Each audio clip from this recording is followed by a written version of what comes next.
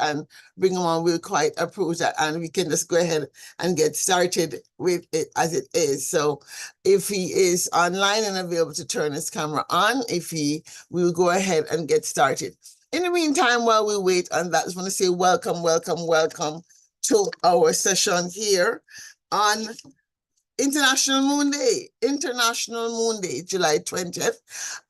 International Moon Day was founded in order to recognize and celebrate the accomplishment of us humans, of us being on the moon, going to the moon, Apollo 11 landing. And so here we are celebrating that. I'm Dr. Claire Nelson, and I am the International Goodwill Ambassador for Moon Day. And I'm so delighted to serve in this capacity, because I feel very strongly, as humanity goes back to the moon, that it's very important that Africans participate in this process, not just as users of the hardware and software that is being brought to being, not just as signatories in political sense, but as full capacity. And so Space Ungana was born in 2023 to bring together, especially the engineering community, to begin to create the talent pipeline and the kind of partnerships we would need. I took to heart what the Africa Union said about the 6th region of Africa. The diaspora ought to be a part of it. And knowing so much that there's so many genius and abound in African diaspora here in the US and Canada, I decided to use a platform, develop a platform that would allow those of us living in the West or the global North to give back, to ensure that Africa is able to move at a different pace because we all go together. And so in 2023, we began our journey with a camp in Kenya. We went to Ghana in 2024 and Nigeria in 2025. And this year, we have decided to go fully online and have a global conversation. So Dr. Matthew, if you could join us online, if you could get your camera on. Let me see if I get your camera on. I can bring you on stage to join me here. All right, let me see if I'm able to spotlight you. Here, there you are. So, Dr. Matthew Adepoju, thank you so much for being here with us, and I apologize for our technical difficulties in getting started. But nonetheless, I know many of your counterparts had to go off to other meetings, and hopefully some of them will come back at some point in the day. But we wanted to have you start off for a day with talking about how might we best, as African space agencies, and let me just say, I know the Africa Space Agency was born 2025, I believe. If you could turn your camera on, sir. I'd like to hear from you, your take on, as a signatory to the Artemis Accords, what must Nigeria do, or how does Nigeria view its place, not just in the use of space for the SDGs, but space exploration, and what humanity should be thinking about as we talk about going to space settlement? The floor is yours, sir. Thank you so much, Claire. Let me first say I'm not Dr. Matthew Adepoju. Okay. Dr. Matthew Adepoju, who is the Director General of National Space Research and Development Agency, just received a call now for an important national assignment, and he has asked me to stand in for him. Yes. So let me now introduce myself. My name is Professor Ayantunji Benjamin Benro. I am the Director in charge of Physical and Life Science Department at the National Space Research and Development Agency. And I'm also in charge of our astronaut program and our deep space mission. I guess because of my portfolio, that's why Dr. Matthew asked me to represent him. Moon, our position in the space agency at Nigerian Space Agency is that Moon should be a shared international global resources, not a private entity or an exclusive right to a nation where a particular nation have right to it as owners and others are there as consumers. No, it should be a global effort. So in our own position is that It's not whether humanity is going back to moon. The question is, how is humanity going to the moon? We have different nations that have put probe on the moon. We have nations that have been on the moon during the Apollo missions. But now that we are going back, it should not be a nation going, it should be humanity going. And if humanity is going, then everybody should be able to participate, not just in the end product, but in the process. And that was the reason why Nigeria became a signatory to the Artemis Accord. Fortunately, I'm also representing Nigeria on the Artemis Accord. And our position is when humanity is going back to the moon, there are some things specifically that should be agreed by all. One of the things is, how is the resources going to be managed? How is the resources going to be managed? And now when I talk about the resources, let's start with the real estate, that is the land on the moon and things like that. The idea of anywhere your probe land belongs to your country, we are of the opinion that that should not suffice. Because today, some are sending probes there, some are not ready yet, and they will do in the future. Now, if nations begin to take possession of space on moon, it will come to a point that when nations that are not ready today are ready to go, then they will become tenants to those that have been there ahead of them. Now, our position in the space agency here in Nigeria is that that should not be the case. The other resources we think should be well managed on when man is going to moon is the issue of frequency, that's spectrum management on the moon. If we just allow everybody to send a robot, to send a probe, to send humanity there without coordinating the frequency use, it will get to a point where the radio noise on the moon will practically make it impossible for anybody to see any sensible research. So there should be a defined template that said this is the frequency for this. And because it is the humanity that is going back, we should develop systems that are interoperable, where my own system can easily interface with your system without I working on silos. So it should be a cooperation like what we have probably with the International Space Station, where different nations are bringing different arms to it, and these are interoperable. That's help others to be able to participate in the system too. Then the issue of data sharing. We are also of the opinion that data that's going to be harvested as a result of work that will be done on the moon should be something that is available to all globally. This helps those that have not been there now to be able to do reasonable scientific work in this space without actually having to spend a lot doing it. So what am I saying in essence? Our position in the space agency in Nigeria is that moon mission should be about cooperation. It should not be about competition. Moon should not be used as a launching pad for space war or to spy on other nations here on Earth. It should be a platform to look deeper into space. And when we look deeper into space, whatever I see, Claire, I should be able to share with you. And what you see, you should be able to tell me. My system should be able to interface with your system without any restriction, and your system should be able to interface with mine without any restriction. And like I said, the issue of frequency, there should be, it should be defined that this band is used for this is used for this on the moon so that will prevent interference. Then we come to issue of international scientific observatory that we place on the moon. We in the space agency also believe in Nigeria are of the opinion that this should not be exclusive preserve of any nation. It should be an international cooperation. So What we are saying in essence as space agency in Nigeria is that moon should be the humanity effort to conquer the moon should be a cooperation, not a competition.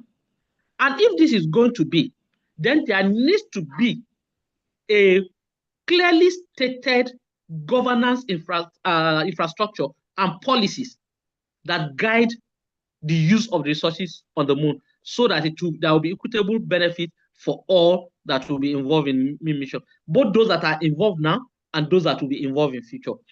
So for us in the space agency here in Nigeria, that is our position. We envision a lunar future founded on cooperation, scientific openness, technological interoperability, environmental responsibility, and inclusive participation. And we as a space agency and as a country, we're ready to contribute our expertise and resources into this international what do you call engagement of humanity.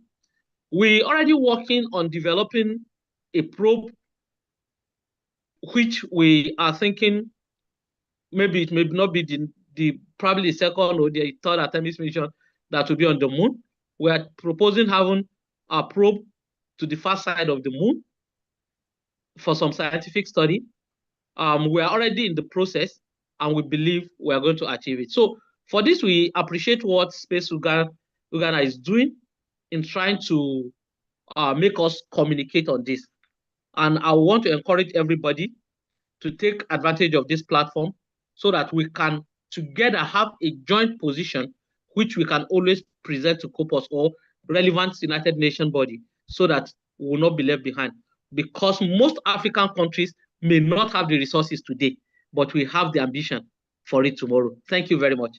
Yeah, well, thank you so much for stating that. We're going to hear soon from Mr. Etim Ofyong, who is the African Space Leadership Institute. You're really speaking music to my ears for sure. One of the challenges I know we have, as you say, is operating in silos. And even when I have visited different countries in the last 3 years, we're not seeing this sort of engagement at what I call the local level. Local level means that the engineering schools, the engineering deans, the citizen scientists, we also have to be organized so that government agencies like yours can move at a more rapid pace. If it is that citizen scientists, NGOs are waiting around to be organized, it will be very hard for you to be focused on what I call watching the big fish as they go off to do things, and at the same time trying to organize people at home. And I'm so delighted to hear that you already have thought through what Nigeria's role is going to be in this Artemis Accords. That is not just a matter of signing a piece of paper, it's also making sure that your scientists, and we saw earlier earlier this year, when a small experiment was done with egusi seeds being sent to space, that was very exciting, because one of the things we have been doing in our analog astronaut movement is talking to some of our food scientists to see how would African food be made palatable for African astronauts. It's a simple, I mean, everything has to be taken account. The beauty about doing space, and what I think for me, particularly as somebody who focuses on analog, both analog research as well as space sustainability, is that when we solve for space, we also solve for Earth. And so, first of all, as African space agencies, making the case to the population that you need to do this because it's very important. Because sometimes people are saying, how can our African countries be doing space when we can't even fix problems at home? And so analog research, for example, talking about living on the moon allows us to do research about offline, off-grid living, building habitats. And our conversation on Wednesday, we'll be talking to analog astronauts about that. But I want to come back to something you said. How then should Africa Space Agency move collectively so that Africa can have launch power? Because we are concerned that we're not seeing the shuttles, we're not seeing the landing sites, the launch pads. How then should Africa Space Agencies work together so that we can, see that see that we don't have to catch a ride on somebody else's ship then. Because as a Jamaican, when I wrote my first story, my life as the first Jamaican on the moon, I talked about getting a ride on a Nigerian shuttle. So I'm waiting to see this shuttle. Thank you very much. I think the response to that is that Africa, like I said when I was talking earlier, we should stop seeing ourselves as competing and do more of cooperation. And cooperation starts from talking to each other. And that's why we in Nigeria, we give full support to the African Space Agency, because we believe that it can be a platform that all of us can come on and do things together as Africans. As Africans, we have limited resources. So if everybody is doing his or her own in silos, then resources may not be enough. But when we identify something we think, oh, this is important to us, and we can all agree to come together, I think it will help us. Food being eaten in space. That is one of the things that I can say we've gone far here in Nigerian Space Agency. We've developed some space-ready delicacies using Nigerian cuisine for astronauts to eat in space. The last time you mentioned Egusi was flown to space, actually we have 6 seeds flown to space from Nigeria. Now, we also here try to plant some Nigerian available foods in simulated microgravity. And our vision as space agency is that, let's see how it goes. By 2030, we're thinking we should be able to do an experiment in zero gravity International Space Station, or whichever space station we're working with. And what we want to work specifically is on food. But if, like I said, if we don't work together, if we don't communicate, then we'll not be able to achieve this. I'll give an example. I think a year ago too, I was in a program in the US, and I was talking about why Nigeria wants to go to space. And why do we want to go to space as Nigeria? We want to go to space because we want to solve problems that are peculiar to Nigeria or to Africa. And I'll give you an example. For every African or everybody living in tropic, we have malaria parasite in our system that is recessive. Now, people in temperate region don't have this problem. So it is not theirs to think of how malaria parasite will behave when it goes to zero gravity. Now imagine a black person from Africa going to space, and all of a sudden the malaria that has been dormant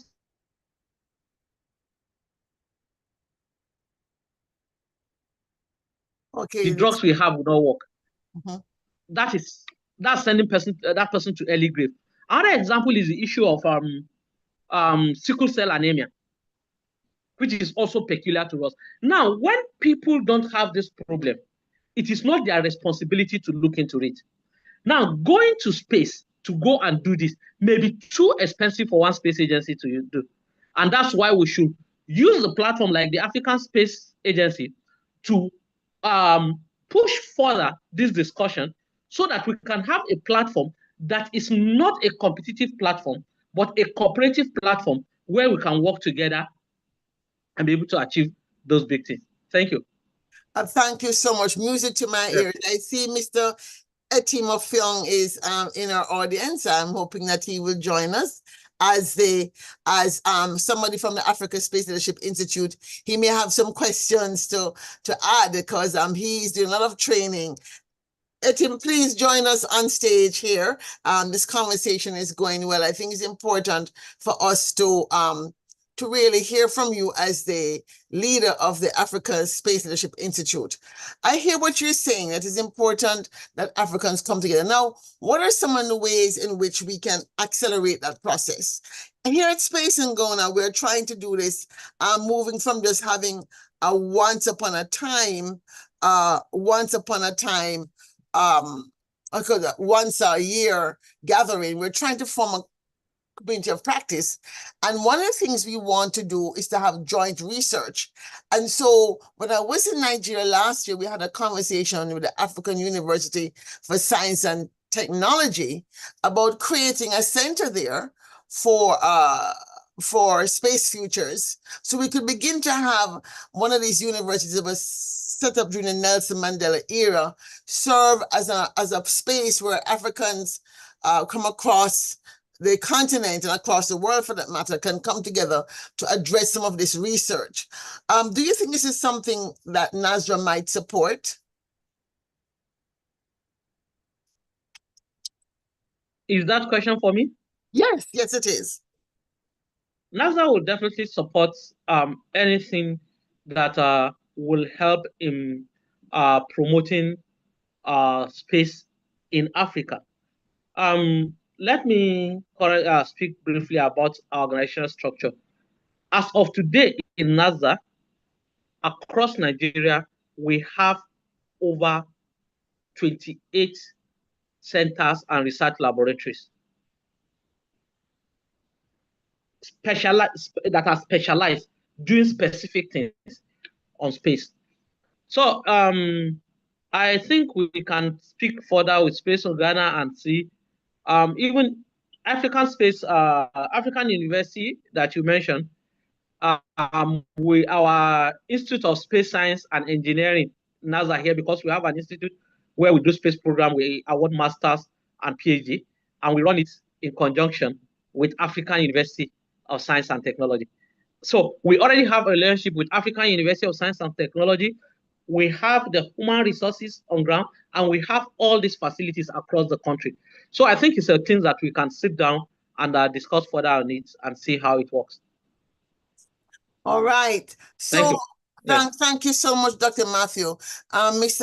Etimofyong, if you could join us on stage, please. I'd love to also bring you in to hear what you're thinking about as somebody who is working to do training on African space leadership. If you could join us on stage, I'd appreciate that. So, Dr. Sorry, I keep on calling you Dr. Matthew. I'm sorry, Prof. Sorry, Prof.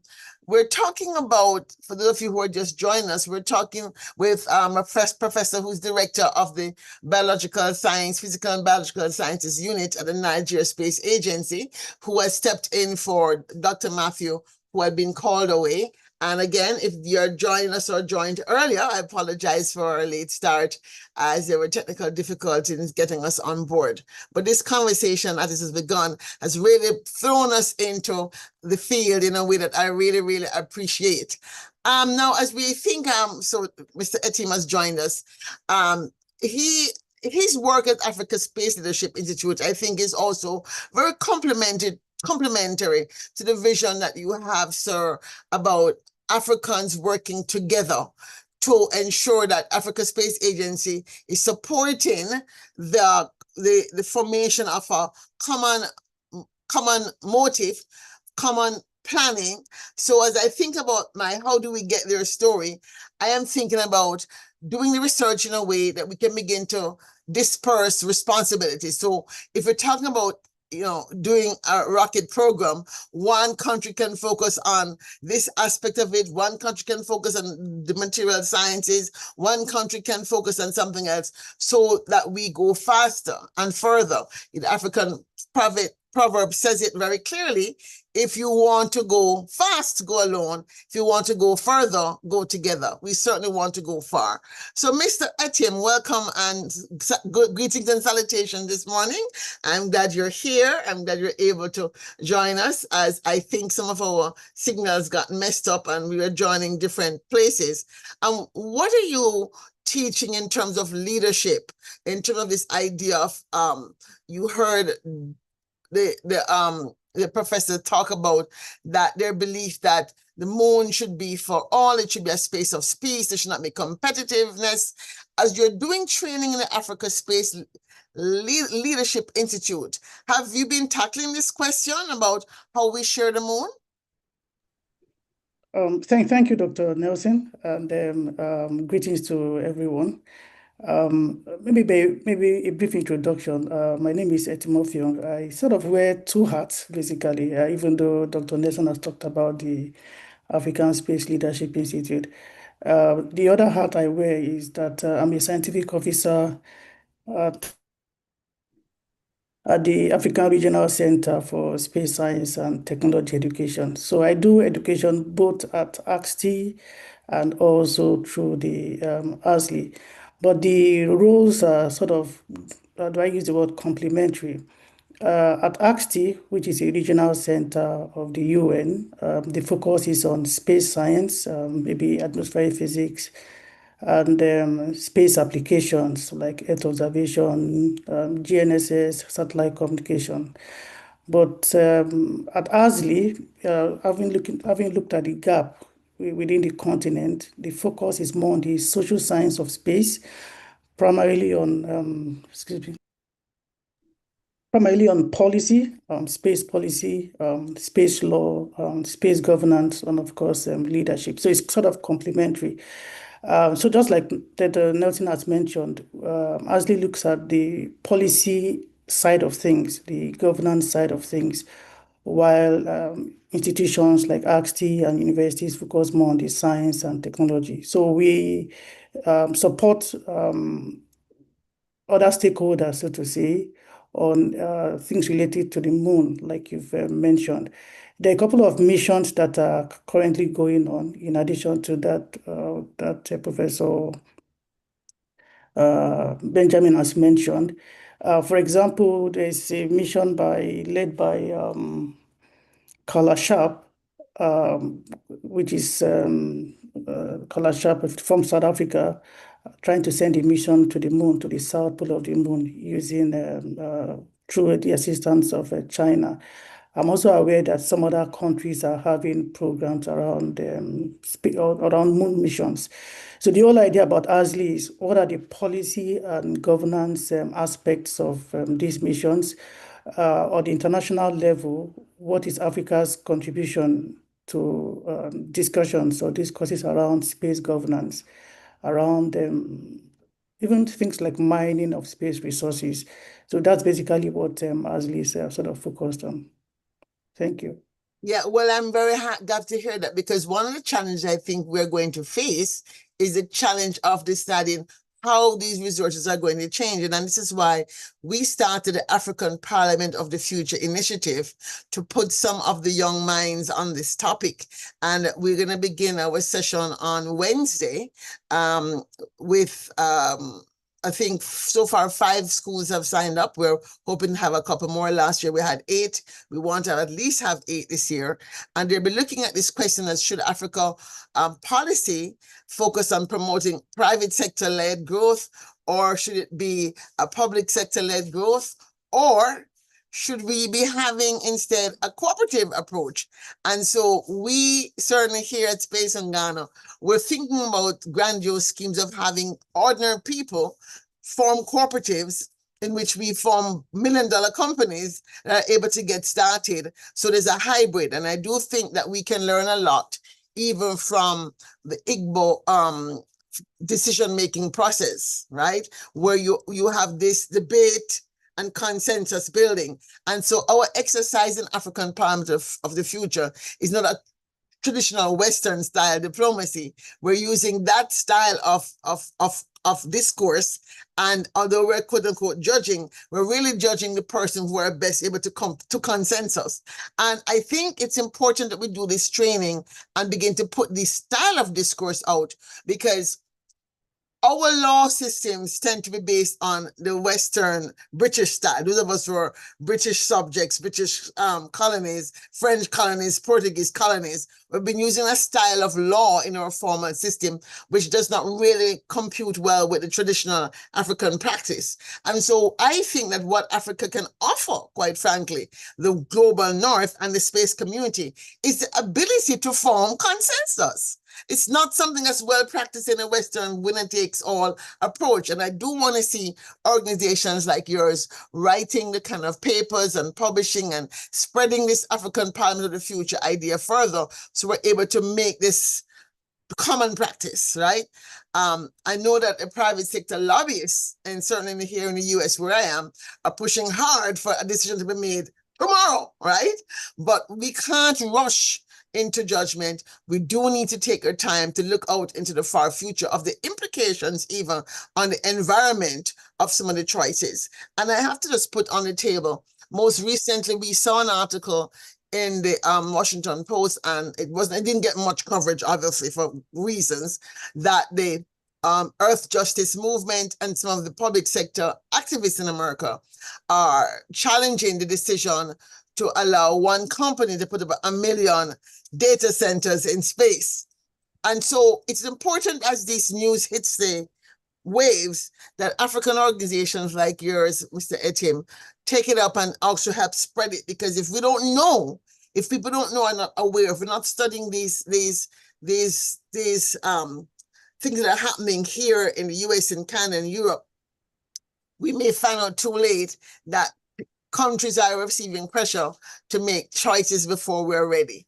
I think it's now. If I may chip in, just to quickly chip in, Yes. just like you've hinted at, as an independent non-profit think tank, the role that we sort of play is, like the way I describe it, is generating ideas, dissemination ideas, and also thought leadership. So we convene meetings just like this, space in Ghana, which is something that needs to be supported by everyone, both online and virtual. One of the meetings that we are convening, it's in November. It's called the Addis Space Forum. It actually started 2 years ago, and the rationale for that forum is to bring the diplomatic community and the space community. In many meetings abroad, like CUPUS and some other meetings, it's usually the diplomatic colleagues that represent Africa, but not just Africa regions, but in terms of their knowledge of space, there's usually that gap. So at this space forum, it's two ways. One, the diplomatic corps get engaged and get to know more about space, what's going on in space, the new developments, and how it impacts on Africa and what Africa should be doing. The one that is happening this November is particularly in preparation for Unispace 4, which probably is going to happen next year. So the whole idea is for each of the discussions, so each of the agenda items, what to bring different positions sort of from different stakeholders and try and harmonize Africa's positions on different items so that during Unispace 4 next year, we have common positions. Whoever is representing Africa will speak on the behalf of Africa. So that's just one of the things we do. And looking forward to such convenings or conferences. Thank you so much. So I'm open the floor if anybody who is attending in the audience has any questions, would like to speak. Let me know so I can give you capacity to speak. Professor Benjamin will be here for a few more minutes and he might be able to answer some questions directly. Also, you might have some questions of Mr. Etim of Young. So if you would like to ask a question, please do so. Mr. Ofong, do you have any questions of the professor? Professor is my boss, so I can't ask my questions. I can only support the things he has. I really don't have much questions for him. He's really said a couple of things that that really hit you. is doing. Yes, so yes. I can only corroborate the things he said, and I'm not, because I also joined late, so I'm not sure if I'm not sure of I don't think he missed out anything, but I'm not sure of what since I joined that late. Yeah. Yes. For those of you who are in the audience, if you have any questions of either of our speakers, please feel free to put up your hand so I can give you permission to speak or to bring you over onto the platform. Let me know. All right. So, Professor Benjamin, if you could turn your camera on, please. I have a speculative question to ask you. I think you can call me Dr. Matthew. I'm here sitting on behalf of Dr. Matthew. So all right, no problem. You're his brother today, right? You're his twin today. You're his clone today. Thank you. All Yeah, right. come. So I have a question.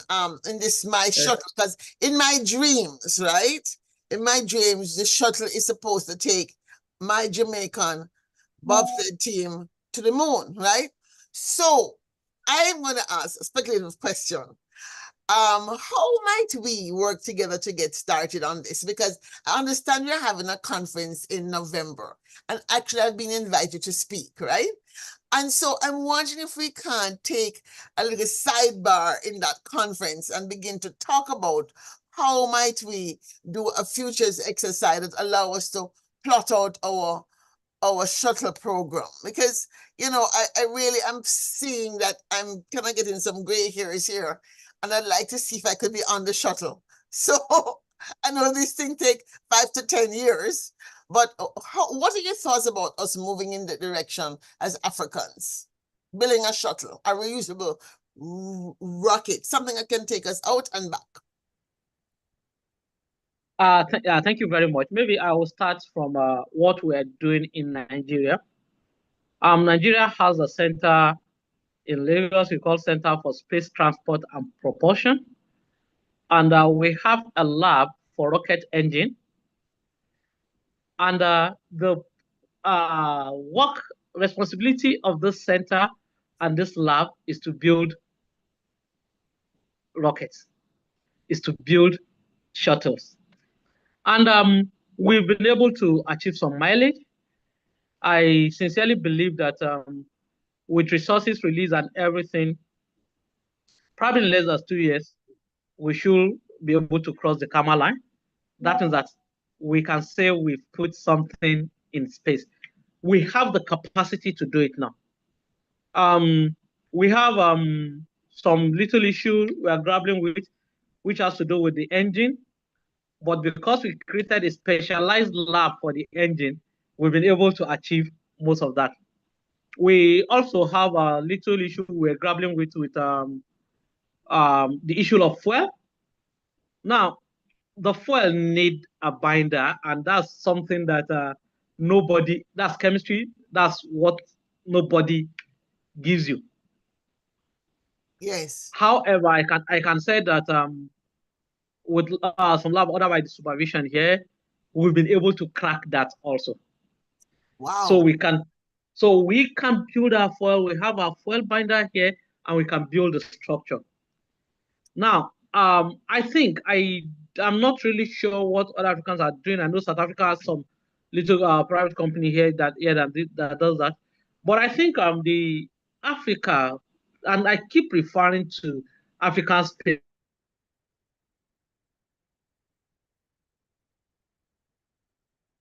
The reason why I do that is sorry. The reason why I do that is I want a platform where we can see ourselves as partners, not as rivals. Now, with what I said here, if African Space Agency it needs to look inward and see what is available in different parts of Africa, what different space agencies are doing, and we can use that as a launch pad for others to bring in what this space agency cannot do, and we'll build something together. Instead of reinventing the wheel, what we've learned as Nigeria over the years now need not to be repeated by another country, but we can come together and build on it for us to be able to do that. So I believe that if we can cooperate with what we have as the foundation here, in a few years, we should be able to do that. And you should be able to fly on your shuttle, Nigerian-made shuttle.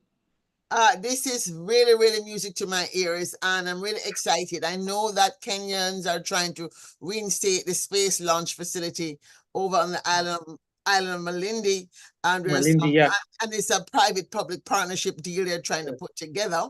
And as you say rightly, I know for sure that based on what the Europeans have been able to do collectively, and I think the European Space Agency is definitely a model that the Africa Space Agency can look at in terms of joint research. That definitely, as we have, I say, limited resources in each country, that we can certainly see partnerships. And this is why, again, the idea of having Space Ungana, which brings together the engineering schools to do some of the fundamental research and the training of the talent that you will need. And so in light of the fact that the African Free Continental Trade Agreement exists, one of our young Turks has done some research looking to see if in the case of Nigeria, the law and policy makes it easy for, let's say, a Kenyan to come and set up and do space business in Nigeria. And there's some challenges for other African countries to come to, say, Nigeria as a destination for doing science and technology type companies. And so I think it's important that it's not only that, to say, the engineers and the scientists like yourself who are hard at work. I think we've got to get our policy people to spend some more time looking to make sure that the ecosystem, the law and the policy framework makes it easier for the talent to be transferable. We see that we see a beginning of the opening in terms of some visa-free travel between some African countries now. I'm very excited to see that. Myself, as a Jamaican, for example, I'm able to land in Kenya and Ghana without a visa because that courtesy has been extended to us. And so we want to really see that also the other policies that are there that are sometimes a challenge to us in Africa become, let's say, unlocked. So that freedom of intellectual capital. For example, there's a young man in Kenya who's been building rockets in his backyard. There should be an opportunity for him to come and speak with you freely and talk to you and for you to learn from what he's been doing and what he's been training. Because sometimes in science, it is the person who doesn't know that something can't be done that makes a breakthrough because their brain is wired differently to see the innovation that make leap of imagination. So thank you so much for joining us. I'm gonna release you. Sorry, let me just make a comment on what you just said before we go. Yes. Since Dr. Matthew Olumide Adepoju became the Director General of the Space Agency about just a little over 2 years ago, one of the things he has been pushing is the policy of mainstreaming the private sector into the space ecosystem in Nigeria, and we are doing that very well now. The agency is not only a research agency, we are also the regulators. So we regulate the space business in Nigeria. So anybody that wants to do anything in Nigeria can reach out to the space agency. We'll grant you license for you to do, seamless, very easy, and you can do it. And for anybody who is doing something and I think wants to discuss with us, we are open. Just send a mail. We'll listen to you and we'll see what we can do together. Thank you. Oh, thank you so much. Again, as we say, that's music to our ears. I want to thank you so much for sitting in for Dr. Matthew, for being his clone today and answering so ably, telling me things that I didn't know that make me very, very, very excited, very happy, and deepening my commitment. I'll see you hopefully in Abuja in November. God spare my life. I know that there's be a big expo in September in Cote d'Ivoire, and actually I've been talking about AI in space and cybersecurity in space and some training we want to put on the continent in that field. So I'm very excited to meet you and look forward to getting to know you better and working more closely with you and bringing some of the talent that's over here, giving them a platform to find a way to come back. So Space Ungana is part of a platform, a non-profit movement. We are setting up a non-profit organization in Kenya and in the West Africa, possibly either in Nigeria or Ghana. So we'll be able to allow those of our African diaspora who have migrated to teach in universities here in America and Canada and Europe and Australia and all the places that we all are, to participate through engineering exchanges and making sure we're able to do the training of the talent pipeline, as we're very focused on STEM education, research, and training. And so I'm really excited about what you said. I'm hoping that we can do some webinars along with ASLI. We actually have signed a partnership with or about to sign rather, a partnership with ASLI about supporting them in technology foresight and those other skills that our policymakers have to have, so we're able to move more collectively. So is there any final words you want to say, sir, before we let you go? Yes, NASA, we're organizing a conference, African Space Economic Conference in November here in Nigeria. And as many, I'll tell the DG secretary to share the link with you. As many that are interested can join. It's a conference where we'll be talking about the economic side of the space science and technology. So you've mentioned people, private sector that want to participate. I think that will be a very good platform. It's a platform that will bring Africans together. We've presented it, promoted on the UN Couples platform, and we're looking at people globally coming. So that is the last thing I want to say. Inviting you to African Space Economic Conference in Nigeria in November. And when you say you are coming to Nigeria in November, Yes, sir. if we send the link to you, if you can plan your program around that time, we'll be glad to receive you. Thank you very much for the opportunity. Yes. And let me once more apologize on behalf of Dr. Matthew Olumide Adepoju for not being here. It was an impromptu engagement that took him away. That is why I joined late. He wanted to join, then he was called, then I had to join. Thank you very much for the platform. Yes. And enjoy the remaining program. Yeah, thank you so much, sir. So, friends, we're very grateful to have had Professor Benjamin join. We're joined now by our panelists for the next section, and Mr. Tim Effiong will take over from me as moderator. And if he could turn his camera on, so allow me to bring on stage our speakers, Mr. David Casibante and engineer Dr. Seyi. If you could turn your camera on. I cannot bring you over until your camera is on. It doesn't allow me to do that, actually.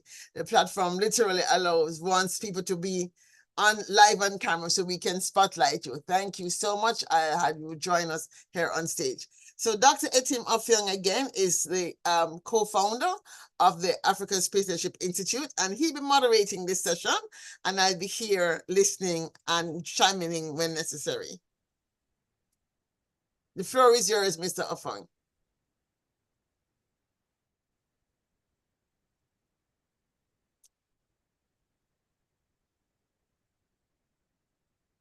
If you could unmute. All right, there you are. You're unmuted. Go ahead. Yes, but I can't see myself, so I don't know what's going on. Sorry. Oh, wow. Sorry about that. We're seeing you. We're seeing you, just so you know. We're seeing you. Okay, I think I'm signing on two different. Anyway, I think I'll try and sort that as we go on. So, Dr. Nelson, sorry, Pete, how many minutes do we have for this session?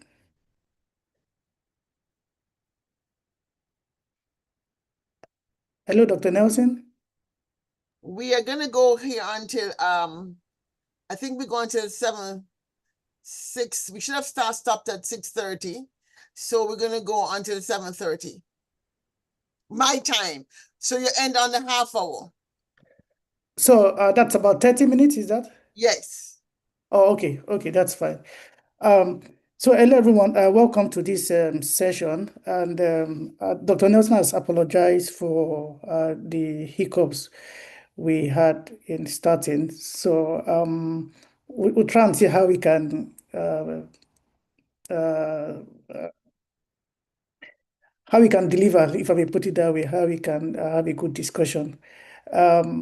Initially, the first session was supposed to be a panel of heads of space agencies. But due to technical problems, we couldn't start that.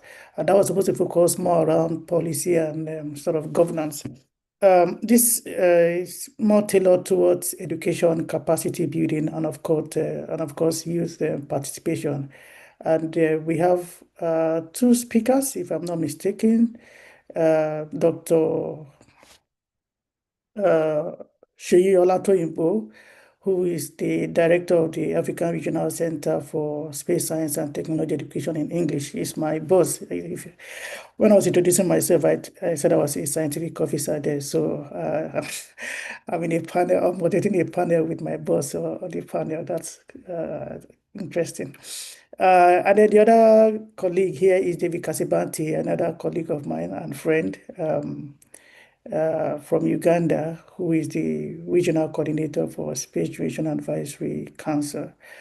I'm trying to see how best to start the session. But maybe I'll allow the two speakers to first of all give us, today is the International Moon Day, as you may be aware, which is a day that was designated by the UN to mark the first landing on the moon. And the theme for this program has to do with Africa's participation in the moon or on the moon. So maybe I'll first allow the speakers to give a reflection of their work, their organization, and what this day means to them. Dr. Fei may want to go first. Dr. Latoyibo.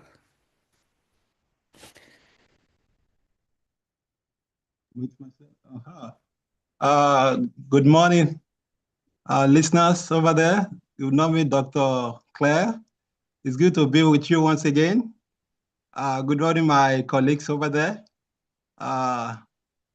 Effiong, thank you for what you do over there in South Africa. We are very proud of your achievements for anchoring this panel session. Like he has said, I'm Engineer Dr. Seyi Olatoyinbo. I'm the Director in charge of African Regional Center for Space Science and Technology Education in English, Ile-Ife, Nigeria. We are one of the 6 regional centers inaugurated by the United Nations through the Office of Outer Space. That's UNOSA for short.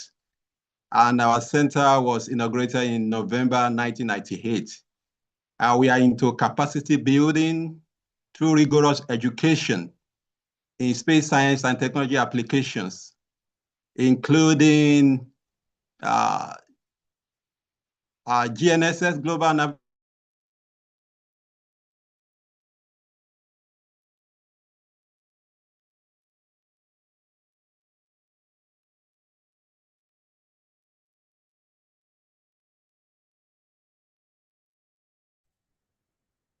And we seem to have a glitch. Is it me or is it everybody who is seeing a frozen screen?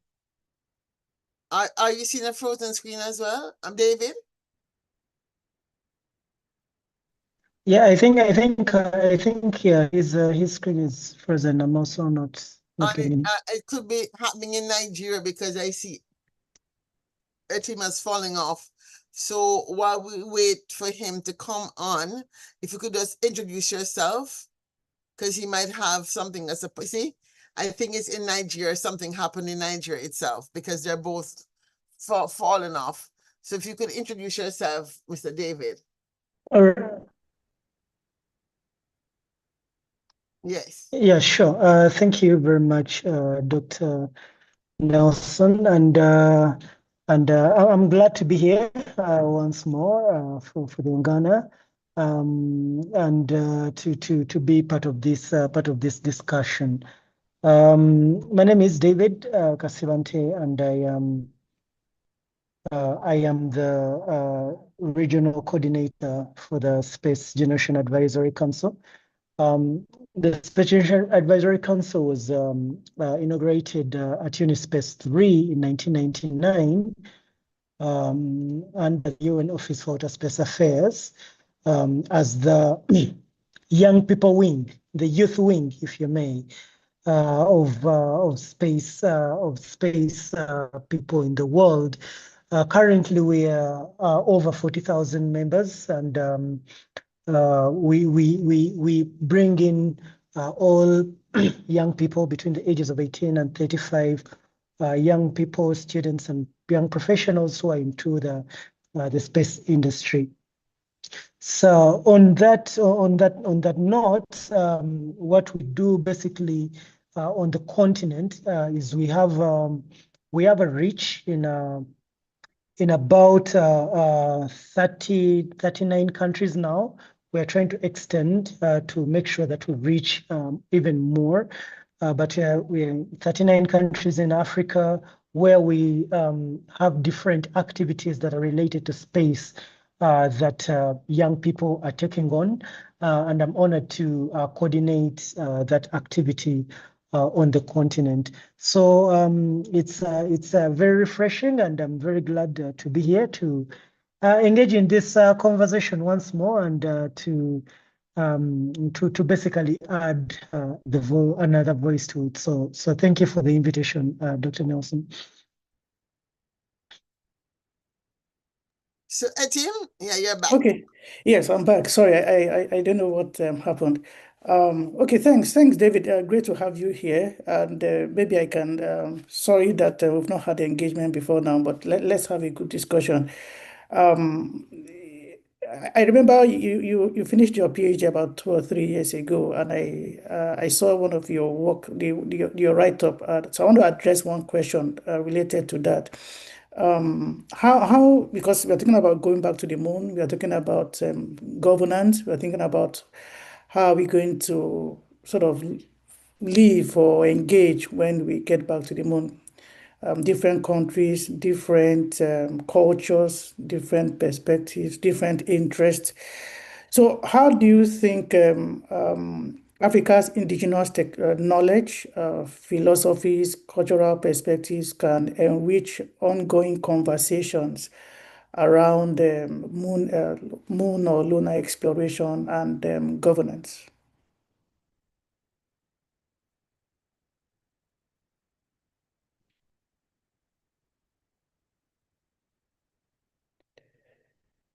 You would Hello, have to David. unmute. Hello, David. Did you hear me? I'm sorry, could you please repeat that? I didn't catch that. Oh, okay. So I was talking about your earlier research work through your I think it was Yes. your last program, I think, and I was asking a question related to that since we are talking about going back to the moon, we're talking about space, lunar exploration, and governance. So my question is, how Yes. can indigenous African knowledge, philosophies, and cultural perspectives enrich international conversations about the moon, about lunar exploration? Mm. Yeah. Right. Thank you, Etim. And it's interesting that you actually bring that research back because in my academic life, that is actually what I mostly focus on at this point. Something that I call a third world approach to international space law, with a specific concentration on Afrocentric views shaping the space law tomorrow. So indigenous approaches. I always say that Africa is not new to space. It is new to space governance, however. That African indigenous knowledge has always known about space. I mean, in each of our different communities on the continent, we have had stories about space. Some of these stories go back centuries. Our ancestors used space, the stars, and the cosmos for different things, from rituals to travel to all sorts of different, activities. So we are not exactly new to space. However, the current space infrastructure that exists has been built around ideals that did not reflect the views of those ancestors of ours. The indigenous knowledge did not reflect them. If anything, the current body of laws that we have that govern space was largely negotiated from a Western-centric approach to prevent two or more Western countries from basically annihilating each other. But this was in the 60s and the 50s, up until the 90s, when we had the UN declaration in 1996 on exploration and use of outer space, considering the concerns of developing states. And even then, indigenous perspectives were not considered per se. Up until 2020, when the Dark and Quiet Skies Committee comes together and they come up with a report on the use of dark and quiet skies. And even in that report, they do not exactly consider much the views of indigenous people. What am I driving to? Space belongs to all of us. But what exactly does that mean, all of us? Is it all of us, those who can go there? Or is it all of us, those who may not be able to go there, but are going to use it either way? Ignoring indigenous perspectives creates a conundrum, because you see, indigenous people still use space to this day. I gave an example in one of the papers that I wrote last year, that was published last year, where I engaged with an indigenous tribe in northeastern Uganda called the Karamojong, who still use stars for navigation, but they also use stars to know planting and harvesting seasons. And in an engagement with them, they saw a constellation of Starlink satellites. Now, Starlink they move around, but they did not know that these are satellites. To them, they were stars. And I asked them what that meant to them. And they said, if those stars are moving from the east going to the west, that means that it's time for us to harvest.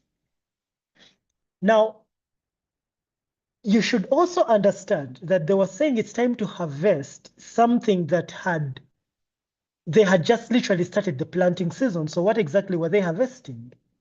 And ironically, this is also one of the areas in Uganda and in the world that often faces food insecurity. So you may start to understand that an activity of an entity that is somewhere miles away, in the United States, is affecting the food security of a small indigenous tribe somewhere in Eastern Africa. This is why you need the perspectives of such a tribe when you are going to talk about something like dark and quiet skies. You understand how reflective should satellites be, for example? What subsystems should be used to prevent something like this from happening in the future? Otherwise, if you do not engage those perspectives, you are going to cause effects that are in an entirely different part of the world altogether. So that's why their perspectives should be considered. Maybe the other question that you may ask is the how, and that is now something that we can discuss. In fact, I was actually coming to a follow-up question, which is related to the how.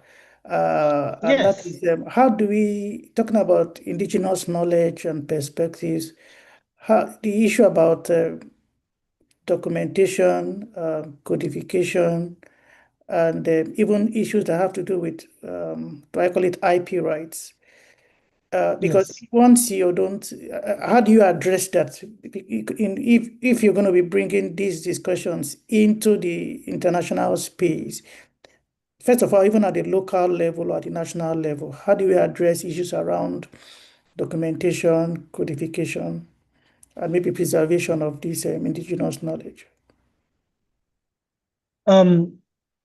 So now that we know that we need these perspectives, the how is actually very simple, but also very difficult. I will.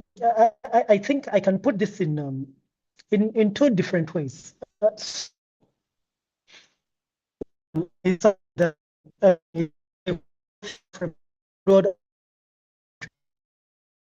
Within one of these. Hello, David. Sorry. Okay, I hope it is better now. You can go on speaking. We're not getting you. Yes, it is. Okay. Oh, sorry. Oh, sorry. I hope I'm clear now. So I was saying that it's a theoretical framework, and I call it a third world approach to international space law. And that framework is, on the first hand, carried by the responsible states. So what I call the responsible states. So there are states that have indigenous populations within them. And those states are supposed to be able to bring the effects of their people to the global stage. So for example, I'll give an example of Uganda, right? So Uganda is not a member of the UN Corpus, right? But it does have members of the UN Corpus that are friendly to Uganda. Bringing the perspectives of the Karamojong, for example, and this could happen all over the world, but I'm giving the example of the Karamojong. Bringing the perspectives of the Karamojong to the UN Corpus could be one way in which those views could get into the rooms where the Karamojong themselves may not be able to enter. Okay? But then, on the continent, as the continent, the African continent has the highest concentration of indigenous people all over the world. These different indigenous groups are in different countries, okay? You have the Khoi and the San in Southwestern Africa, you know, Namibia, South Africa, in Botswana, right? You have the Maasai in Kenya and Tanzania. You have the Batamaliba in Mali and other different indigenous, you know, tribes, and there are so many of them. If there could be the political will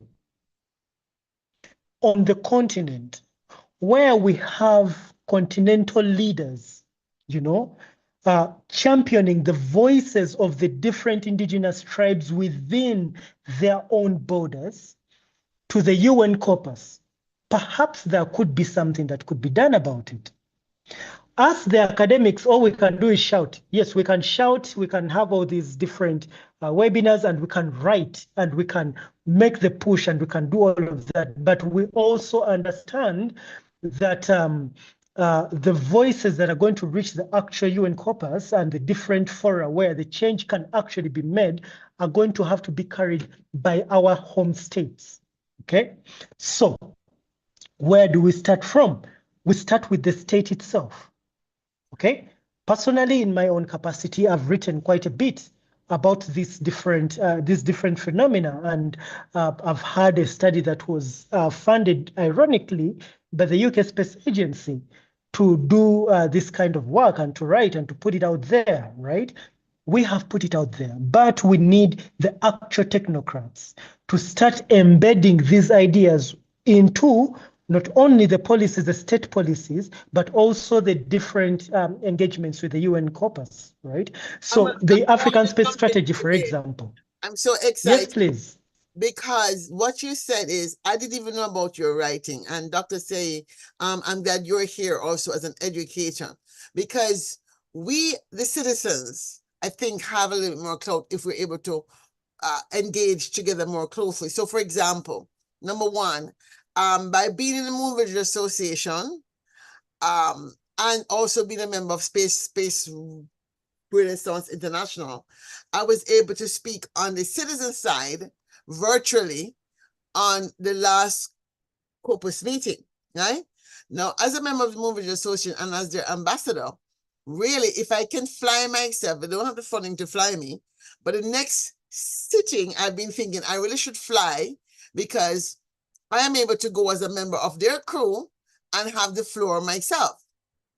And this is one of the reasons why it's important that we organize ourselves as civil society to also give voice to some of the things that the African technocrats may or may not be able to do, because sometimes, even if they're there, there's certain things that they can't say because of other geopolitical considerations, right?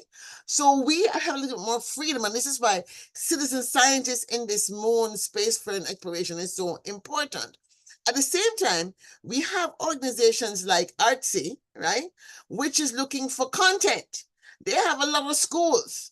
How do we then also take your content, break it down into content that can be made more available, not to the legal thoughts, but break it down into content such that we can build our African Parliament of the Future process using the platforms given to us through UN Pact for the Future and the Futures Generation Dialogue piece of it to embed this thinking into this process.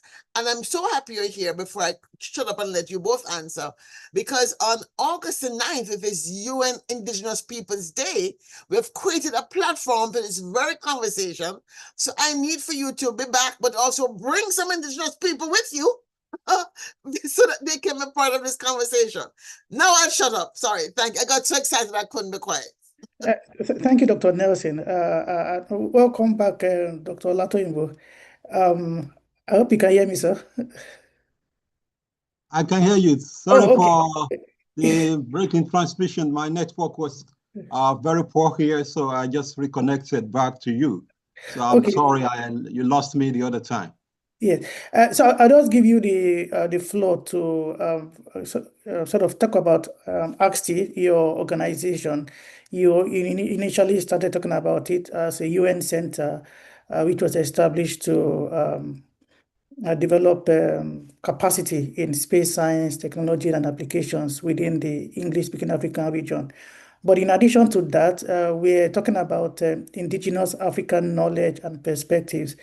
So if you could also share what AXI is doing or planning to do in respect to promoting local science, citizen science, indigenous knowledge, both within Africa, but also to the global community.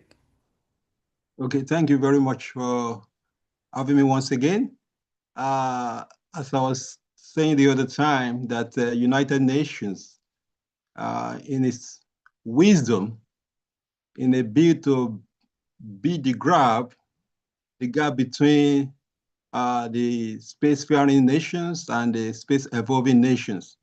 And they know one way to do that is through capacity building.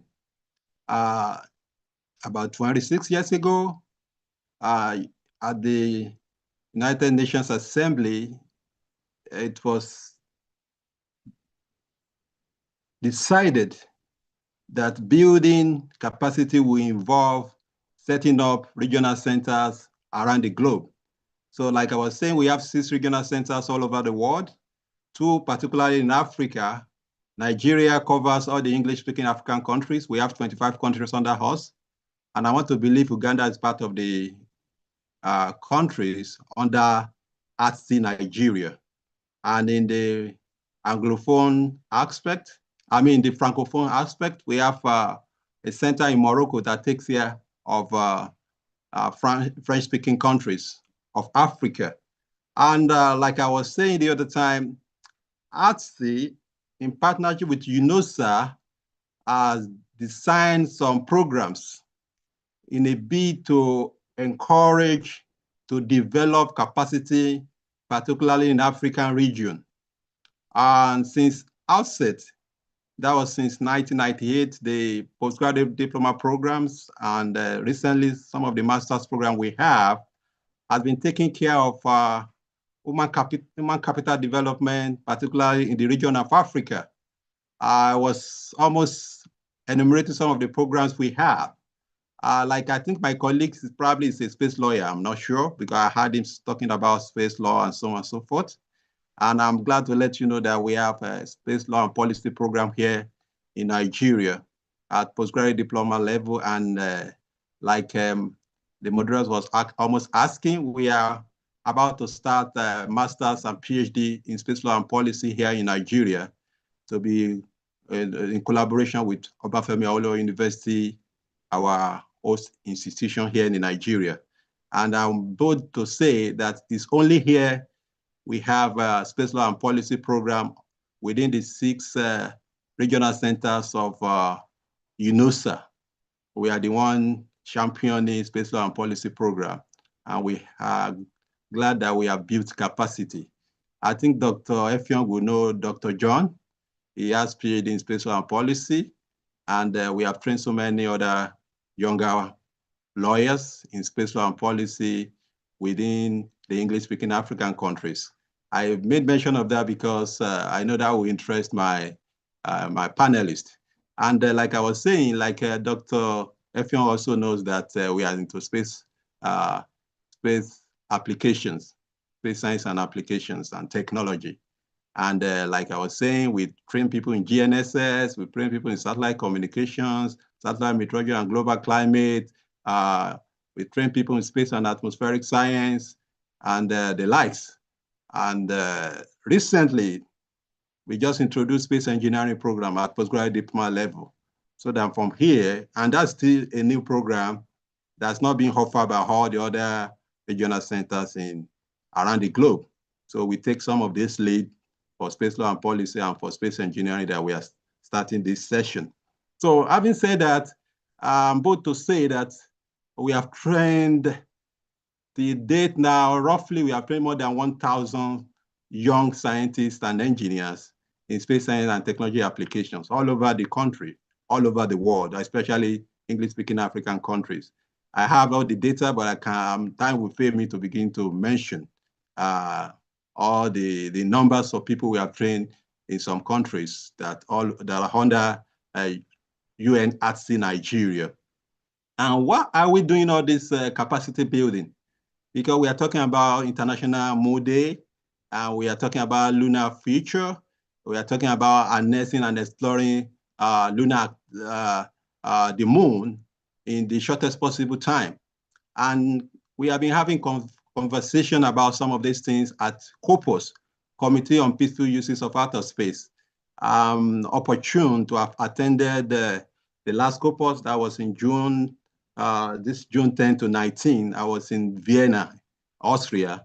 I was part of the conversation on how do we give African countries, the evolving space nations, opportunity to be to participate in some of this exploration. And how do we do that is to match the gap in terms of capacity building. And how do we do that also is for the spacefaring nations to carry along the younger evolving space nations, particularly in Africa. In our own ecosystem, we have been doing that. I know Nigeria has a collaboration with NASA, that's the American Space Agency, NASA. We do so with JAXA, that's Japanese Space Agency. We do so with China, Chinese Space Agency. And within African continent, also we have interaction with Kenya Space Agency, SANSA, we have interactions with them. We collaborate on some research activities, innovative activities. And I want to believe we can have so much to do also with Uganda. I know we have a friend from Uganda now. She I think is the director of Uganda Space Agency. She says, we were together at COPUS this time around. And hopefully within the shortest possible time, Uganda will be listed as part of COPUS. So I have so much to say, but I don't want to take all the time. So if questions come, I'll be able to do justice to the question. Thank you very much. Thank you, Dr. Latoibo. A couple of times you mentioned within the shortest possible time. It's almost 4 or 5 times. And really, that's something it's really something we should take note of. We are really pressed for time. So I have a question for both of you. We are pressed for time. There's quite a lot going on. Technologies are being developed, and frameworks are being developed, Artemis Accords and the rest. Somebody said the patient dog eats the fattest bone, but now they say it eats the fattest bone of what is remaining. Are we going to keep waiting for what those who are, if we may want to use that word, advanced, are going to remain for Africa? Or are there initiatives that Africans can put up to fast track or accelerate knowledge, skills development, whether in the science and engineering or applications, which is the focus of AXTI and now law, or whether it's the social science of space, which is policy, law, and governance. So in summary, my question really is, what strategy can we put in place to fast track knowledge and skills development, whether it's on the science and engineering side or on the policy and law side? Let me, I don't know who wants to start first. David, you want to, while Dr. Latoibo puts his points together. David? Yeah, sure. I believe that the quicker way to get to the goal that we are looking at is positioning the continent as an originator of ideas, not just a recipient of ideas. Recipients of ideas, they take the rest, they take the remainder of the bone, as you just said. Originators, on the other hand, are listened to. If as a continent we can originate ideas that shape space governance on the moon and other celestial bodies, then and only then can, as a continent, be taken seriously. There are so many novel ideas that we have as a continent. There are so many things that we can contribute. There are so many things that we can think of that can shape tomorrow. Things like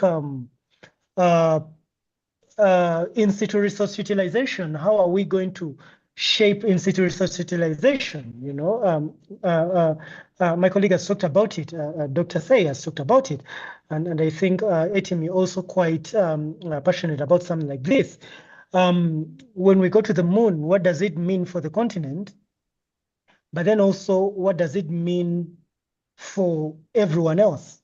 You know, who is not on the continent, for example. When we talk about resource utilization, when we talk about spectrum management, when we talk about debris mitigation, are there new ideas that as a continent we can originate? And indeed there are. And then how do we bring those ideas to the rest of the world, champion them, and push them through? You will notice that every single state that has had, or even not just a state, every single caucus that has had actual success with the rest of the world has been an originator. Okay, so what can we originate, and what can we back as a continent? We have talked about this, Etim, in other fora regarding, for example, the World Radio Conference, right? How do we position the continent as a good negotiator at the World Radio Conference, right? We know how abysmally we have performed in the past at such fora. How do we clean, you know, our performance and even do even better and even better and even better? For example, how can we, through Dr. Say's organization, how can we champion some pretty good new ideas and take them as a continent to the rest of the world and convince the rest of the world that these ideas are worth taking on and are worth carrying forward, right? We do that, and I believe I could just be too optimistic here, but allow me a little bit of optimism that if we do this, we could actually perform leaps and bounds in a shorter period of time than it would take us being recipients of ideas, where ideas are given to us and then we discuss them. You know, someone comes up with an idea, then we sit and we discuss and we talk about it and we see how we are going to participate. I think that's going to be the longer route than if we were originators, because originators force the rest of the world to pay attention and to actually discuss the idea that has been brought. And I think that's going to bring the continent much faster and further than being the recipient of ideas. So I don't know what my colleagues think, but I would think that would be a good way to go about it. Yeah, thanks. So you've really hammered on the originating ideas. Dr. Olatoyinbo, you give an idea of the number of people that have been trained at AXTI. looking at the size of the country, 55 countries, or okay, 25 or so in these African countries. Like I said earlier, we are pressed for time, and I'm sure you also pressed for time too, and that number is not satisfactory to you. You would love to train a lot more people.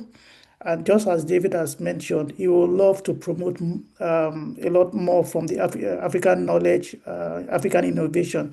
So what strategies? Because I know, okay, personally, I know you personally, and I know your background. Even before joining AXTI, you were the provost of the Institute for ISSE, Institute for Space Science and Engineering, which is affiliated to the African University of Science and Technology, which Dr. Claire Nelson has an affiliation to. So there's all this connection here and there. So I know you're also passionate about this issue of education capacity building. So let's just share what you have in mind, what strategies you have in mind. Well, thank you very much for that question. I want to appreciate my colleague also for his contribution about idealization, coming up with originality of ideas on what we should do. We should we should take the lead, enough for Africans, trailing. Now, through our original ideas, we can start to take the lead, especially at international fora. That's a very good one. Well, because I'm an academic and like he said, I've spent almost 24 years in teaching at university level. So I'm going to talk like an academic. So what we should be able to do, number one, which we are actually doing, and we can still scale up, is knowledge exchange and sharing, especially among African scientists, engineers, and space actors. We are not communicating enough, I must tell you this. But now we are coming up. It's interesting to know that now in Corpus, we have like our great man, that's Dr. The one that mentored you, Dr. Effiong, that we lost very recently. He has been in Corpus. He has led, yeah, Dr. Abiodun. Now we have Professor Rabiu as one of the co-chair, vice chair of Corpus. Is the second chair and is also the rapporteur for the last Corpus. And he has a tenure of 2 years, one time. That is 2020 and 2027. What am I saying in a nutshell is that now we are having more representation in international fora. We have our voices heard now, and we are actually taking preeminence and in where discussions are made, where where decisions really matter. So having said that, we can take it to the next level. That means knowledge exchange and information sharing among the African space actors. And also, like we do here in Nigeria, we are into workforce development. We train younger scientists and engineers. We train geospatial scientists. We train space lawyers. We train even people in the paramilitary, the military people on geospatial intelligence and the rest, not only in Nigeria, also in some African countries. We have had some short courses for people virtually and those people that can actually come to Nigeria. That's workforce development. We really need that in Africa for us to be able to, to minimize the gap between the spacefaring nation and the space evolving nation. And also, I want to talk about partnerships. We need more partnerships between the space agencies. And good enough now, we have African Space Agency, domiciled in Egypt, Cairo, is to harness all the space agency in this part of the continent. We have Egypt Space Agency, Kenya Space Agency, Nigeria Space Agency, SANSA, that's South Africa, and the rest. So we are not coming up under the same umbrella as African Space Agency for us to be able to form a formidable force to engage, to amplify our voices where it matters around the globe. The decision has to collaborate. There is no island, nobody's an island of knowledge. Paraventure, maybe, for instance, I've met with some other professors in Italy. And I wanted them to give some kind of lecture to my people here on GeoAI. So I don't need to say we know it all here. We have experts within the African continent and outside the African continent. We can harness through partnership with academic institutions, being able to capture current trends, the evolving technologies in some particular aspects, especially in satellite engineering and so on and so forth. So that's very, very important for us to grow. And also, I want to emphasize the importance of collaborative research and development projects. Like here in ATSI, we just signed an MOU with one company in Egypt on satellite engineering. I just gave that as an example. And the same goes space agency. We project of international relevance. For instance, now, Nigeria has a collaboration with NASA. There's a company, organization in US called SERA, Space Exploration Research Agency. They partner with us on our astronauts program before the year runs out. An astronaut from Nigeria will go to the moon or to low Earth orbit, let me say. It's a kind of partnership between one company in the United States and Nigeria Space Agency. That's what I'm talking about, collaboration on R&D projects of international. Recently, also probably last year, they asked some of the space agencies, especially Nigerian Space Agency, to come up with astronaut products, food for astronauts. We send some of our grains to to low Earth orbit to be able to see if these products will be able to be processed and to become part of the food the astronaut can have when they go to International Space Station and for lunar activities. So that's what I'm talking about innovative, collaborative R&D projects of international relevance. And finally, there is need for more public-private partnership. That's what we have learned, particularly in our space agency. We need to go into a private partnership because the ideas are domiciled with the professors, with the space industrialists, but the investors, they are not there.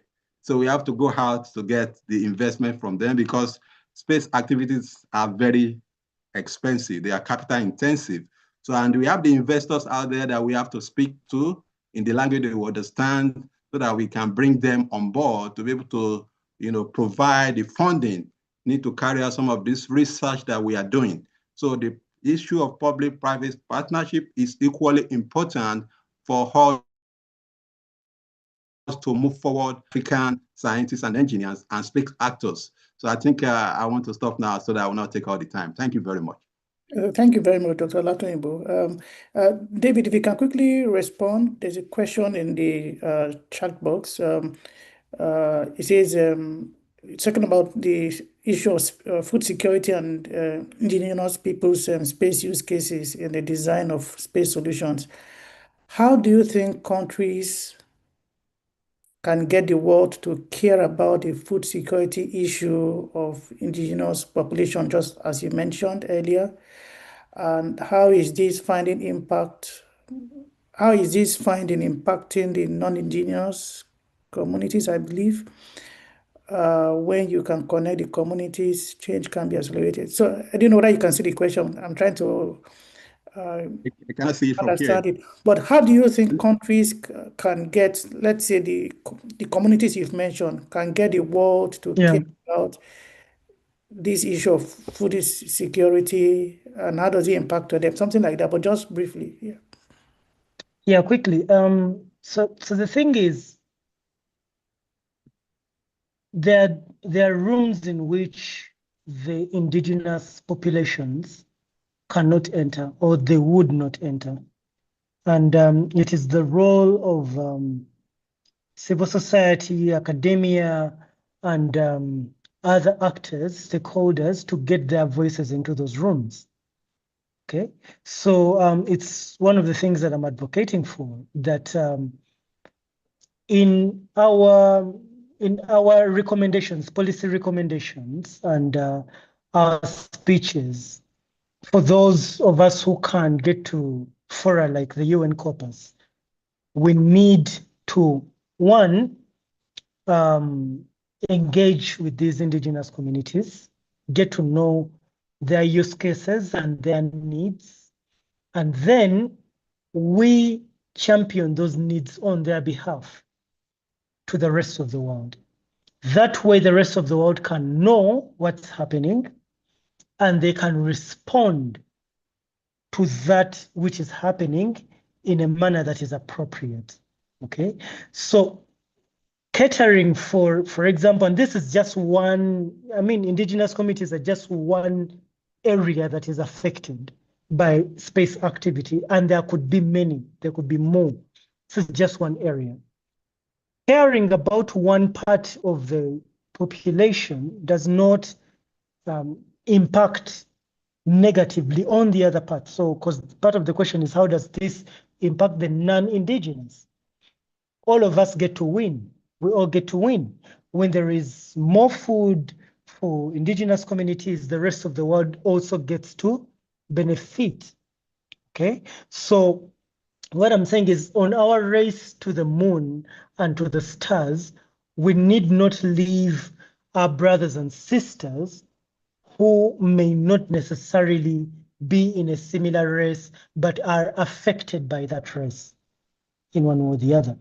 It's the same cry that Africa has been making since the dawn of time, that as these states are racing to the moon and to other celestial bodies and to space, they shouldn't leave Africa behind.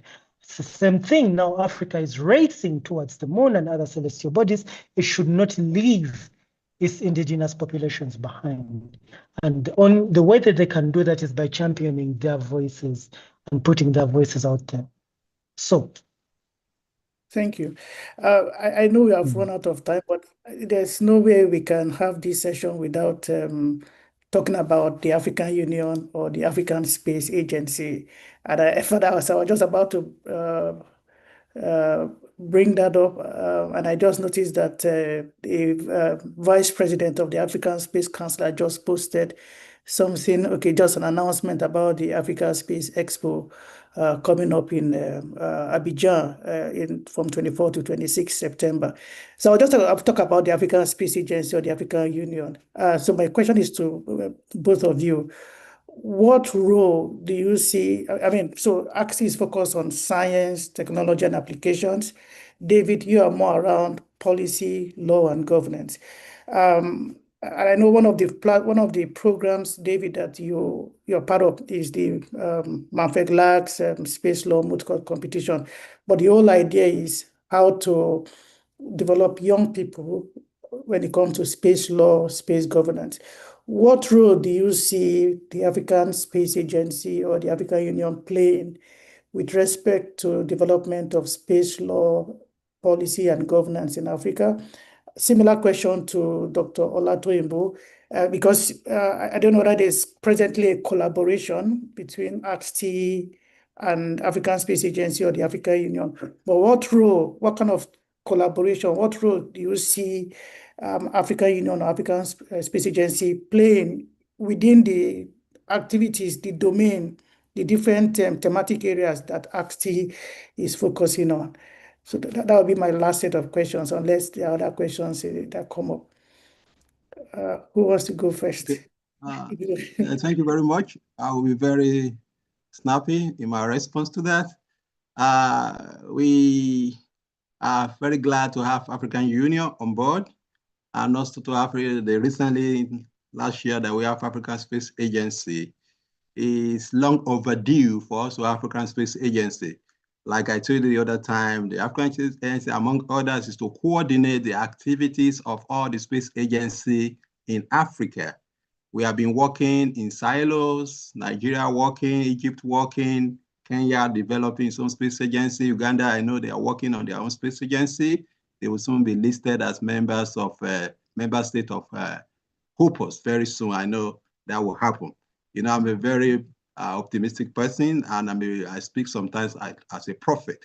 But having said that, I want to still believe there's much to be done by African Space Agency. There are a lot to be done. I know the president is a formidable person. He's working around the clock with his council members. In fact, one of our directors is member of the council. That's Dr. Rikia Babamaji. Probably you know her. She's a member of Council of African Space Agency, and she's advocating what we need to do. She speaks on behalf of Nigerian Space Agency most of the time, and she reports back to our Director General on some of the activities she front on behalf of Africa, generally speaking. So what am I talking about in terms of policy framework? Coming up with policies that will enhance what African space agencies stand for in terms of the leadership that African space agencies are to provide in terms of collaboration. Nigerian Space Agency was founded in 1999, and that's probably 26 years ago, if I'm not mistaken. And Kenya Space Agency was formed in about 8 years ago. You can see we have to work together. We have to bring our colleagues up to space. We have to transfer some knowledge, some technology across. These are things that will take policy framework to do within the African space agencies, within the the African actors on the field. And this formidable voice is what we will canvass at Corpus, because I don't want to talk about Corpus here, but everything's politicized over there, and the more the merrier. The more Africans we have there, the more our voices will be heard, the more we'll be able to always inculcate international cooperation into some of these evolving activities, lunar activities. There must be international cooperation. There must be knowledge transfer, and so on and so forth. There must be capacity building. Those are the areas we normally canvass anytime we are in Corpus. We speak for Africa that, no, this is what will be our own take. You can't go there to the moon and take everything. Let us have some of this for us so that we too can leverage on what you have known. And for instance, now, we need satellite data. Like my colleague was almost speaking about food security the other time. We have some United Nations organization like Food and Agriculture Organization. They are working on food security.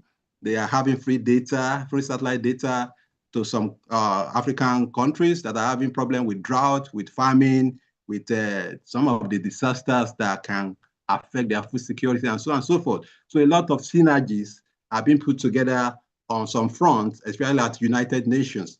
But that, you cannot have enough of that. So that's it.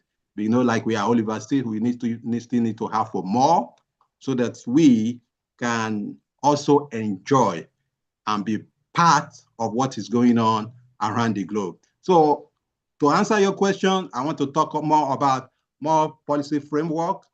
My colleague is a space lawyer, I guess, and these are things that we have to actually put on ground so that we are not going to beg, we are going to participate. We want to be colleagues in some of these things, happening around the globe. Thank you very much for giving me the time. Thank you. David, finally. Thank you. Yeah, so briefly, I could say that the African Union, so you said African Union, the AFSA, I'll say that the African Union is kind of like the policy architect, right? It set the foundation years before even AFSA became operational. We had the strategy, the policy, Agenda 2063, and all of these. So these are set by the African Union. The AFSA, the African Space Agency itself, it's quite new and it doesn't yet have a lawmaking kind of mandate, right? It's kind of, its function is kind of narrower and it's a bit it's more technical than the AU's. So what I would say is that how do these two now come into, how do they help us shape the new the new space policy arena and whatever. I would think that the African Space Agency should devolve more into a law-making capacity, to have some kind of law or policy-making capacity, because it has a more specialized role than the African Union. So it, as a body, it can shape better the laws and the policies and the strategies that would affect space in a manner that the African Union itself, as a larger, overarching, and even more political body, may not be able to. So I would think that apart from its, just because right now its main focus has been on coordination and trying to harmonize the different positions that are around the continent to bring them into one. But I think its role should devolve into a more, not just coordination, but also a policy and even lawmaking mandate that then can work on the continent. That way, we can have a centralized voice that can make and even implement some kind of policy or strategy or law capacity that the rest of the continent can then look at. And so something like model laws and model strategies and model policies that can be followed around the continent. I think that would be a better way to kind of shape the new direction for space law policy and strategy on the continent. Well, thanks for your for that point. As you may be aware, 2 years ago, ASLI started a colloquium series on the African Outer Space Program. So this year is going to be the third colloquium on the African Outer Space Program, and it coincides with the 10th year anniversary of the adoption of the African Space Policy and Strategy, and I had the privilege of being part of that process.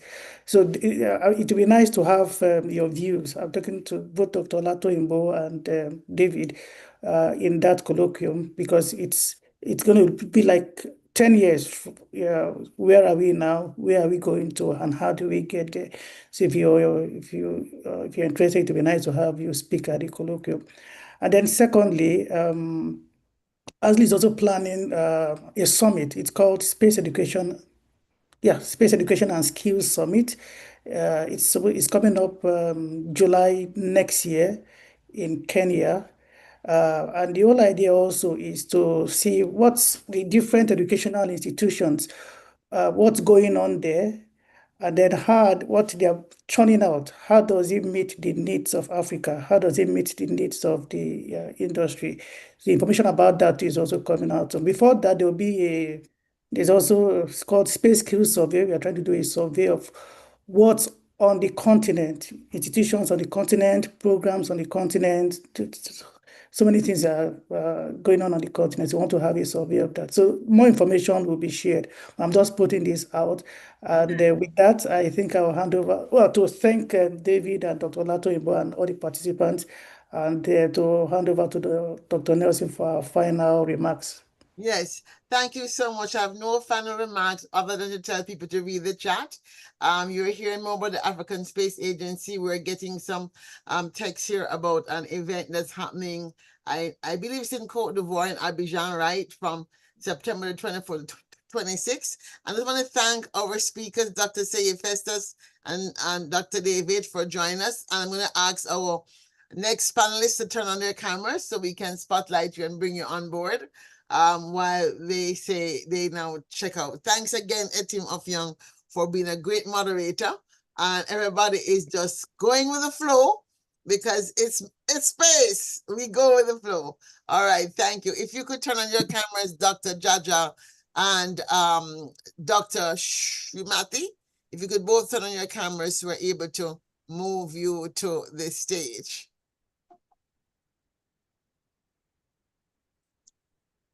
All right, there you go. The floor is yours. And now hand over the floor to Dr. Nsambi Jaja, who will have a chance to speak with more detail to Dr. Shumati Kisan. Dr. Jaja has been part of the Space in Ghana journey, going with me to Kenya, Ghana, and Nigeria, and co-facilitating with me the armchair conversations and the futures dialogues. And Dr. Srimati Kesan is the mother, if you will, of the movement to get 12,000 girls to learn how to code a satellite to go to the moon. I serve as advisor to that project, and so it's very near and dear to my heart. And so I'll leave you two to talk about what's going on. Thank you, Dr. Claire. Thank you very much, Dr. Nelson. It is such an honor and a privilege to be hosting this armchair chat. Today, we will explore how satellite technologies, international partnerships, and capacity building initiatives are opening new pathways into the global space economy, particularly for Africa and other emerging nations, as we have heard in the previous discussions, rich and enriching previous discussions. So as space becomes more accessible, the opportunities extend far beyond astronauts and rocket launches. They include education, innovation, and creating meaningful opportunities for climate resilience, agriculture. And so for the next generation of leaders, there is a lot happening. And as Dr. Nelson always says, space for Earth, Earth for space. I am delighted to welcome Dr. Srimati Kesan, founder, CEO, Space Kids India, and mission director of ShaktiSat. It is an all-girls spacecraft to the moon involving 108 countries. So we're talking about collaboration and partnerships, and Dr. Kesan is making it happen.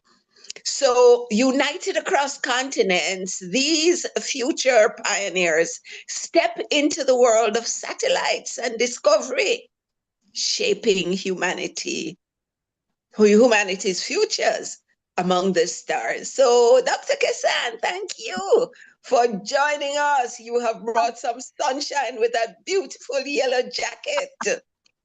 Thank you, Jaja.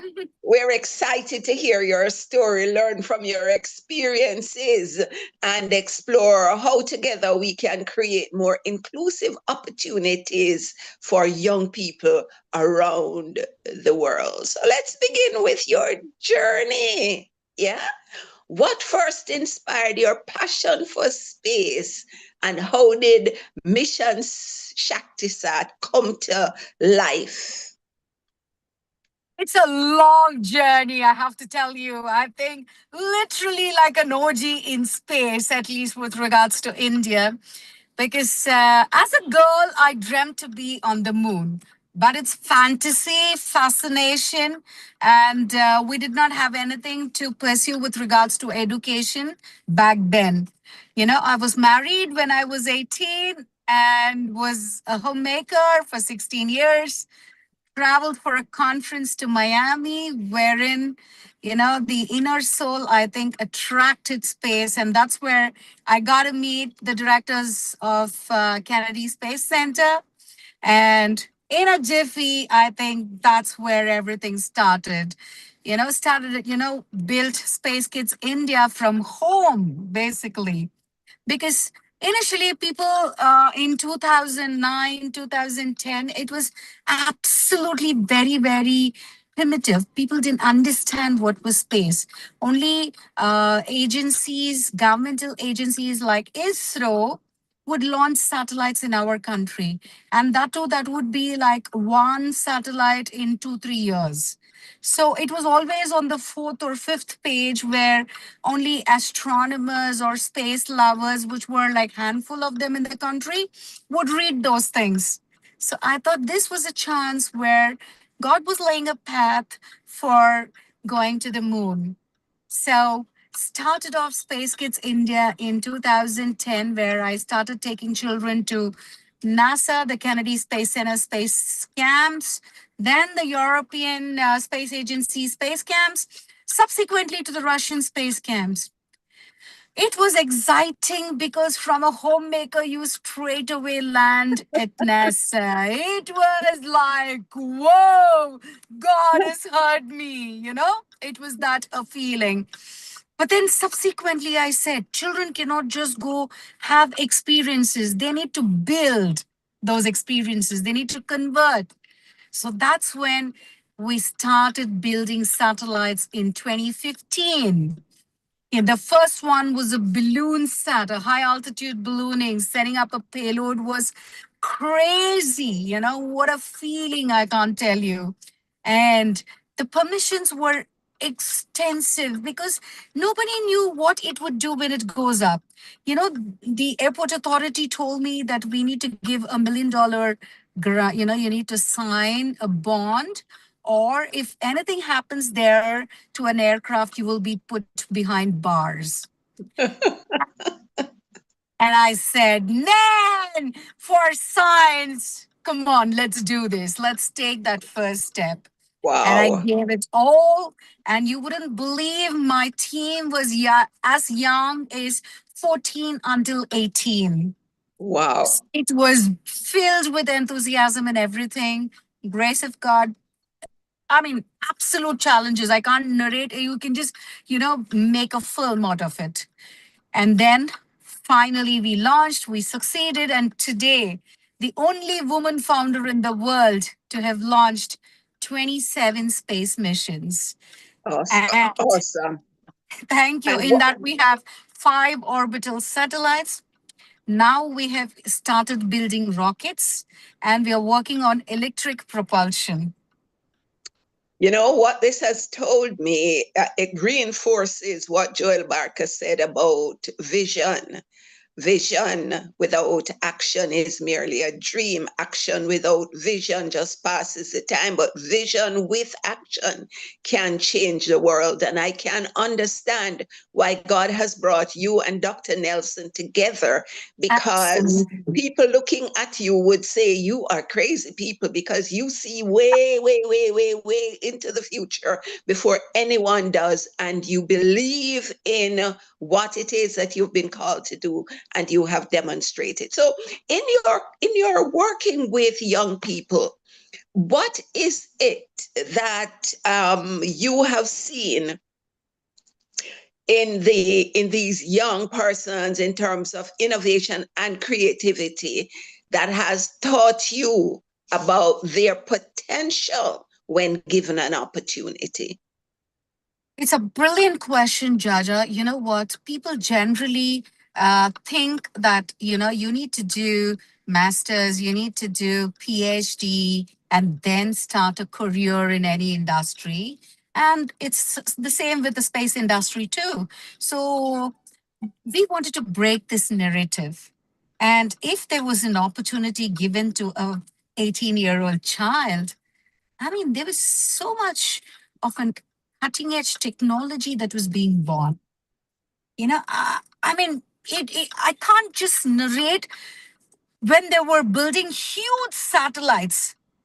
Even for tech demonstration, we started building femto satellites, Yeah. cube satellites. So that became so popular. For a tech demonstration, why did you need to build such huge satellites? A 1 kilogram CubeSat would do for a, material testing, for a communication testing, or go up to, say, maybe a 12U or a 16U for 20 kilos, 25 kilograms, because every gram matters in space, right? Absolutely. Every little bit matters, and it's absolutely expensive. So that's the reason we have very, very few people getting into this industry.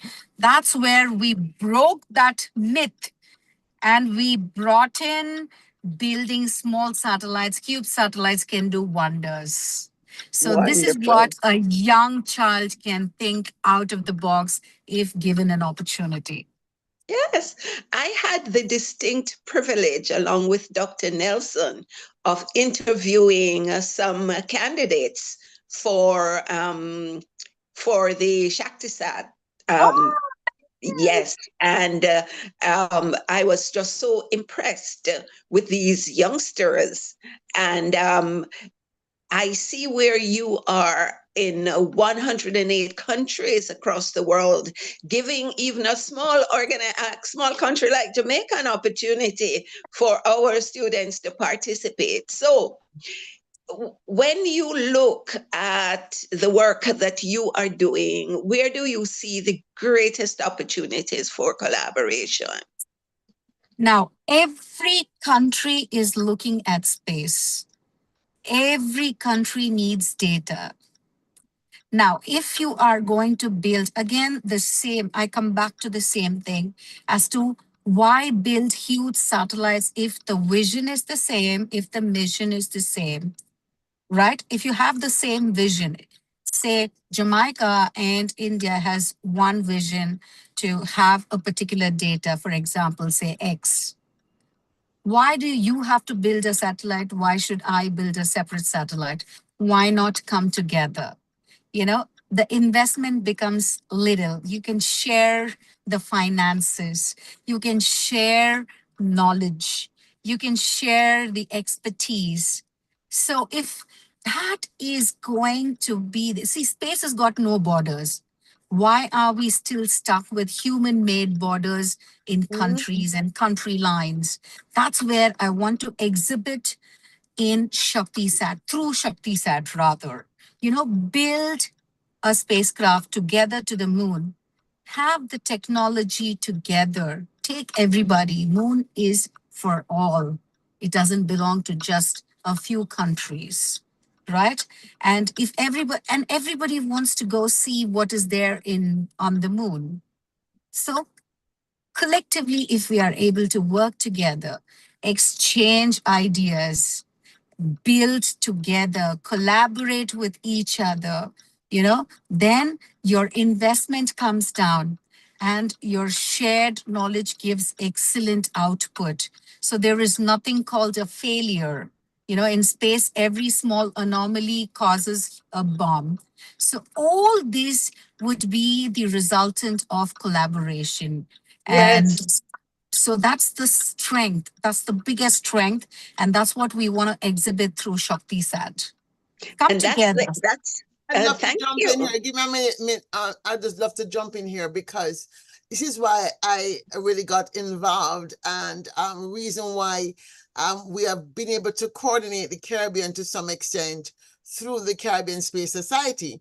But we don't have a matching group in Africa to coordinate the African group. So everybody's doing their own thing. And one of the things I pledge to do when I'm in India with the ambassadors from Mission Shaktisat, and I believe there are around maybe 30 African countries involved. I've spoken to the ones from Equatorial Guinea is extremely Equatorial Guinea. active. She's such an excellent girl. Exactly. She's an excellent girl, Seychelles is very active. talented. Seychelles, There I are think, 34. There are 34, Dr. 30, Claire. so 34 ambassadors from Africa. So we're hoping to all meet up in India in August.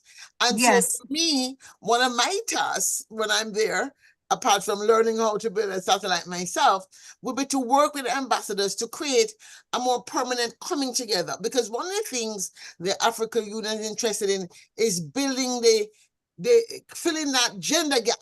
We want to make sure that there are women in space are active. And yes, there are women in space doing things, but they're still by a lot working in silos. And those who are working together tend to be those who are actually in the space agency. Many of the ambassadors are not, technically speaking, in space agencies. They're in education, they're in all sorts of fields. And so we want to bring those citizen scientists as well. So as you Dr. Nelson, here I have to pitch in. Sorry. That's the reason we are finding it difficult to garner funding. You know why? Because everybody, if it's a pageant, there are millions of people to fund it. Yes. They want to see women in Teenage. clothes, what kind of clothes, and they just want to see size 0 hitting the ramp. They are pumping in huge money. And when I go speak and pitch about this, the audacity, they ask me, oh, Dr. Kason, you think these girls are going to do something in space? Probably, after graduating, maybe post-graduation, how many will go up to there? You won't believe how many doors were shut on my face just narrating this reason. Yeah. I feel very pained. I really want to fight. I want to tell them how important it is for women to be in science, in STEM, in deep tech. There is a Yes. very thin difference between rockets and missiles. For all that unrest that is going around in the world, it is only reason because women are in just very, very minuscule numbers. We are not egoistic. We stick together. We work together. We are like sisters. We don't, we think about the family, the child. We don't want to keep bombing everybody. And we don't want a power after killing killing so many people. We believe in love. We believe in empathy. We believe in shared vision. We believe taking everybody together. That's why I'm literally slogging. My eyes are, it's just one thin line I have. I literally am losing my sight because I'm traveling every day to one other city to just say, please help us fund this mission. Yeah. And I see the need for education because even as Dr. Nelson and I, we travel around speaking to people who we think are supposed to have some understanding of the importance of space for Earth and Earth for space in all its dimensions. We are surprised at how little information, not information, how little knowledge they have, because the information is there.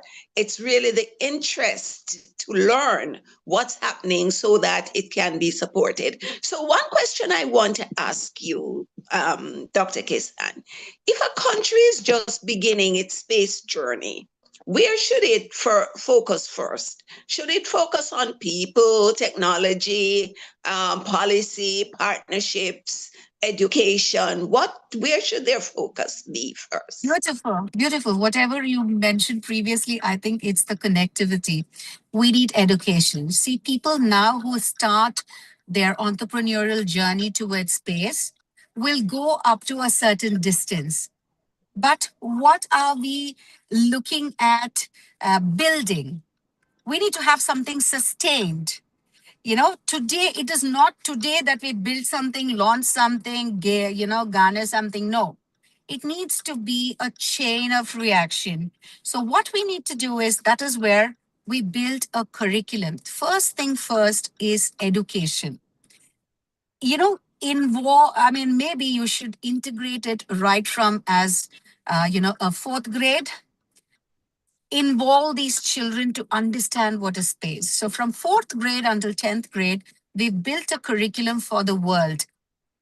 And we're going to be giving that when all of you are going to come to India.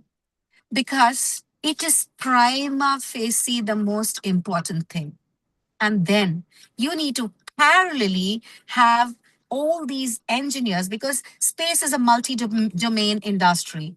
So probably also the government should take that initiative to bring in budding engineers, bring a bunch of them, give them a problem statement. They try to work on that. So when they are trying to work, parallelly, the government should seek the collaboration support from, countries like India, Russia, other countries who can support them. Because now, if all of this, if we are able to build, then it becomes an ecosystem. So you take step by step. And the youngsters, the youth, I have a lot of children around Africa who calls me mama. And, I am there for them for even little technical support and, connecting people, because there's so much of energy in Africa. The only thing I feel very, very upset, because I don't want Africans to just give away their land to somebody else. You have the advantage. You have the advantage of the equator being close to you. You know, that is so important. So come together. The African Space Agency should bring everybody together. You need to have departments. One cater to the education, one cater to the startups. There is plenty of money. It is just that how effectively It's you're able to allocated. use that money. Yes, yes. Allocation. My mentor, she said, it's not a matter of scarcity or lack in this world. It's just a matter of allocation.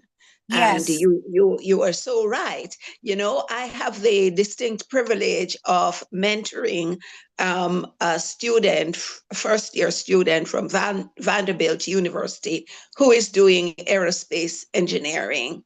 And Wow. she got a scholarship through an organization, the Jamaican Women of Florida.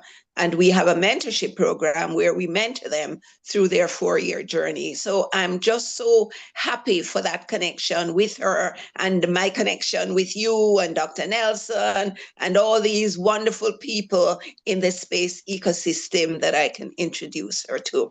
But I have two more There is one questions. more thing, Jaja, that I have to add here. You know, it is not a pride to flaunt that we know something, you know, the adults in the industry or the experienced in the industry. They need to give back. They need to hold hands. They need to share their experiences with the future Yes. generation. That is very, very important. You know, I look at it globally. Globally, this is a very, very important thing that I would always love to share. Okay, I have a great. question from the audience before you go, because I want to. The audience is asking for Dr. Srimathi, what kind of creating problem solving have you been seeing emerge since your students started building small satellites? How do you see your students influencing the space agenda? So she probably is talking about before Mission Shakistat, what's been happening with some of those students. Yes. In fact, we started the space ecosystem in India in 2015. We did not have any private organizations even thinking about space. So that's where we entered. So for us to reach space was something huge. And especially without any formal education, experience, you know, to learn, you know, self-learn all of this, to right from choosing the material, you know, because to understand aluminum 6001 or the 7 series aluminum and everything, you need to study that. So right from there to 3D print our payload and send it up a NASA's Stereo Orion rocket. You know, every bit of it was a learning, you know, to send a high altitude balloon and to simulate and understand where it was going to be dropped and how we were going to retrieve the data. You know, first ever time to see the picture of stratosphere, you know, Earth from stratosphere was amazing because these were not taught in school. They were not taught anywhere in university. So for us, it was all self-learning. And that's Yes. where I did not move forward to, you know, go in for funding and build my organization. For me, it was collective. I want the children to be educated. I want more girls to get into this industry. So I remained as an educator, providing hands-on experience building satellites rather than Awesome. providing solutions, real-time solutions in space. Because for that, you have so many people doing that. Exactly. So looking ahead, 5 to 10 years hence, what excites you most about the future of youth participation in the global space economy? I would be extremely happy to wipe away the man-made lines. You know, I would love to see a universe which is collaborative, which is like one family. And India is very, very known for, you know, thinking on those lines because we believe the universe is one family or Vasudhaiva Kutumbakam. You know, we were taught right from as a child, you know, everybody is your brother or sister. Never take your pie and eat it, share it with others. So that was Ah, taught. That was taught to us right from as a child. So, you know, I always feel that collaboration is the key. Wipe away these man-made, lines, create something which is more important for humanity, thrive for peace. And, you know, each continent is blessed with, something beautiful, be it condiments, be it gold, be it oil, something. We are all here to have a barter. You know, Yes. let's bring back the age of barters and live a Awesome. peaceful, happy life. Awesome. So, in closing, what's one recommendation for strengthening international cooperation and ensuring that Africa and other emerging nations become active contributors to the lunar and global space economy? What would that one recommendation be? I would say there should be more active. Somebody needs to take that lead. You know, you will be pelted with stones, but don't worry. Take that lead, bring everybody together under one umbrella, and then forge alliances with other countries. Start understanding your country first before understanding what you exactly have to do. So coming together is what I would harp again, because the resources are scattered. You need to bring all the resources together, understand that strength, and then you start working on space. And I think you need to have your own launch pad. You need to have, a manufacturing port, a centralized place where every African country becomes a member and is able to access. So right from education to the accessibility to low Earth orbit or moon, it needs to be under one umbrella. Wow. And Dr. Nelson, the work that she has been doing in Africa and the work that she has been doing in the Caribbean is really advocating for this. And so we give her wings and we pray for her that she will continue to get the results. For her to be curating a Space Ungana conference of this magnitude with the kind of speakers and talent, she is in the right place at the right time and making waves. So thank you, That's what Dr. we wanted Krishnan. her. We want her to cut a cake for her birthday on the moon. That's why On the moon. I'm holding her. I'm holding her so tight because Awesome. I want to give that to her. She's such a wonderful human being. And, Yes. I want that dream of hers to be fulfilled. And if I could do that, I think my life is worthwhile living. Awesome. Thank you, Dr. Kassan, for sharing, excuse me, your insights, your passion, and your vision, and the work that you are doing with young girls across the world.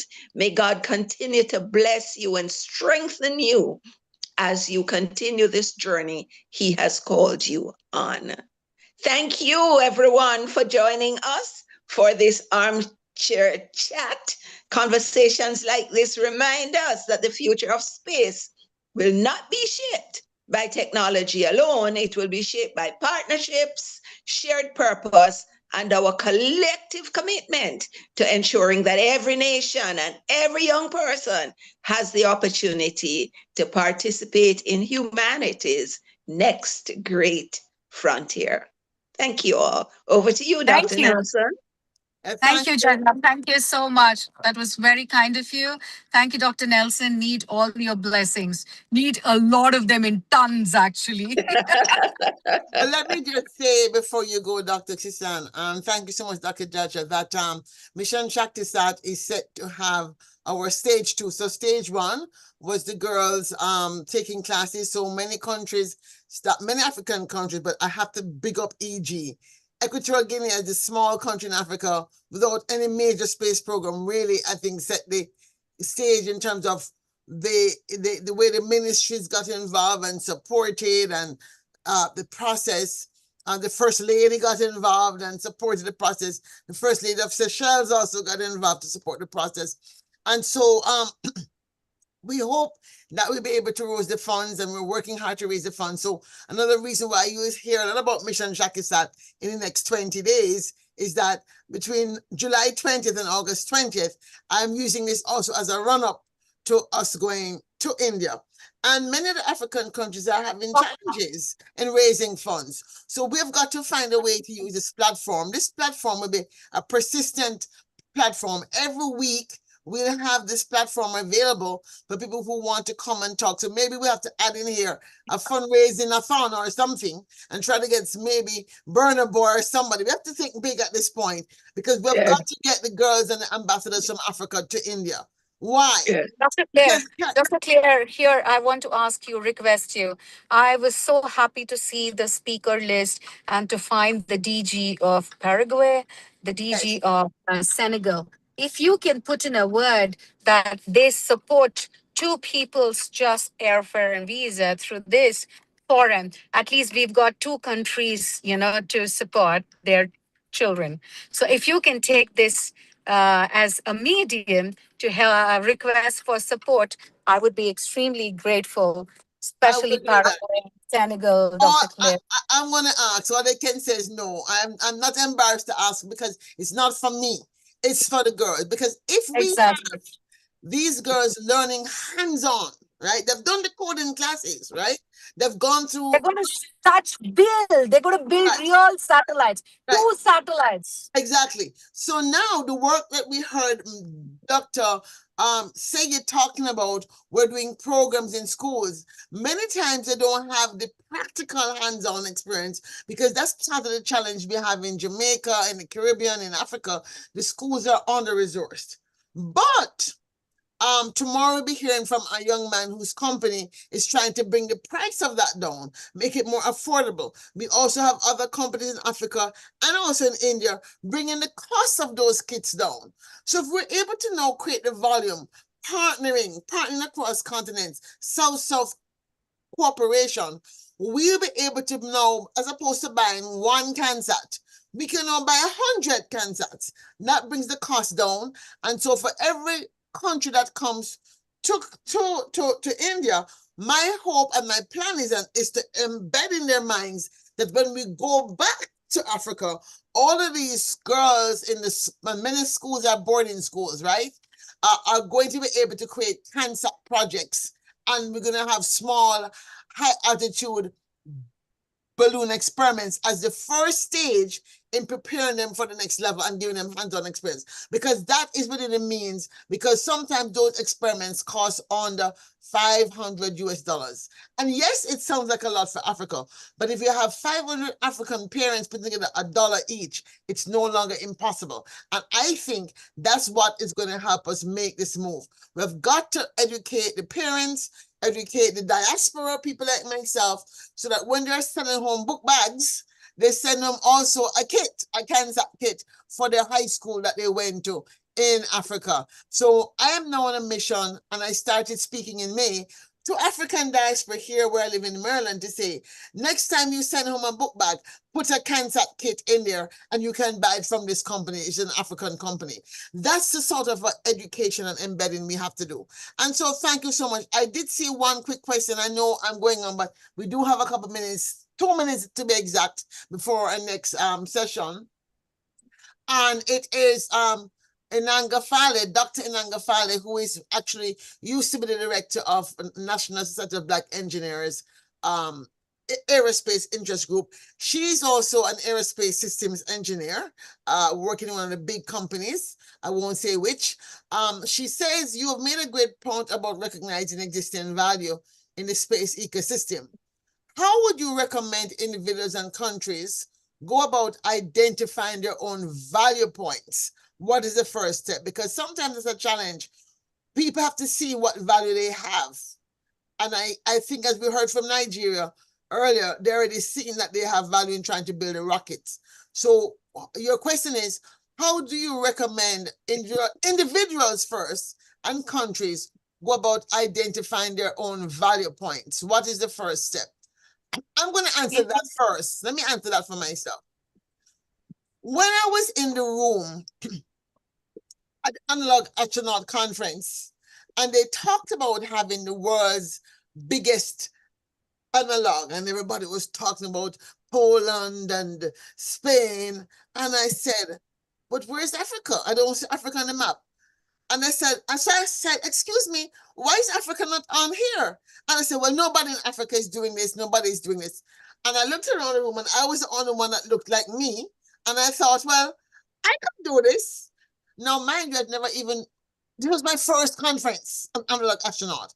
But I just so felt it would be wrong for the world's biggest anything to happen and not even one African country be in the room.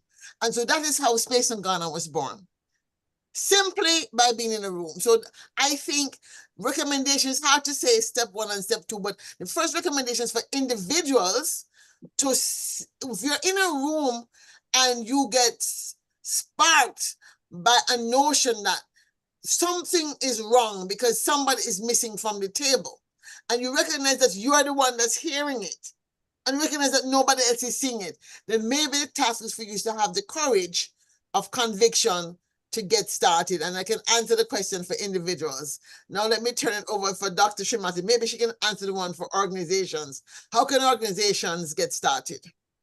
That was a brilliant one, Dr. Claire, because that was the same when I started Space Kids India to bring children to all the space research centers, NASA, NASA, ESA, and GCTC. And today, we have 350 startups. It was just the spark when we built Kalamsat, the first one, which was launched by NASA's Stereo Orion rocket. The press and media almost had 900 of them covering that. And when that happened, it went to all the little villages and towns in India.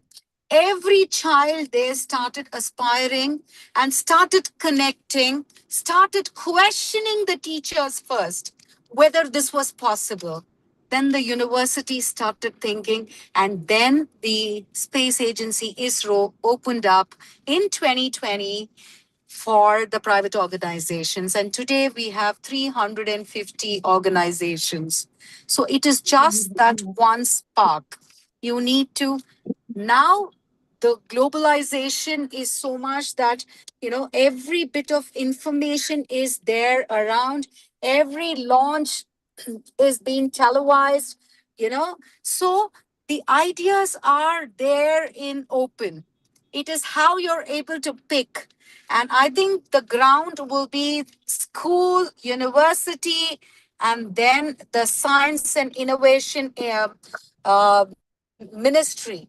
They need to take the lead. They need to call for, through social media, through universities, they need to call for students, have a brainstorming session, identify what is their strength, and then start working towards it. Because some countries like Seychelles and all have the power of water. So, when you have the power of water, now, you can launch rockets in, middle of the sea.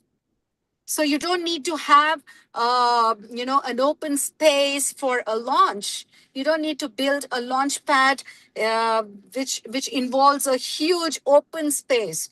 You can do it middle of the sea. So these are the things, what is advantage, and which is closest to equator can have radars and ground stations. So that way, if we are able to identify, I'm sure we have tons of things that we can do from Africa for the world. Excellent. Thank you so much. And so thank you so much, Dr. Trimati. Thank you. Thank you. Thank you, Dr. Claire. Thank you so much. Take care. Bye. Bye, Sandra. Bye-bye. And we will go on to our next panel. I see 2 of our speakers are here. I'm going to invite them to turn on their videos so we can bring them on. Miss Lakshmi Karan and Mr. Pimento, if you could turn on your camera so we can bring you on. There we go. I'm going to add you to our spotlight here. And also I'm going to have Dr. Lakshmi Karan. I'm going to add you to a spotlight here. Greetings and salutations It is so wonderful to have you here. I'm so excited.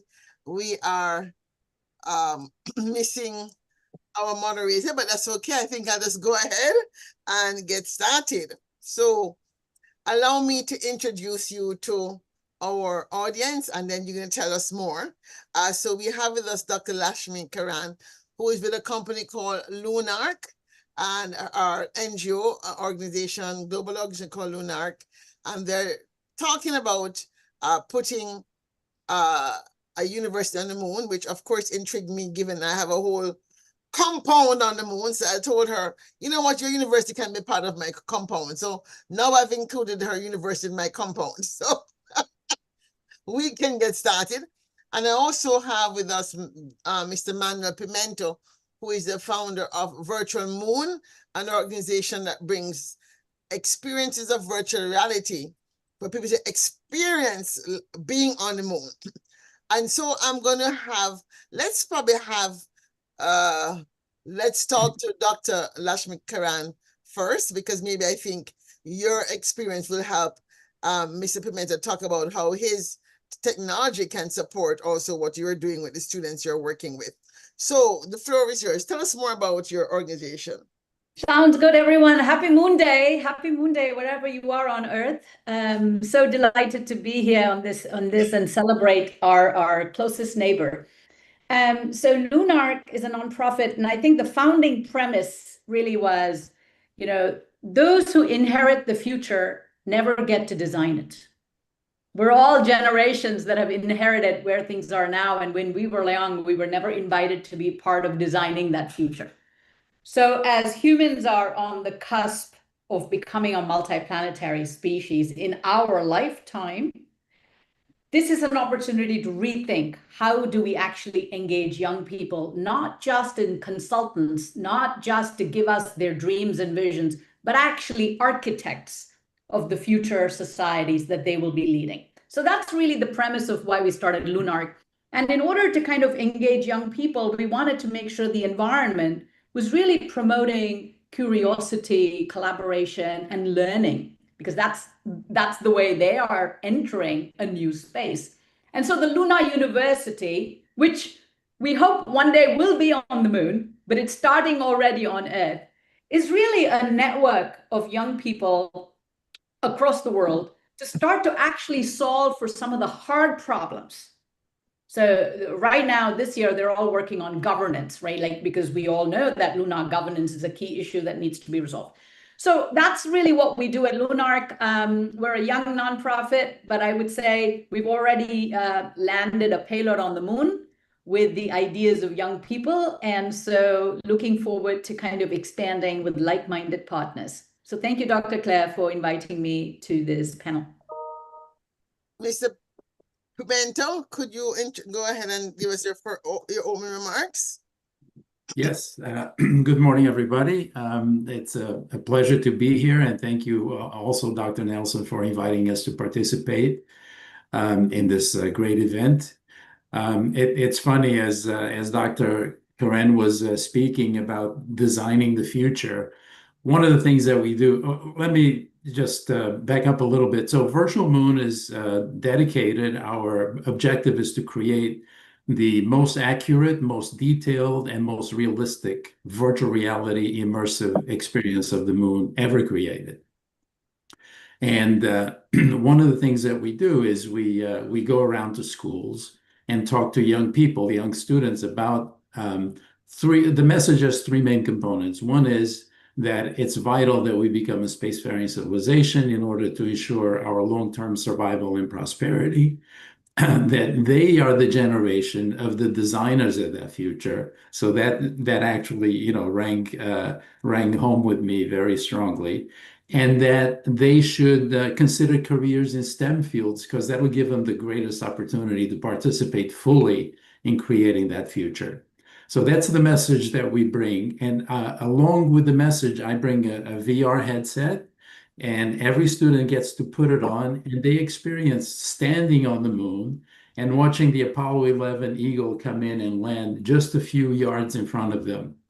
It's a deeply, profoundly impactful experience We have hundreds of videos of kids and how they react. Kids of all ages. We have kids up to 70 and 80 years old, and the reactions are universal. Everybody is just very moved by the experience, and they really feel like they've been on the moon. They've experienced being on the moon. Virtual reality is a key technology for education in the future. There's a recent book out that with the title "The Future of Education is Experiential." Virtual reality gives so many tools into the educational field. It's such a powerful way of conveying ideas, conveying vision and imagination, and that's why Virtual Moon is so deeply, integrated with virtual reality. That's what our mission is about. I've tried to replicate myself this process of going to schools and speaking with young people about the future of space. I've tried to replicate myself. We have people around the world, our volunteers, which are called Virtual Moon Ambassadors. So far, we have volunteers in about 10 countries. I've been able to personally purchase virtual reality headsets and ship them to Tanzania and Tunisia, to Nigeria, to Ghana, to Ecuador, India, various countries around the world. And so our ambassadors are going to these very remote places and giving these young people these kinds of experiences. And it really hooks them. If they have any innate or latent interest in space or science and technology, this really hooks them. So we want to build on that. So this is a way to reach them and to ignite their imagination. But then we want to follow on with giving them ability to participate meaningfully, as Dr. Karen was speaking. So Virtual Moon has many, many concepts and ideas that we want to implement. One of them happens to be a virtual academy on the moon called Lunar Academy, which uses immersive, interactive virtual reality laboratories to explore different subjects. And our approach to education is also a individual curiosity-driven approach. Like we'll give you the experiences and the materials, and you get as deep into a subject as you want to by providing successive layers of information, more and more detailed. So that's the Lunar Academy.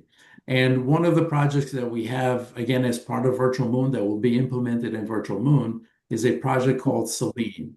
Selene is a concept or a vision for an advanced city on the moon for 5,000 people.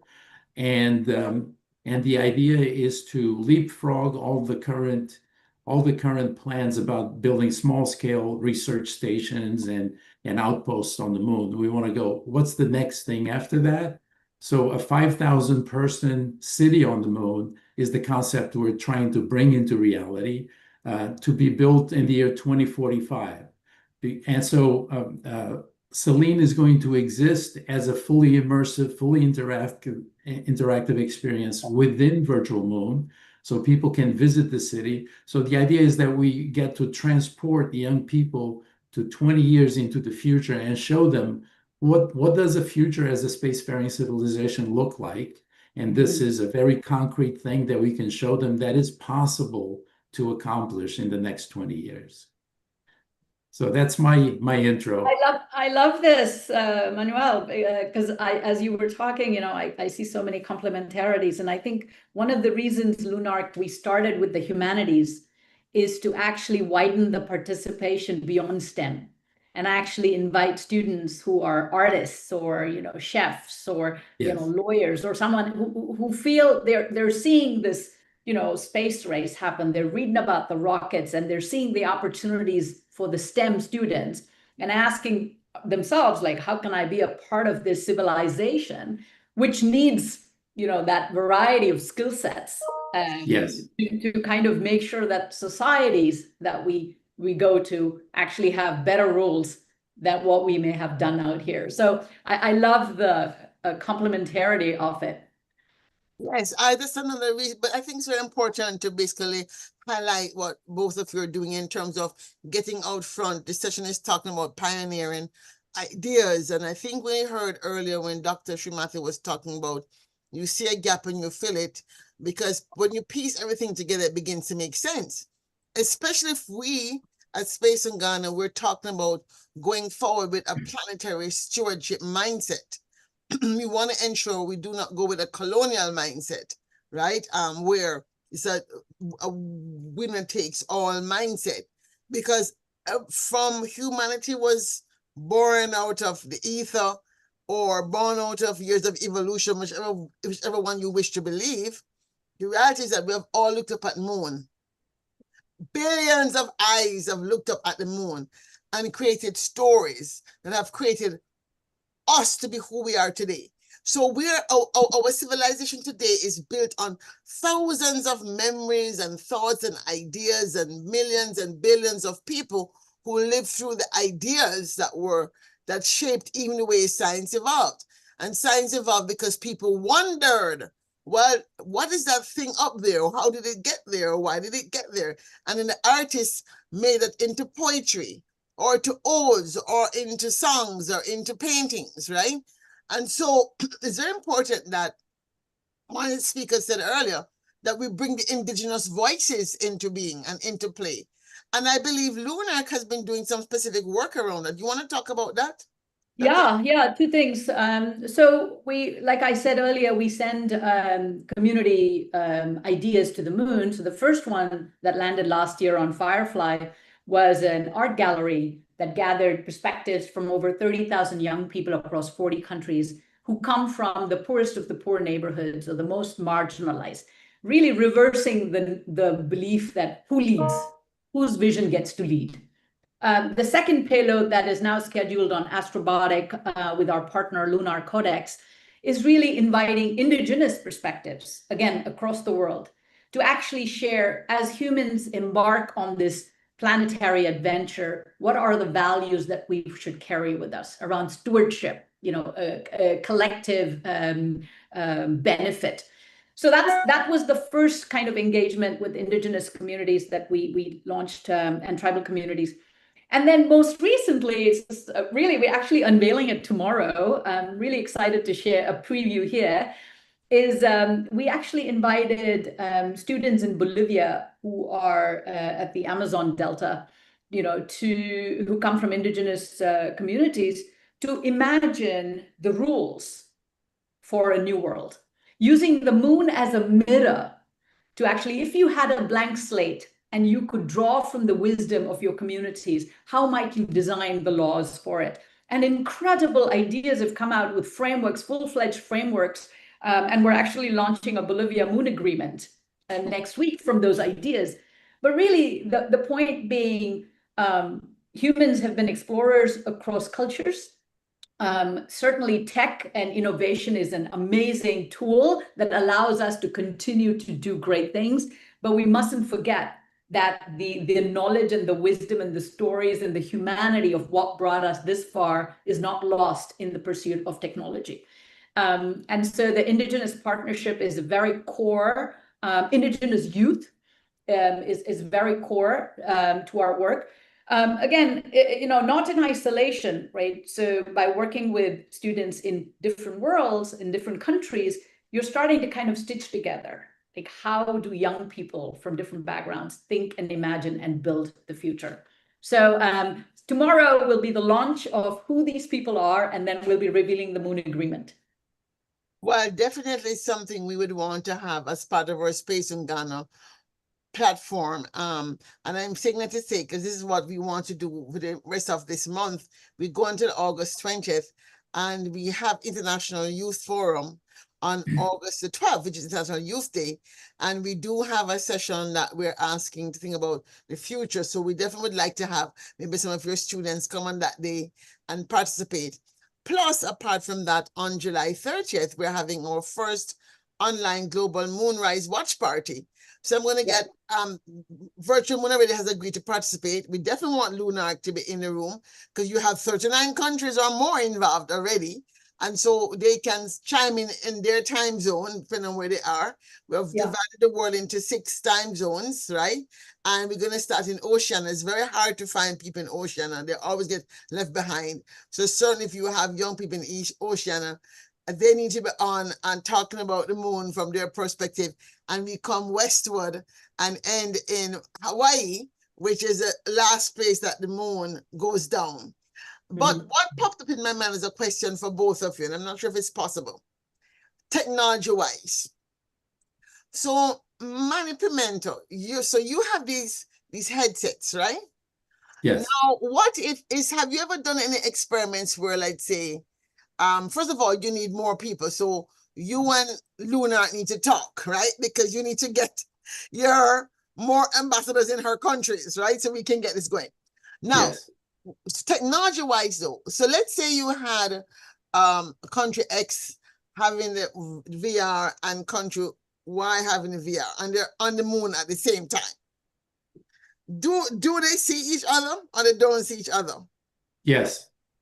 Yes, Virtual Moon is going to be like a social media platform where you are present on the moon in avatar form, and you can meet your friends from anywhere around the world, and you can go explore together. Maybe get in a rover and go drive around, or get in a flying vehicle and go visit some of the Apollo sites. Everything that exists on the moon, on the real moon, will be in Virtual Moon, and to a level of accuracy and detail that's never been done before. Well, I didn't know. Now God is working on my behalf, because in my village on the moon, right, Lunaria, Lunaarih, this of course is what will be happening. But in my story, which I wrote in 2016, I talked about all the people I met on the way and how we came together and worked together to get this thing to happen without having each of us having $1 billion. And so this is really what your work is doing. It's very important for creating this planetary stewardship mentality, the idea of a world without borders, the idea that if we can get young people now who are in high school or entering college to start connecting on the moon with people from other countries, when they are now in this decision-making seat, right, and have to make these choices, it's a different conversation than if they've been taught in isolation and it's like, it's my this and my company, because now they're seeing the world and they're seeing the moon and the moon earth ecosystem in a different way. So from a pioneering perspective, I want to throw this out at you. I know that most recently, Dr. Lashmi, you were awarded a small grant by the Moondao people. And for those of you who don't know about Moondao, it's a community on Discord, the platform called Discord, where they're also practicing ways of creating citizenship, and you can become a citizen of Moondao. And so we're beginning to practice what they call, for the correct word, there's a word for it, distributed management or something like that. But it's a real good opportunity for us to see, as you say, how will these rules work? How did that experiment go? And how did that, first of all, how did you find about Moondao and how did they decide to fund you? What was your proposal in detail? Yeah, so we were, when we started Lunar a couple of years ago, we were really experimenting with models that would be more inclusive, more transparent, and provide more agency for the members to govern. And so we learned about DAOs, which are decentralized autonomous organizations. So that was our first foray into understanding models that are allowing for more democratic participation. And we learned about Moondao because we're working on the moon. There was a Moondao. I've been a member of Moondao, and what I really loved about it is it's people coming from all over the world trying to, with interest around the moon, but they have different interests. Some of it is technical, some of it is with community. So, but that varies. But the singular point of coming together is they're all interested in the moon. And so that's how we got involved. And, I think Moondao offers quarterly opportunities for members to propose and apply for grants. And, that's something that we learned. And so when we, one of the challenges of being a not-for-profit that straddles the humanities, addressing concerns for Earth and designing the future, is you really clearly don't belong in either one camp, right? So a lot of foundations that might be interested in, empowering youth or education would look at us and say, well, we're not doing anything on the moon, so you don't fit. And the space community might say, well, you're working on humanities and youth and governance, like that doesn't fit. So for us, Moondao was the community that actually was expansive enough to invite people working on all aspects of the future and the moon. So that's how we submitted a grant. And what I really loved about it is the community votes for the grant. And that is also a new way of doing things, right? You don't have one wealthy person writing a big check. I mean, I don't have a problem with that, but I'm just saying, which is great. You can do a lot of work, but legitimacy for anything that we do going forward, as we look at the world around us right now, has to be built on the people's voice, the community's voice. Because you could have a lot of might and a lot of money and push things through, but that will not last. And so what I loved about Moondao was also that there was a community that actually looked at proposals and said, this is interesting. Let's experiment with that. And so that's really, I mean, we've had a great experience with Moondao, and I would encourage more people to check them out. It's more about the fact that, they're also growing and they're new and they're figuring things out. And actually, it will be great to have diverse perspectives to shape that outcome. Yeah. So we see we've been joined by Dr. Carla Motoni, who is another pioneer. I'm going to ask her to turn on her video so I can move her to the stage. Ms. Pimenta, if you could turn on your camera. Hi, how are you, Claire? I cannot, for some reason, the system doesn't allow me to open the camera. Okay, so I think we can hear you. Are you all hearing her? I'm Yes. listening to you. Okay, great. Because the system does not allow me to put you on stage if you're not on camera, but we can hear you. So if you could talk a little bit about your program that you started, because this session is about people who started stuff that didn't exist before. Well, some years ago, I started from Chile, from Latin America, a program. Well, it was a program and at the same time, a startup. I started to create robot for space from Chile, a country that in that moment space was science fiction. And I realized that when I was creating space robotics for Latin America, I realized about these gaps that exist in our societies. And I started a program called Rockets for All. And in Rockets for All, we provide education for underprivileged little girls. And in this program, we taught them what it was space, what is physics, what you can do in a space.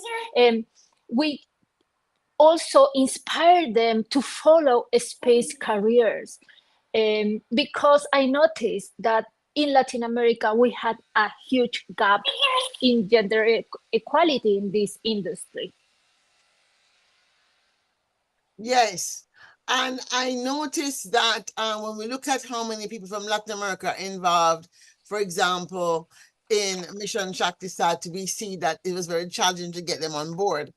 Now, I know that the Latin America Space Agency was just started. Do you know much about that? Because one of the things that we're doing here is at Space Ungana is, first of all, centering conversations around Africa and Africa coming together as a huge block in the global south in order to create that voting power, if you will. But Latin America also has 20 something. So Africa has 54 countries or 55 countries, depends on how you count. And then Latin America has, I think, 21 or so countries. Not all of them have joined the Latin American Space Agency. But how is your organization being taken account of by your own government? Are they taking you on? Are they listening to you? What has been the the take up of what your vision? How are people responding? Well, I have to be honest. It was created, this Latin America agency. However, and it was created in the paper. However, if we go to practice, this Latin American agency is moving too slow. I think a big dream for us is like an Latin American Union. We share the same language, we share the same culture, and that is a strength for our region. However, now we need to start to put in practice all these ideas. And I think that is what we are missing right now. The Latin America Space Agency is a great idea, but the most important thing is how we put it in practice. And that is what we are missing now. Well, you know what I think though, if you follow it as a pioneer, you can certainly use the moon as a destination. You already have the rocketry program anyway, and we have a group like Lunar, which is very active in Latin America. You have a group like Virtual Moon, also active or want to get active in Latin America. I think in the case of space, that the citizens and citizen scientists need to also take up leadership that goes beyond their borders.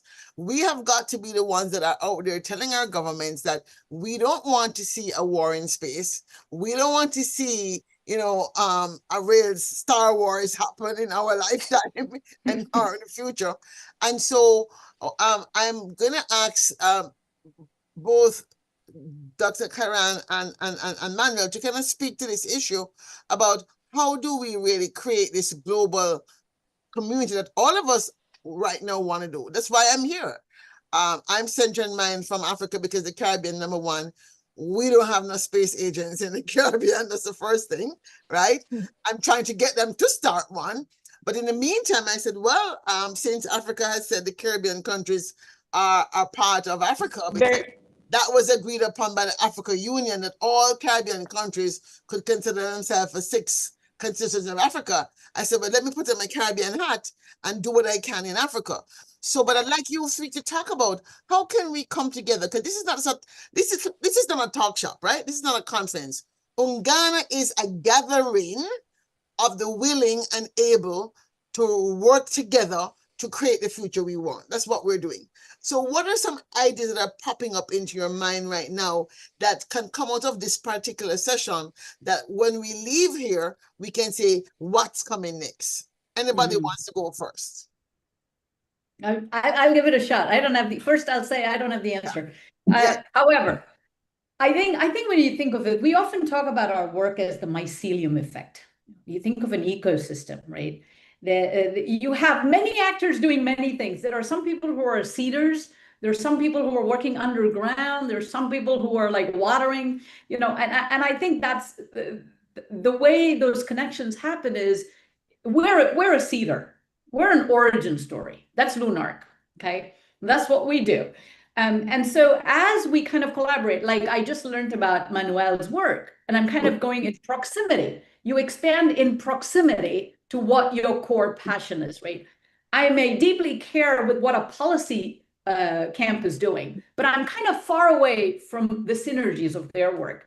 So the way we think about it is, we all are doing different parts of the ecosystem. Who is close to us that we can link with? That's it. And if that person's linking with whoever else is close to them, lo and behold, 5 years from now, you suddenly see this network that no one intentionally said, well, I'm going to be working with Carla and I'm going to go work. But that's hard because we're all small. But I always think like, accepting that an ecosystem is thriving with many people and you link with your proximity and then you build from there.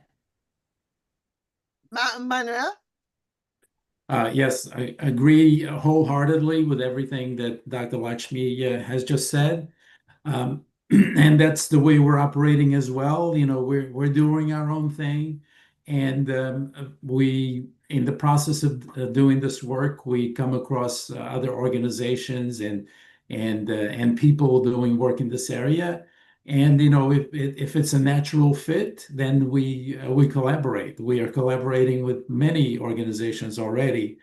But as far as expanding our reach, again, the best thing I can think of is to do what we're doing. That's why we're doing it, because I think it's an effective way of expanding and making ourselves known and bringing this kind of new medium of transmitting information, of communicating vision to millions around the world. So we're very aggressively trying to grow our Virtual Moon Ambassador program. Our ultimate goal is to have hundreds of thousands, maybe millions of ambassadors.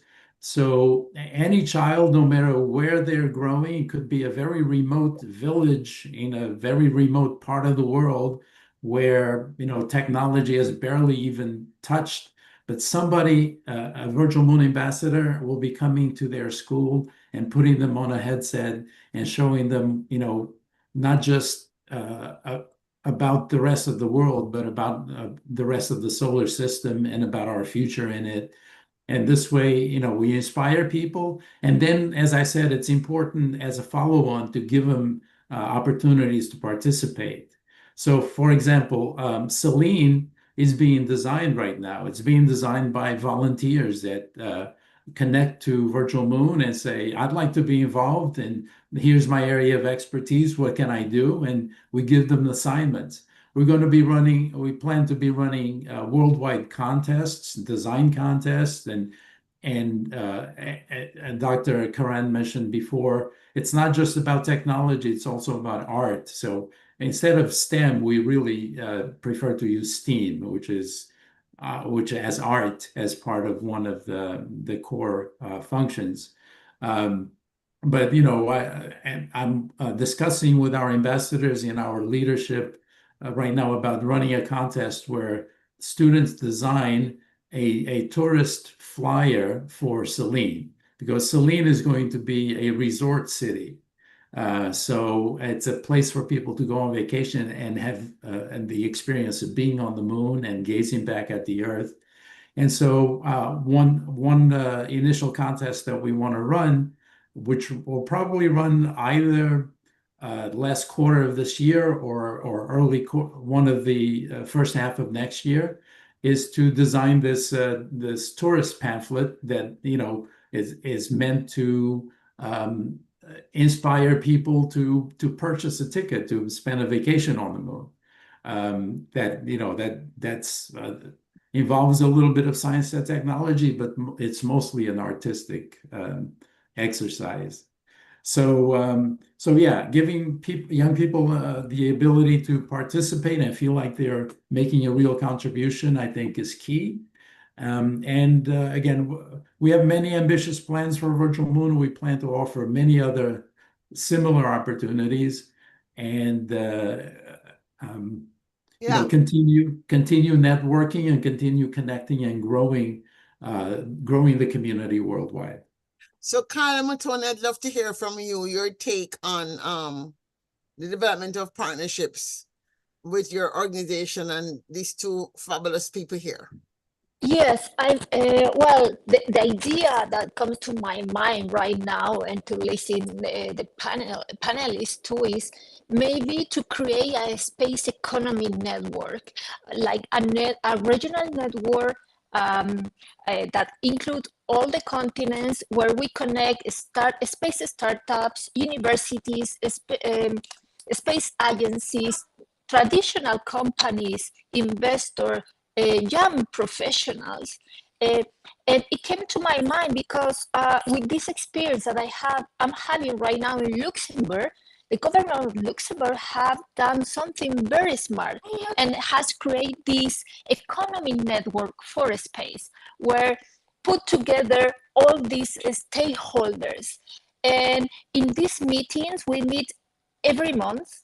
We are in a platform together where everybody can contribute and give their own opinions, and maybe to do this kind of system, not just in Luxembourg, but global, where everybody can be connected. And maybe it's an idea, it's something that can just right now to my mind. Well, I want to add to that, because what I should say is that coming out of the UN Pact for the Future, I'm not sure how many of you here follow that process, but the UN Pact for the Future and the way the civil society organized was very different from previous situations, right? So I was very active in that process. And actually, there's only one clause, Action 56, that talks about space. And so I've created the conditions for civil society, at least, to come together globally and have a platform. And I asked them to create space for the Space Futures Matter Impact platform, because what they decided was the outcome document would not be a document with a fixed thing, because the future is not fixed, right? What they said the outcome would be these futures conversation spaces.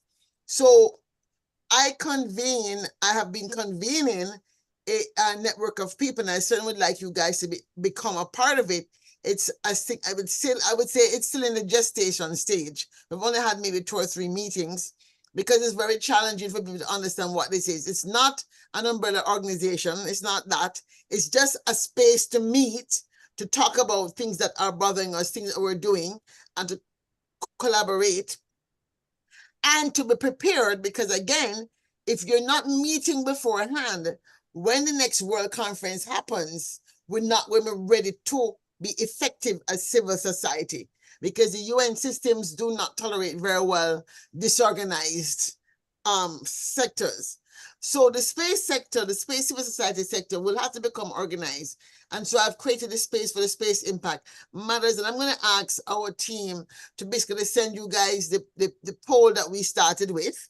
And every so often we're supposed to post where we are. I think we have only 50-something people answering it. We're trying to get a group some of the world to answer it. So we have, and what we've done with the poll is we just created some vignettes from the future, but it's easier for us to think about what do we want space to look like. And the idea is to begin to get us to talk about it. When we have a more robust, let's say, network, we can begin to think about, okay, how do we organize so that when there's the next World Space Conference, we are ready as pioneers. Because each of us on this platform is a pioneer in one shape or another. We're doing something that's never been done before. There's no blueprint for what we're doing. We kind of have to make it up as we go along. And that's a particular mindset. And many times, those of us who are like this also tend to be very individualistic, because it's like nobody gets us anyway, so we just forge our own path, right? It's true, right?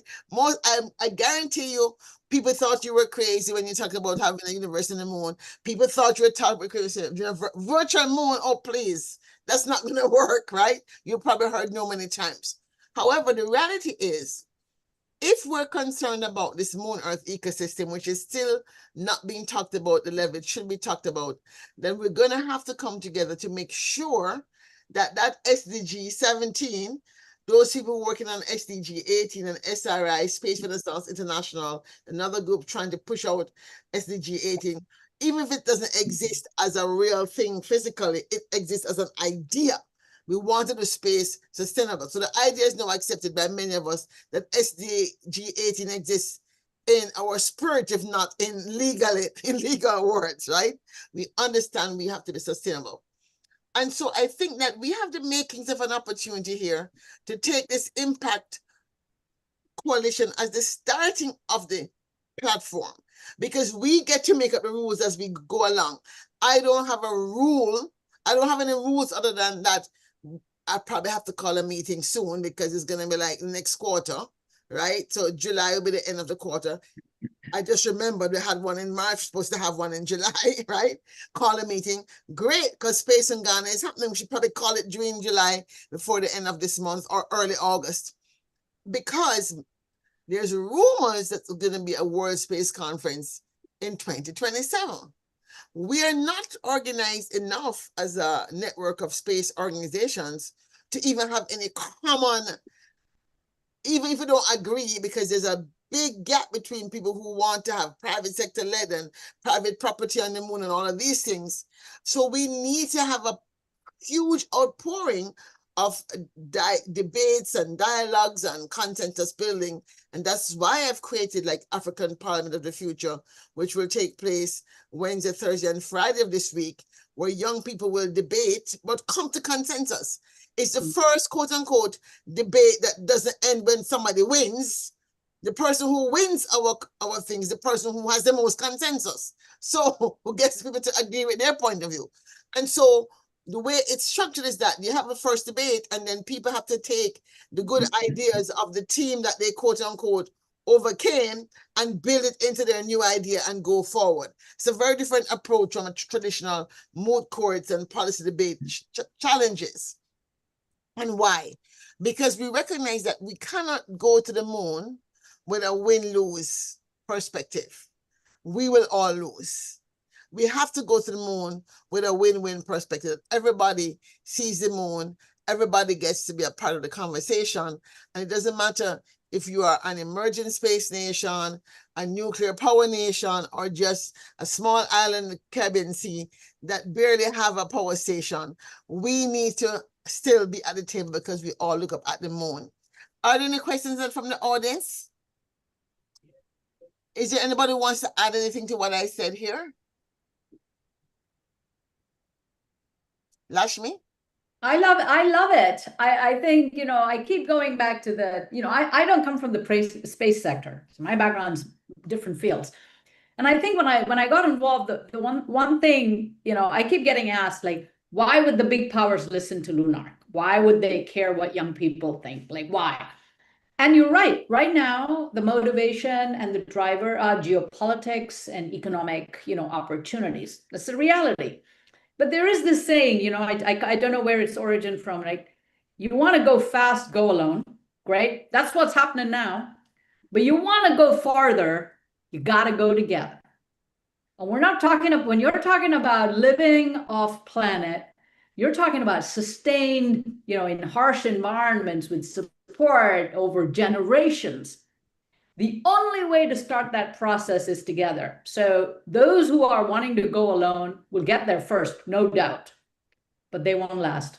And so that would be the invitation for them to actually join, the more together crowd. Yes. Anybody else has any comment, any questions from the audience? I would like just to add on what you said, Claire and Dr. Karan, is that I think it's very important that everybody is in the conversation right now, because we are in the stage of design what is going to be in the moon. And what has been happening on Earth is that when we have design systems, just one part of the population have been designed the system. And the other part that it hasn't been in the design process has been discriminated or has been faced challenges. And it's a very important example, gender equality. Many of the things, if we put the case in space, for example, the space suite, women couldn't go to space in the mission 2 years ago because the spacesuit was designed for men. If we, right now, we don't hear everybody, it's going to happen something similar on the moon. We need to hear everybody and to design a system that includes everybody. Yes. Can I just add to that? I love that you brought that up, Carla. I thank you for bringing that in. I just want to say one way to think about inclusion, radical inclusion, right, is go to where the expertise is. So we are planning a lab in early next year where we're going to be inviting young people to design a lunar habitat. Now, who are these young people? These are people who use augmented assisted communication tools. If young people with, they're nonverbal autistic or have cerebral palsy, or, why? Because they are the experts in understanding how do you navigate a hostile world. We think Earth is our home, it's a convenient place. It is not for a lot of people who have to navigate this system. So by inviting them, and they actually are able to communicate using these tools, very sophisticated concepts, inviting them to actually design what an inclusive lunar habitat would look really would open up for all of our benefit on how do we navigate hostile systems. So again, the invitation is not, I think oftentimes people kind of say DEI, and in some parts of the world, that's not a great word right now. The point is not that. The point is expertise around various parts of a civilization lie with the different groups. So if you want to build a habitat in a hostile environment, it's better to ask someone who's navigating that reality now than someone who's not experienced anything hostile in their living environment. Like that, I think is a great invitation pathway to even include people who may not, who may dismiss inclusive activities as DEI, to say there's actually a long-term value in how you think about designing when you broaden participation. And somebody asked a question in the chat, which you kind of started to answer, which is focusing on the design aspect. Are you exploring students leading the development of use cases for the moon? And so the habitat is obviously a case in terms of how are we going to actually live on the moon. And certainly in our small analog mission last year, we learned a lot about how we can do something with very little funding. But the speaker has asked the question as, are you doing that right now for use cases for the moon? Now you talked about I think Manny talked about something being on the moon as tourist destination, which is very interesting because great minds do think alike. We have our design for Lunaria is about basically having a habitat that has at least 150 people in the first instance, and that's that number there for a real reason. And part of the work in Lunaria, certainly the first, I would say, decade, would be to have people come up to experience the moon. And there's some people who are resident there. And one of the things that I decided more recently, that the more I thought about it and the more I think about even now today, that we really have to get cracking on this together, is that we really need to start thinking through this idea of having an observatory on the moon. We need to have an observatory on the moon because the reality is that nobody knows what the impact of all this back and forth thing is going to be. We don't have the data that says what will happen to our upper atmosphere if we have rockets going back and forth. I think somebody said they have some electric thing that they're building, electric propulsion, which would be fantastic if someone really reduces the amount of carbon that we put off in our going back and forth. And so when I raised this question once to somebody who should know better about how we're doing waste management and stuff, the response I got was very frightening. It's like, well, there's so much space out there. One little piece of junk or one little piece of plastic is not going to make a difference. And I said to myself, oh, this is why I have to be in the room. I cannot give up, because that's what we said about plastic 50 years ago. And now the plastic is in our bodies. It's affecting our health as humans. But it's a very different thing when we talk about the Earth-Moon ecosystem. We are beginning to reach out to scientists who are beginning to study the upper atmosphere differently. And they're saying they're beginning to have concerns that there's not enough support going into the data gathering of the impact on these carbons that's impacting the upper stratosphere and all the different professional titles of what the Earth. We have a very unique covering that keeps us safe. And the moon is a part of that. If the moon doesn't exist, we don't exist.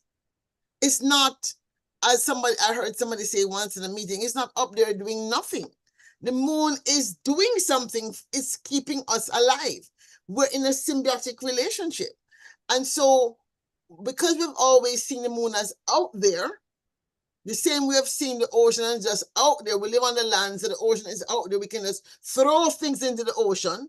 We have basically almost destroyed so many life forms in an ocean that still remains vastly unknown. Hence why outer space and ocean space are twinned. And I think we really have to, as citizen scientists, identify those of us in our community who are beginning to put that together and have them be part of our ecosystem, as you say, right?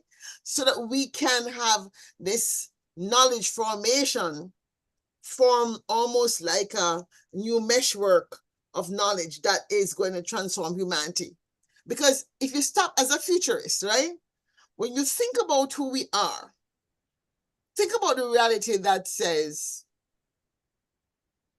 what we co-imagine is what eventually comes into being, right? Now, most of us, if not all of us, our vision of the future is informed by Hollywood blockbuster movies. Think about that. Star Trek, we grew up with Star Trek, some of us, and we got interested in space. Oh my God, Captain Kirk, Lieutenant Uhuru, Spock, the first alien we knew, the Vulcan, that wasn't quite human because he didn't have as much emotions, right? And Star Trek was wonderful because it's all about peace and harmony. And if we think about Star Trek today, we can think about what that did for us in terms of helping us to internalize a future possibility that we didn't think was possible, because really, I think we had only barely landed on the moon. Nobody was thinking about this, going to the moon to live. But in the back of our consciousness, we had this idea of us being in space, maybe by the year 5000, right? Certainly we wouldn't be around. Then came Star Wars. Poof! And almost every movie about the future since then has been about a war. Sorry that interrupt you, Claire, but your point is so important. Because engineering is going to put us on the moon, but the quality of the people is what we keep us in peace also. This reminds me what Columbus did in the 16th century when he was exploring a new world, and he arrived in the new world. But what happened? They destroyed ancient civilizations, another life. We don't know what are going to impact, what kind of life are in the space. So the engineering is great, but the quality of the people that we are going to put on the moon is very important. And all your explanation reminds me that. Thank you so much. So we're about to wrap up and come to the end of this conversation. And I'd like to give each of you an opportunity to say some closing thoughts that have come up as a result of this conversation. We're Futures Organization, is a Space Futures Forum. And so I want you to think about the future that you want to create. And I'm going to make it a near future because we're going to be very practical, right? So we know that Artemis is going to launch soon, right? We know that by hope, if not next year, the year after, we're going to have, possibly a space dialogue. We know that, there is not exactly harmony. We have increasing militarization of space. We have increasing devolution of the multilateral complex in some ways. So multilateralism is going through a rocky period. So it's up to us, the people, to keep that vision going forward. So as you think about this future, I want you to share with us some final thoughts about where does your organization see itself, let's say by 2030, only 4 years from now, in this ecosystem that we're trying to create that will allow us to make sure that there is indeed peaceful use of outer space. What can you continue to pioneer to ensure that that does happen? Who wants to go first? I'll start. Well, Manuel, were you going to say something? No, go ahead. You're first. Yeah. So Lunark sees itself as, we are in this luxury position of not asking anyone any permission to do what we want to do. And so our singular focus is there is a lot of engineering and there is zero imagination. And engineering without imagination is a dead end. So we're focusing on just two things: radical imagination and radical inclusion. That is all we're going to do. Every snippet I told you, we just ran a space governance lab in Cairo with pre-K students, 3 and 4-year-olds designed the policy because they are the experts of imagination. No adult over 10 can imagine a new world better than a 3-year-old. So for Lunark, the way we see it is we will stay focused on what we do, which is pushing the envelope and opening more of these channels where radical imagination can flow in. So we don't default to, is this a capitalist model or a socialist model, but actually have the growth of imagination to think of 10, 20, 40 different models for a new world. That's really would be our focus and our offering to the growing ecosystem. Thank you. Manuel? Yes, again, agree wholeheartedly with everything said. I think for Virtual Moon, our focus is really in democratizing space. And we see two ways of doing that on the ongoing initiatives that we already have activated and that are happening around the world is one way of doing that. Reaching out, making sure that we reach everyone that we can, and making sure that we invite everybody to participate. But also in our vision, we see space as accessible to all. Like if you want to go to the moon, you will not have to study for years and train for years to learn how to survive emergency situations and how to operate equipment. I've said many times that I've always wanted to go to space, but I really never wanted to be an astronaut. I don't want to go to space to work. I want to go to space to enjoy the experience of space, to experience the overview effect, to experience 1/6 gravity. And I think in the future, I think 2045 is a perfectly reasonable target. That's the kind of future we're going to have. And that's why Saline is a resort city. A couple of reasons. One of them, again, is because of this democratization effort. And by the way, just to go back to a couple of points that were made before about how humans create pollution and so on. Selene and the whole virtual moon is not just going to be a visual immersive simulation. It's going to be a digital twin, actual engineering simulation. So we want to prove the concept that Selene is possible. We can actually build a city for 5,000 people by the year 2045. And one of the aspects of that is that we have to make Selene a closed loop system. So there will be no waste. And once we develop those technologies, those are directly applicable to everything we do here on Earth. So it's going to benefit Earth that way. But another reason why you're actually not going to need people on the moon to do any work. If you look at Tesla and the robots they're building now, they're very sophisticated machines. They have near equal dexterity to human beings already, with the degrees of freedom of their very advanced hand design. So in 20 years from now, when there may be 3 or 4 new generations of the Optimus robot, it'll surpass human beings in its capability, in its dexterity, agility, speed, strength, everything the human being can do, a humanoid robot will be able to do. There'll be no reason to go to the moon to do any work. Why? But people will still want to go to experience being on the moon. Thank you so much. Carla.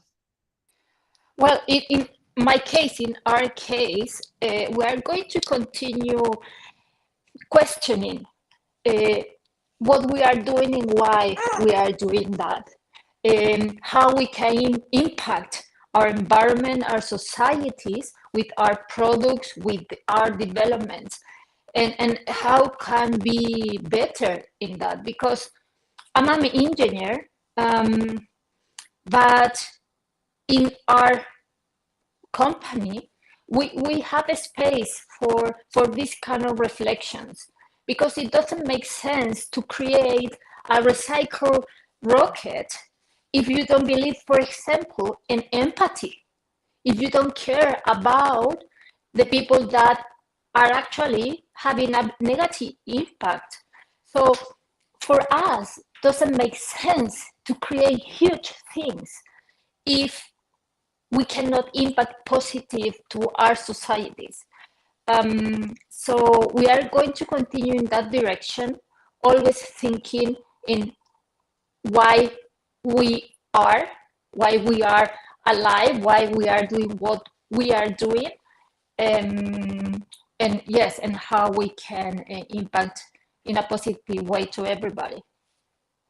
Well, I think that we have heard from the experts, the pioneers, and you're expert in pioneering, if nothing else, right?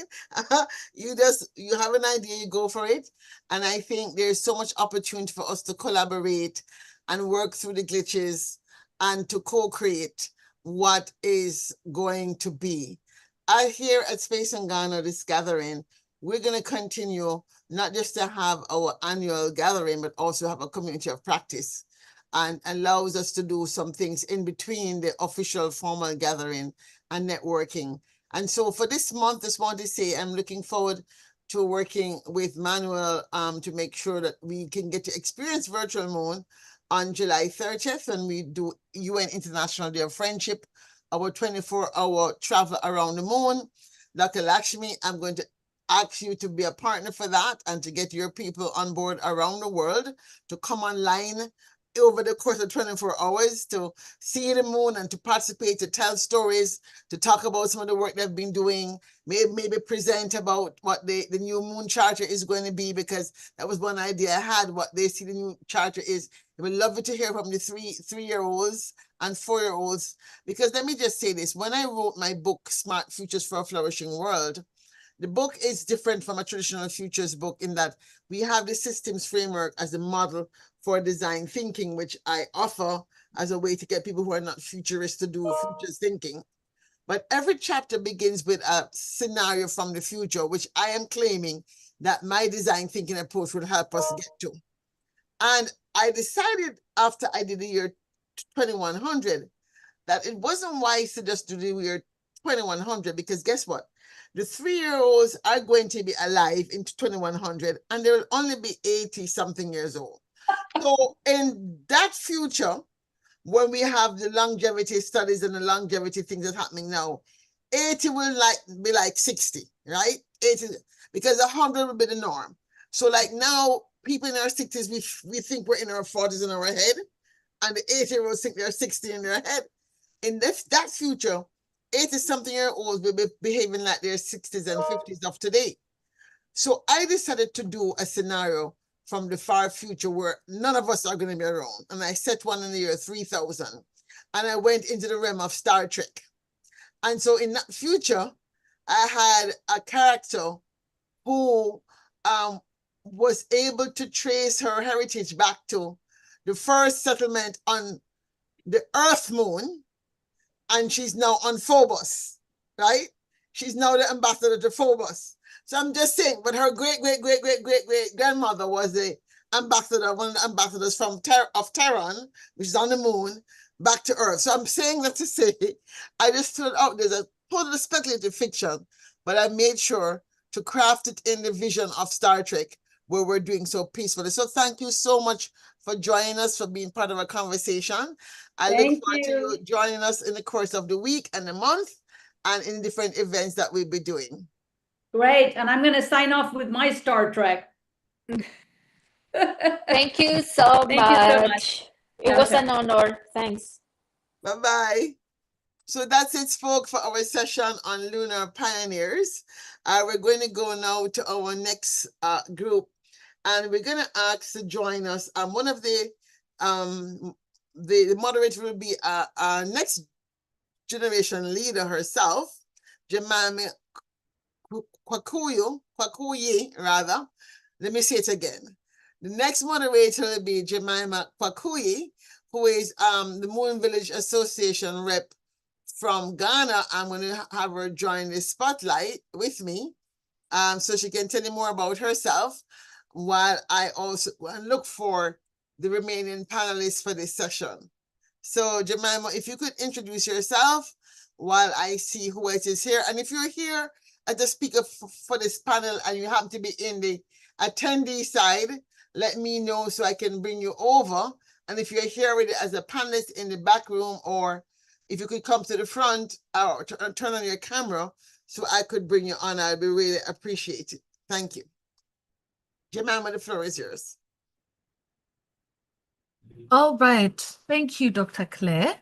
So as she said earlier, I'm Jemima Kokui, and I'll be the moderator for this session.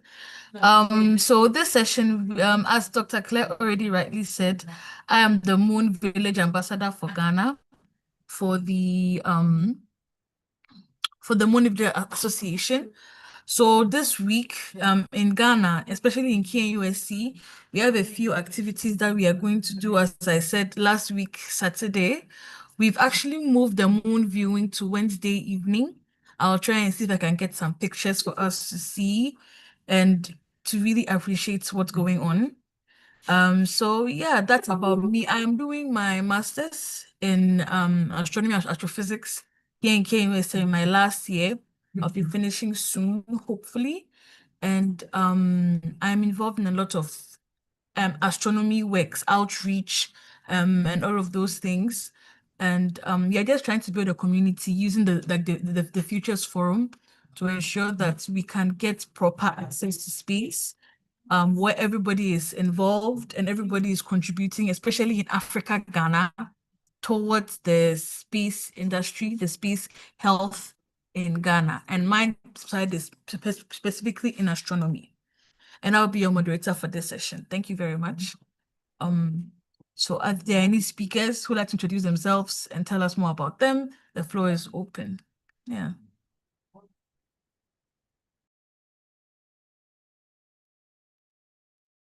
Hi everyone, am I audible?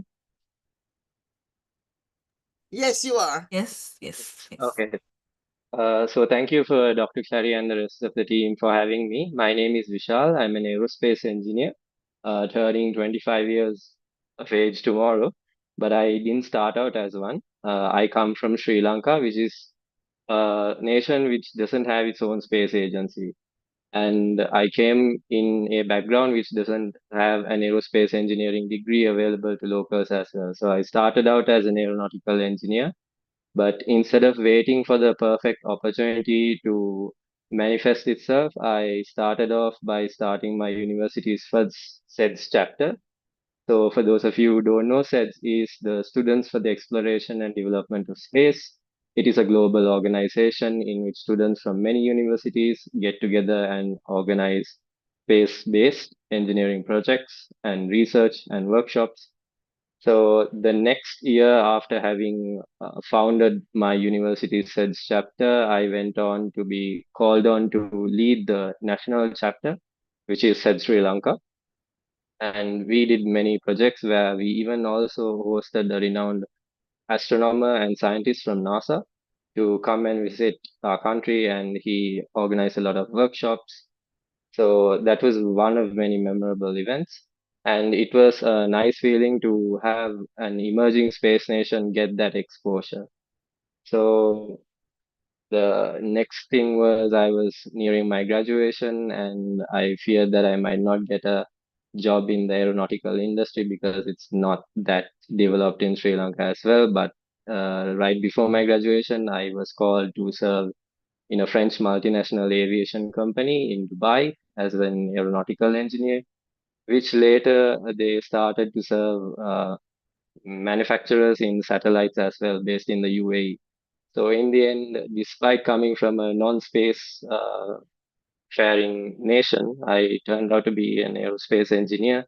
And I think the leadership qualities that I built and the opportunities we created for students back in Sri Lanka really helped me advance my career as an aerospace engineer. And I look forward to giving back to the community.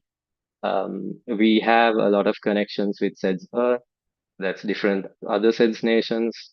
It includes around 30 other SEDS nations from USA, Canada, Australia, all the way to Nepal and even in Nigeria. So we want to make sure that all of us can get together and work more efficiently towards this next generation of the new space generation.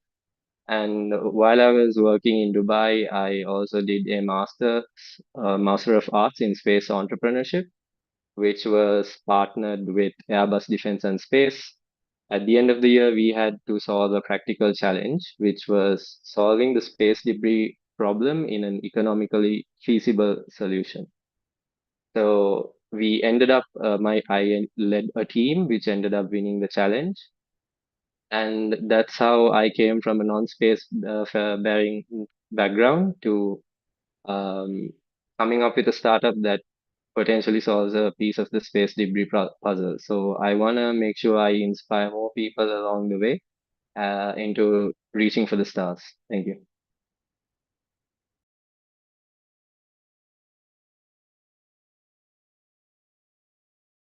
That is wonderful. Thank you very much. It's nice knowing that there are no, there's no bottleneck when we are entering astronomy, that anybody from anywhere can actually contribute. So who will be our next speaker, our next panelists? Just share with us how the Moon Association has helped you.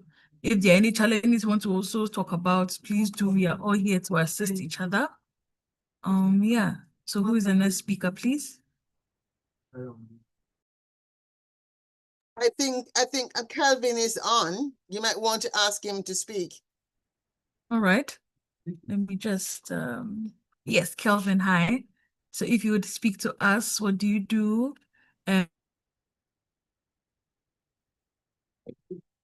Yes, my name is Kelvin Ogba Dafiago, the founder and director of the Ogba Educational Clinic. I'm the Moon Village Association coordinator for Nigeria. The OEC, which and I'm the director, is a STEM and AI-based clinic in the heart of the Niger Delta area of Nigeria. Our focus is on STEM and AI education to underserved people in Africa. This mission has taken me to all around Africa, from Morocco to South Africa to Ghana, to the UAE, and Taiwan. And most recently, I just returned from Kenya last year, and I'm planning a trip to attend the African Space Conference in Lometogo by month end. So what we do is that we try to make young people in Africa to invest in artificial intelligence, to learn AI skills and be able to develop themselves to become digital nomads so that they can earn foreign currency like their counterparts in Asia, especially the Indian model, which today is making more money from software than Saudi Arabia is making from oil. So for the Moon Village Association, it's exciting to get to start to talk about things about space education. Something you will know in Nigeria is that when we talk about space education, it's basically the children of Eli that can dare to aspire to become astronauts and learn about things like this. But what the Ogba Educational Clinic does is that we try to make the children of the very poor to come and learn almost for free at our center and get to hear about things like this. So when I go to Lome, I'll be talking to children, young people, about space, about AI, and about emerging technologies.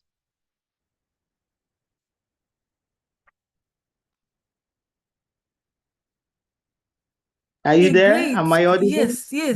Yes, you are audible. We heard everything. Yes, thank you very much, Kelvin. And if I want to ask a follow-up question, how do you do that actually in practice? Because I'm in Ghana and I'm actually interested in maybe any of the Ghanaians or any of the Africans would like to actually contribute or join you or do more. So what do you do exactly? So it's simple. You know, the challenges in Nigeria are similar to that of Ghana and most parts of Africa. Our people are poor, the infrastructure is not there. Learning these skills is capital intensive. Like in Nigeria, it's basically for children of airlines in the big cities like Lagos, Abuja, and Port Harcourt. So what we do is that we leverage on the internet. We're fortunate to have good sponsors and partners from the US who have been very supportive for us over the years. So what we do is that We created the Artificial Intelligence Hub, an arm of the Ogba Educational Clinic, where that is dedicated to STEM and AI decentralization. By that, we mean we could get someone like Dr. Claire to speak to the student on a Saturday. We provide them with laptop because they cannot buy laptop. You know, a good laptop costs so much now. These children cannot. And also electricity is epileptic, especially in my country. And again, there are challenges of these children. The parents want them to go and join them in doing some hustling jobs so that they can earn some money for them to eat. So telling them that they should not go out on a Saturday, they should rather be in a place where they learn. It's difficult because the parents think, what are they gaining? Even when you are making so much provision, like us, we feed them, we clothe them, we give them internet, we give them tutors and all that. And there are devices they bring all over the world for these trainings. But you still see the parents not being comfortable because they are expecting that they would bring some money at home to offset some bills. Our focus basically is to discourage internet scam and internet betting by providing credible alternative for them to earn money legitimately. My experience has taught me that there is more to gain in doing business with the Americans or the white man than actually trying to scam them. I often tell them that fraudsters are the most stupid people here in Africa, and they're just denting our image to get support. There are a lot of people who are not doing as much as we are doing in India and some other part of the world, but are getting all the support they need. So we face a lot of challenges. Take, for instance, even bureaucratic challenges, financial challenges. Till now, I cannot access funds directly from America. I have to go through a proxy. A very good foundation that supports me has to receive money and send to me. If I have to follow the normal banking route, it will be so tedious and difficult. So these things kill startups. So yes, we have been doing a lot. I was in Ghana in 2019, and I was privileged to visit one or two hubs where I talked about this wonderful AI to the people. It will shock you that in Africa, we look at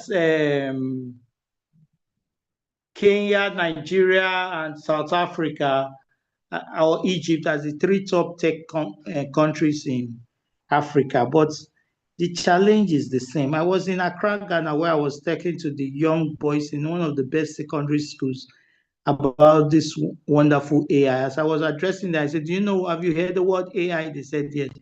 What does AI mean? None of them could explain to me. So there's a great disconnect. A few capitalists with a lot of money doing some wonderful things, but it doesn't trickle down to the people. So the goal of the OEC is to see how do we bring this technology down to the people so that they will be able to live a good life. Thank you, Kelvin. Thank you so much.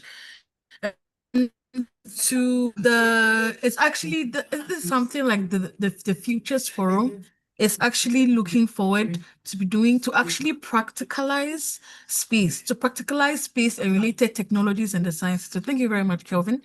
And Vishal and Kelvin, if you could also post some links in the chats that any of us could go through and then visit your work anyway, that would also be very helpful to us.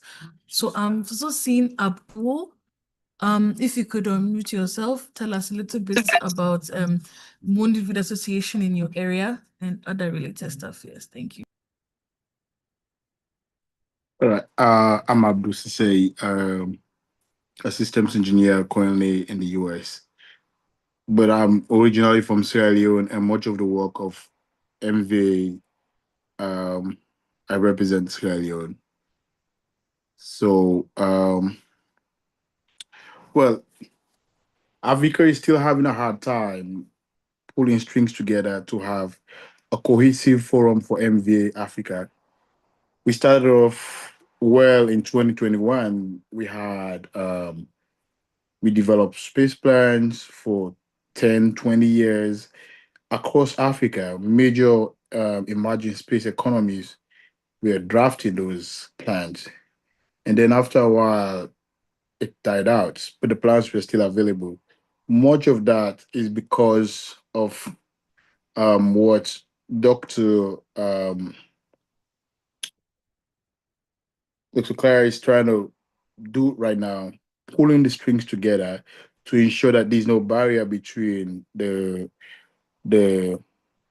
chairs and then the general membership of MBA Africa. So what do? We wanted to create, for our end in Sierra Leone, we wanted to create awareness of the function of the moon to Earth.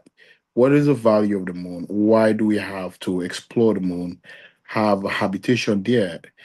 And what is the relevance of space and the technologies around space? When you have a poor economy, much of the time people don't care about space.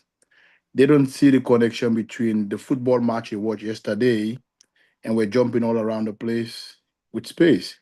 They don't see how navigation works with space or telehealth works with space.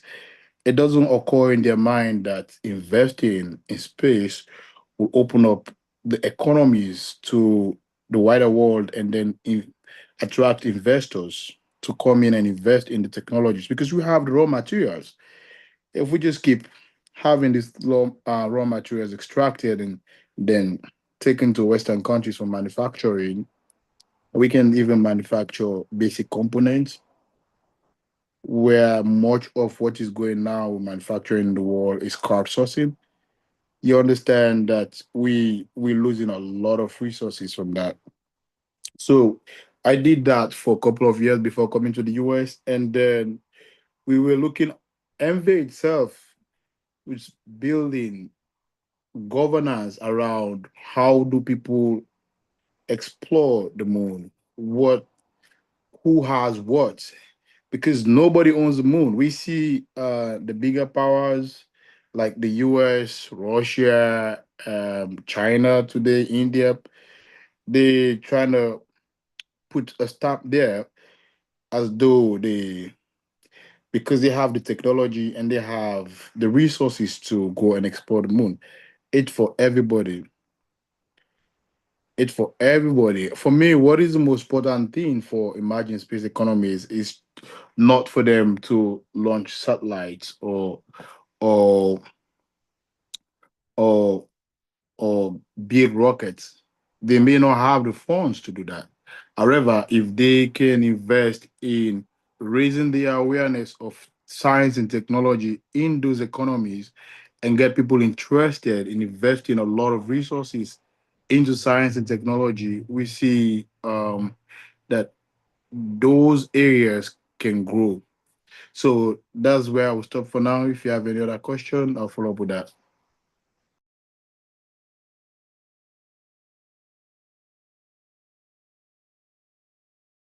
I have a question.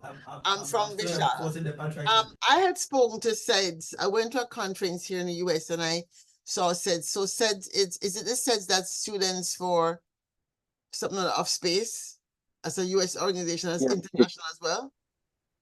Yes, so it stands for Students for the Exploration and Development of Space. Right. It was founded in the US Right.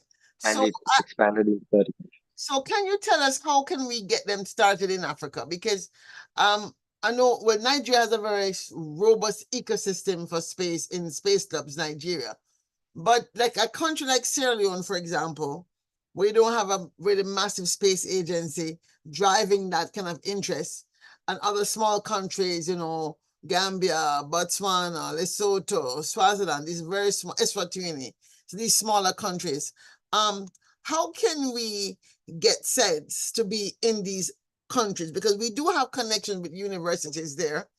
And that might be a way of getting the movement started, right? We're talking in this panel about getting young people, getting students engaged, developing that ecosystem. And one of the things that came out of the conference I did in Nigeria last year is this idea of having this WhatsApp group. Because I was not going to do a WhatsApp group. And then they said, Dr. Claire, you have to do a WhatsApp group. I'm like, okay. And so I did a WhatsApp group. So what happened was, because they've kind of forced me to do it, next thing you know, they're texting me, so Dr. Claire, what we're going to do is so and so and so. I ended up having this whole virtual analog exercise that we attempted to do. And as we heard earlier, in space, we don't talk about failures, right? But let's say We didn't quite achieve what we set out to achieve, but we achieved something.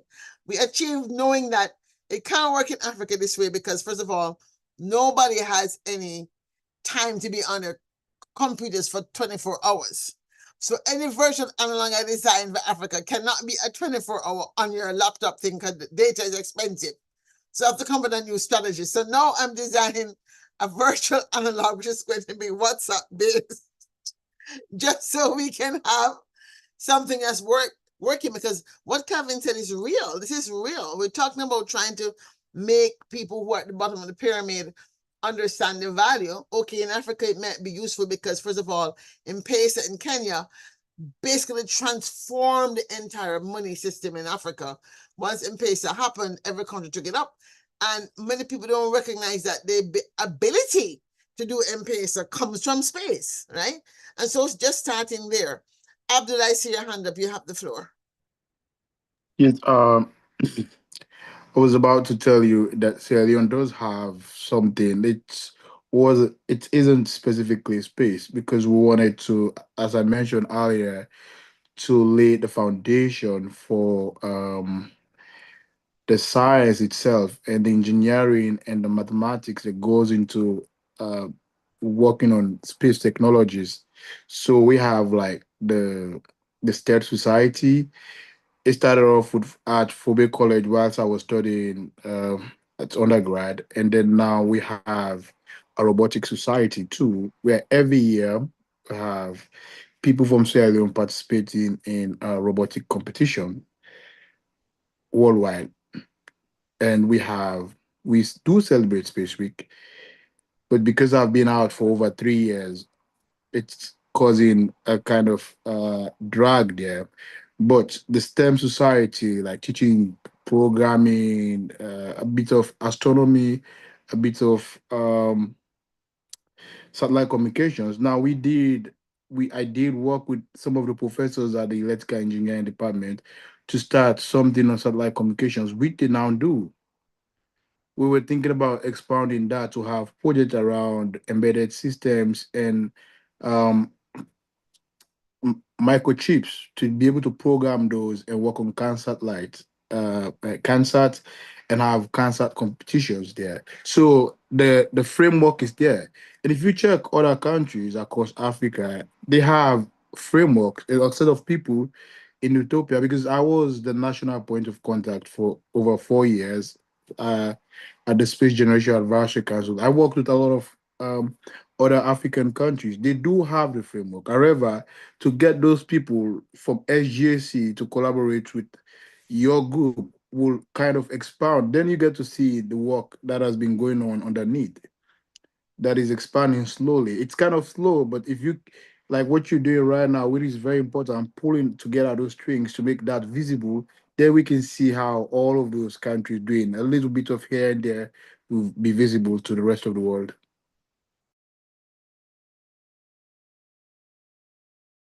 The issue definitely is how we do these partnerships, because it's critical that we make that leap of imagination and really identify the people who are emotionally and spiritually ready for partnership. Not everybody is, right? The reality is this. And so I'm happy that Vishal from Sri Lanka is here, because I find that we're not properly, let's say, using our South-South cooperation opportunities the way we could be. And I am intentional about trying to get us started in that sphere, because we need to find new ways of being in the world. We need to find new ways of making what we have work. I hate when I go somewhere and I hear, oh, we don't have any money. That's the first question. None of us have money, okay? It's all relative. But everybody has an asset of some kind. The first asset you have is time, right? And so I want to ask Vishal to kind of weigh in from the point of view of a student in Sri Lanka and SEDS. How might he be able to have someone like you, Abdul, who is trying to now get students who are there in Sierra Leone. You are not there, but they're still trying to do stuff to partner with a group like SEDS, which has a very particular structure and access to more resources, because they'll be partnering with universities in the US in this case to get involved. So Vishal, the floor is yours. Yes, Dr. Clary, I like the fact that you mentioned that, because now if there's a problem that said Sri Lanka has been able to solve, and that says Nairobi or says Nigeria is facing, then we should be able to exchange that information freely between us so that we can solve it easily. Where you don't have says Nigeria reinventing the wheel, trying to do everything from scratch, right? So, like you always mention the word Ubuntu. We are because I am. And unity should be our greatest strength. We should be able to cooperate and solve more problems efficiently so that we progress further in the long run. So what I would advise says Africa. I mean, if SEDS has more, if Africa has more SEDS nations that are willing to have SEDS chapters, is to find talent that has a passion burning inside of them that wants to take the lead in this case. And I would like to help serve as an advice and let you know how you can progress, how you can get started, and we can move forward in that direction. Because the first thing is, if you can contact universities, which you said you can already do, then we need to find representatives in each university, and then together with them form a global framework. Sorry, I mean a national framework, which we can then connect with the other global chapters.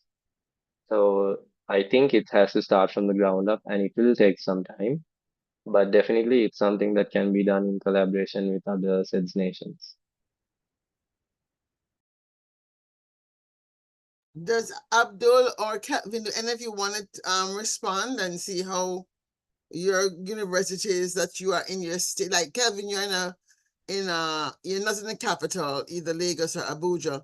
Universities in your state, for example, how might they partner with you and something like Vishal to do a SEDS in one of those places? Or Abdul? Yeah, I currently still keep in touch with my professors back home. Um, Sometimes reviewing project. That would be an awesome opportunity for engineering students and but a bunch of other physics students who do participate in short projects. I don't know how we can enhance that to be able to make it um, to bring that dream into reality. We have to like contact them right after the meeting and then see how we can get a professor from my university. Well, I think it always starts with students because Correct. it's student driven. And then Correct. if the university requires that there is a if the university requires that there is a professor that's gonna quote unquote supervise the club, then they would find a professor. But it's always best to start this when a student is excited. So as somebody who's still a student yourself or just finished school, you may have access to student alumni that could probably reach back into the class that they were just in, or graduate students. So I would think students would be the way to start, right? Right, Michelle? It's student driven. Yes, it has to be student driven because the next generation leaders have to be the students.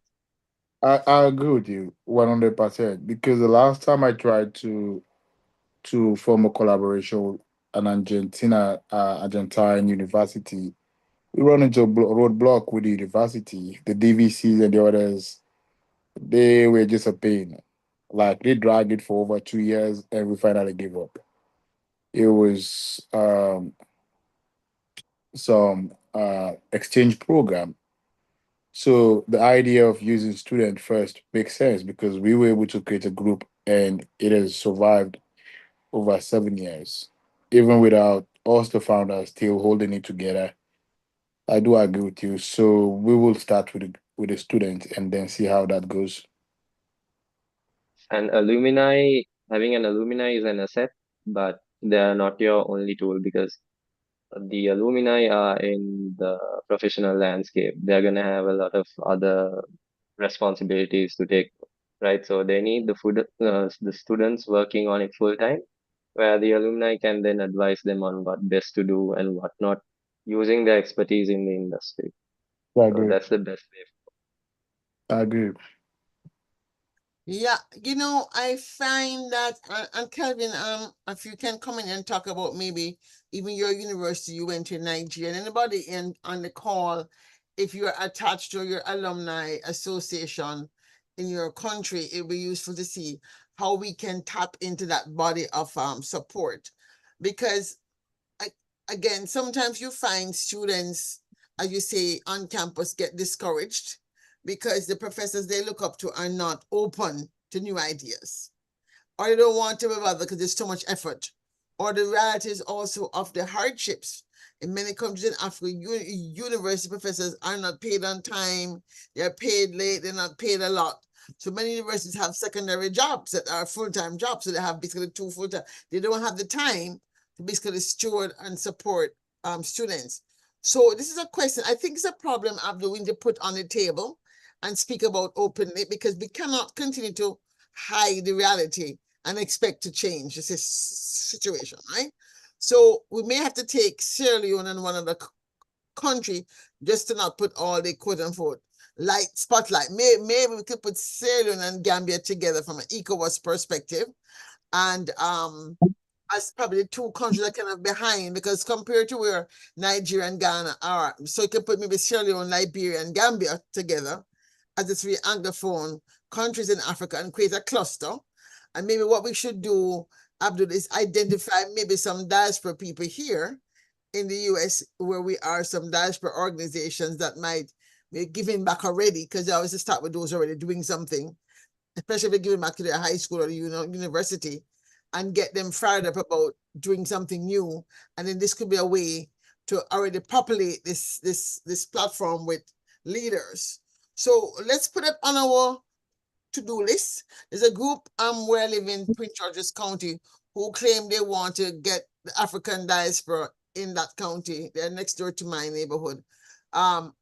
Involved. I went to speak to them in May, and I told them I'm coming back with some more specific requests. So I think we have an opportunity to get them to call a meeting and say, hey, if you have people from Liberia, Gambia, and Sierra Leone in particular, we want you to participate in a STEM education outreach and see if we can't then find a way to package this and design something. That could be a good outcome of this particular meeting today. Because if we do these small things that's in our power to do, we talked about proximity earlier. We can only do that, we have the asset. So the asset I have is the phone number of a gentleman that says he wants to bring Africans together in Maryland to give back to Africa. Okay, fine. So he doesn't know about space. I can call him and say, hey, here's a challenge. Can you help us fix it? I think that would be a good outcome. So Calvin, I see you on mic. Do you have something you'd like to add to this conversation around alumni, yourself as an alumni for university? How are you partnering with your university? Okay, Joseph was recently introduced to the MV. So I'm working out something with him because Joseph is in the university, the Federal University of Petroleum Resources near us. So we're thinking of setting up a club with Joseph leading it. I think that's our best bet for now. Again, our activities are being seen by space hipsters and space organizations on Facebook. So we look towards supporting Joseph and hoping to get other sponsors to make activities about space technology become relevant. Well, the good thing is that you already have a club structure anyway. You yourself have your own AI organization, and AI in space is going to be a huge thing. In fact, we're talking about that on Wednesday. We have a couple of experts. We have Dr. Cheyenne Powell, who has designed some new software and explainable AI and its implications for satellite systems. I'm really hoping that we can get her engaged. She's Jamaican, and her technology that she's innovated or designed, I'm sure she's a patent on it. I think she's trying to file that now. But I think it's somebody certainly that African satellite developers ought to be talking to someone like her. And we also need to be thinking about how do we actually do the training. We're also going to have people talking about cybersecurity. And so you don't have to be in an aerospace engineering department to be part of a space club in a university. And we have to make that very clear as well, because sometimes I think the non-space engineering students feel like it's not for them. And so we have to think about how do we let them understand that when you talk about building for space, it's electrical, it's mechanical, it's material chemistry, it's material science, which is chemistry. It is manufacturing, it is energy, it is so many different pieces. And so what these clubs can do is really help to model transdisciplinary engineering. One of the questions I want to ask any of you, though, and before we wrap up, and we wrap up in a couple of minutes, is are any of you doing any work around digital twins or gaming in your clubs? From the side of SEDS, as far as I'm aware of it, we are not. Yeah. What about you, Abdul? Are you using either gaming or digital twins? Because gaming, we heard about Virtual Moon earlier, and so gaming is a way to attract young people. Are you using either gaming or digital twins in your work? We've done simulations before. We partnered with Open Cosmos in 2021 to train a couple of students on space mission design. And we had certifications for that before SJC did that for the whole Africa. And we did a lot of simulations on, like you mentioned, the supply chain that goes into having all of the materials, even down to launching the satellites into orbit, and then the management, the full life cycle of the whole satellite thing. And we still do have gaming, if you call it that way, for robotics competition, where they get to bring the robots every year in Freetown, the capital of Sierra Leone, and then compete. I was a judge for a couple of years, and I became a judge here too for IEEE and my final year at grad school. So we do have that. So, Max, your Dr. question. Perry, sorry. Because this is important. You already did it, but here's the challenge we're facing. We don't have a repository of what has been done. So we're all starting from scratch. So one of the things in Space Ungana we talked about last when I was in Nigeria is the need to have this virtual Africa University. Like now, we just saw that International Space University just closed its doors. So many Africans who went there to do space, do their master's degree, that's no longer an opportunity. So I think we really have to figure out a way to use the technology of digital platforms to do something different.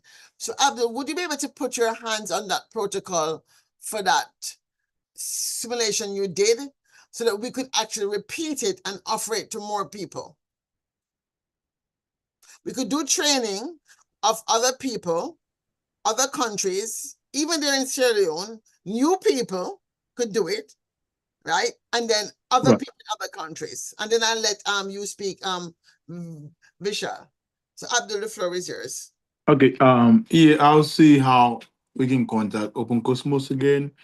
Yes. There was another company that I did partner with for moon simulations. So we have virtual reality where people can go to the far end of the moon and explore those zones. I forgot about that guy. It was almost 2 years ago. I have to contact him again. He was just on. He was just on, and he's trying to find ambassadors in Africa.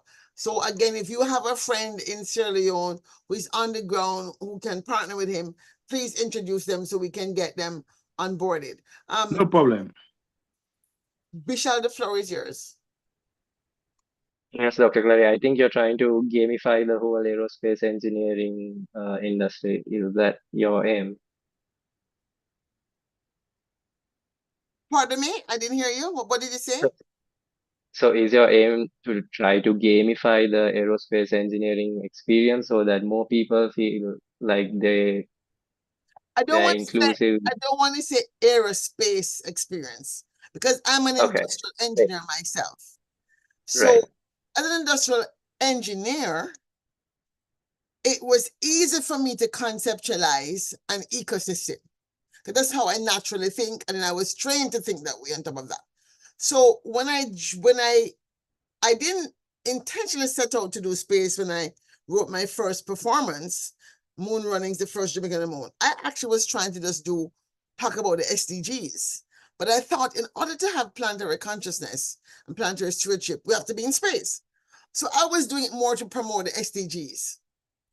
And then when I discovered that there was a plan afoot to privatize space, I thought, well, why should one company or two companies control all of humanity for the rest of the future of humanity? Let me jump in. So that's kind of when I jumped in, and I thought, well, I'm an aerospace engineer. I can't build a rocket, I can't build a satellite, but what can I do? I said, but I can build an ecosystem. Because most people are not trained to think, and first of all, most people who think like systems engineers the way I think, we're told that we are disorganized and we're all over the place. We must focus on one thing. So then you go into your mechanical or electrical or your business or whatever, and you're just told to stay focused.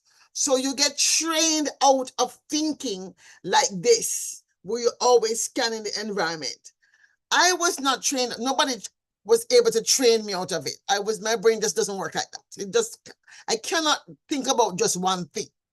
I see everything at the same time, which is also a challenge. How do you structure a brain that is able to see the connections, 2, 3, third order connections, which most people don't see? And a good friend of mine once told me when I was getting very irritated and angry that I need to understand that that's not the way everybody thinks. So now I realize, okay, but if I can at least organize people that may not think that way, and what the speaker said earlier about proximity, and put them into proximity with someone that they can see what that person is saying, I can piece by piece build the ecosystem that certainly Africa and the rest of the global South needs in order to come together. When you look at the UN South-South office in New York, for example, and I've called them many times to harass them. They're not taking me on, but that's okay. One day I'll just walk up in there, right? When I'm in the mood, right? But the fact is they're not seeing space as the domain for cultivating South-South cooperation, which to me is a big fault or flaw. Why? If we're talking about healthcare in the future, if we're talking about improving agriculture, we have enough countries doing different things, enough FAO is funding this, UNDP is funding this, and the challenge of the alphabet soup of organizations, which because I worked in one of them, is that we're not connecting the dots in a way that creates the sustainability at the base. And so for me, work with young people like you, Vishal and Abdul, and getting to know you is a very important part of the strategy of getting this thing to work, because we see that USAID is no more. So the future we imagined was going to happen because USAID was going to fund A, B, C, D, E, and F. That future no longer exists. And there's a workshop I do called Future Shock Analysis, right?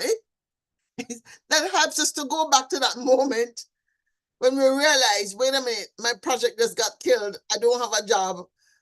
What are we going to do? That we have to take that energy of crisis and turn it into an opportunity.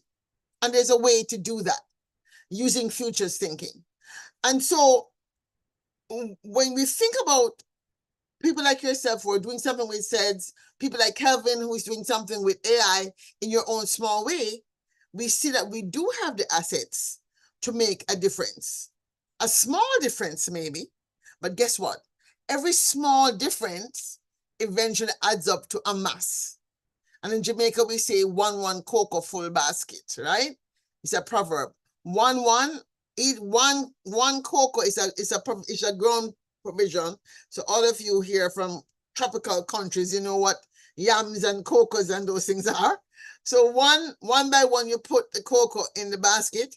Eventually you have a full basket of cocos, and each person comes and puts one. And so that is the theory of making Ubuntu practical. It's not enough to say, oh, I am because we are, and it's a nice thing to say, but it's not pulled down from the ether and make into practice.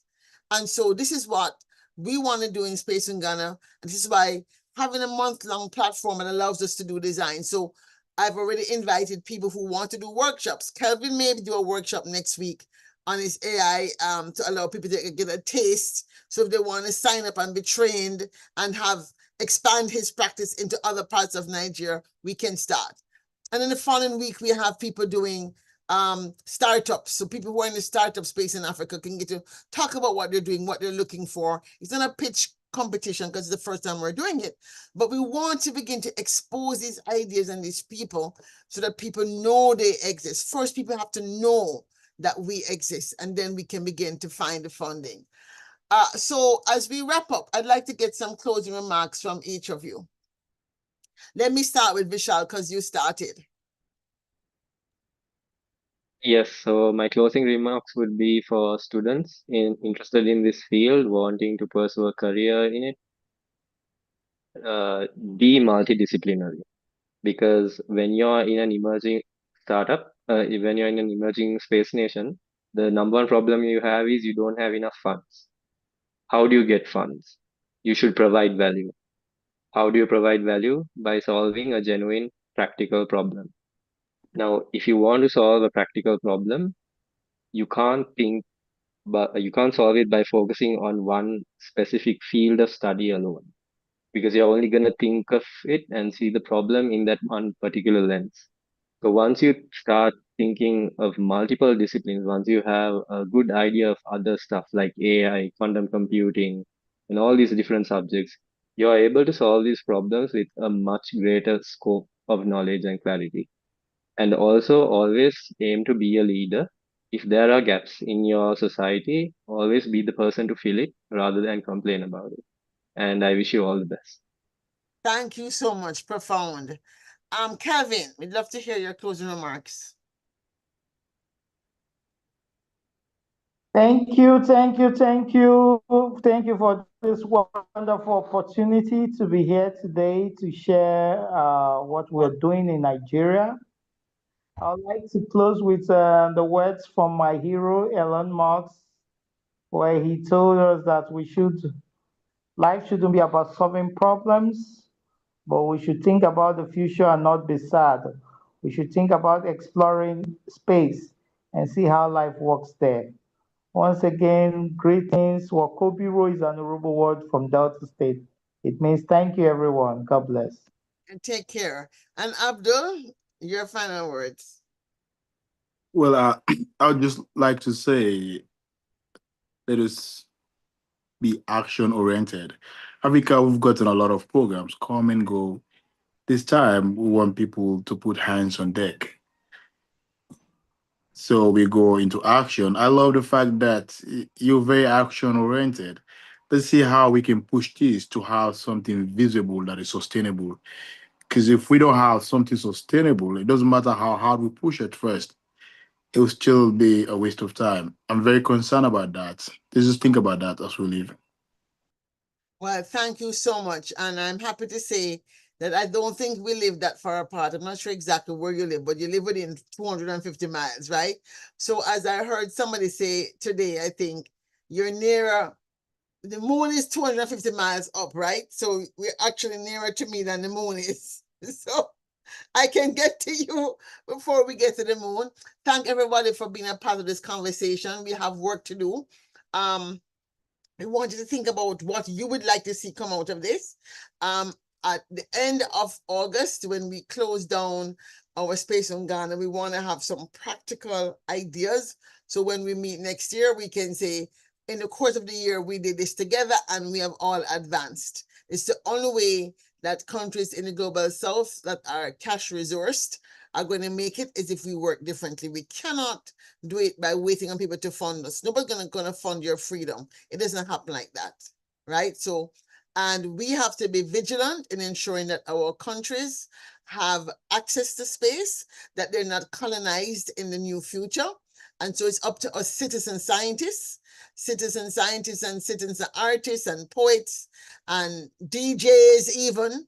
So if it is that you as trying to reach young people have to go and have a party, then you should have a space party between now and World Space Week. So on a real party, my party is going to be online, but you should have a real party with real people on the ground one night, a stargazing party or moon gazing party between now and World Space Week. And we can still put it up on the line as a International Moon Day event. And I'm asking you as ambassador to try to do that. Have a dance party, play my song Dancing on the Moon, videotape it, as well as you get some DJs who are followers. You train them to think about it. Buy them a beer first, right? Plug their head with this moon stuff. Give them the idea of drinking moon beer. And next thing you know, we have a whole new set of young people again in space thinking. Thank you, everyone. Our next set of panelists are here. And we're going to just take a break and turn the session over. Thank you, thank you, thank you. You're welcome. Have a good one. Yes, bye-bye. Bye. All right, that was a great conversation. We are wrapping up, or we're on to our last session. We have Director General Yeshurun from the Ethiopian Space Agency is back. We have Joel Singh that runs GEC UK. And we're going to have an armchair chat.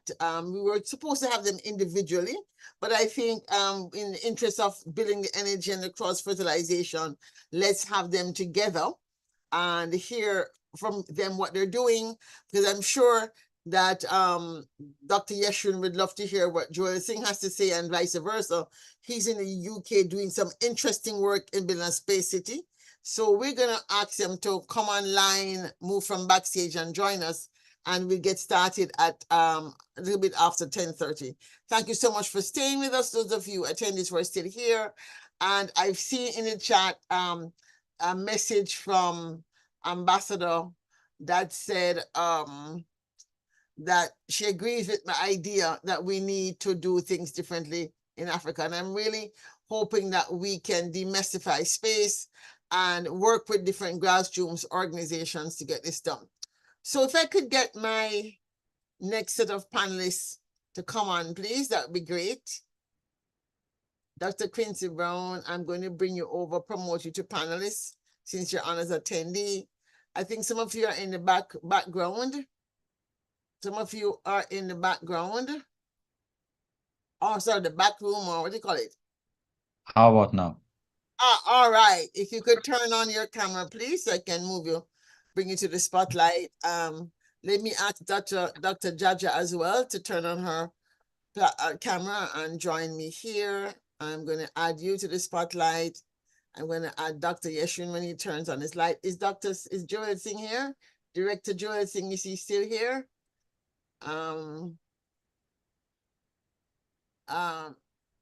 Joel Singh is still here. All right, Dr. Yeshurun, as soon as you turn on your camera, we'll have you on. Dr. Joel Singh, if you could come online and here he is. If you could turn on your camera. I'm not seeing your camera, Dr. Yeshurun. You are also not live. I mean, your camera says it's on, but it's not on. I think there's something not on. So let's start here with Dr. Joel Singh from GEC and Dr. Quincy Brown.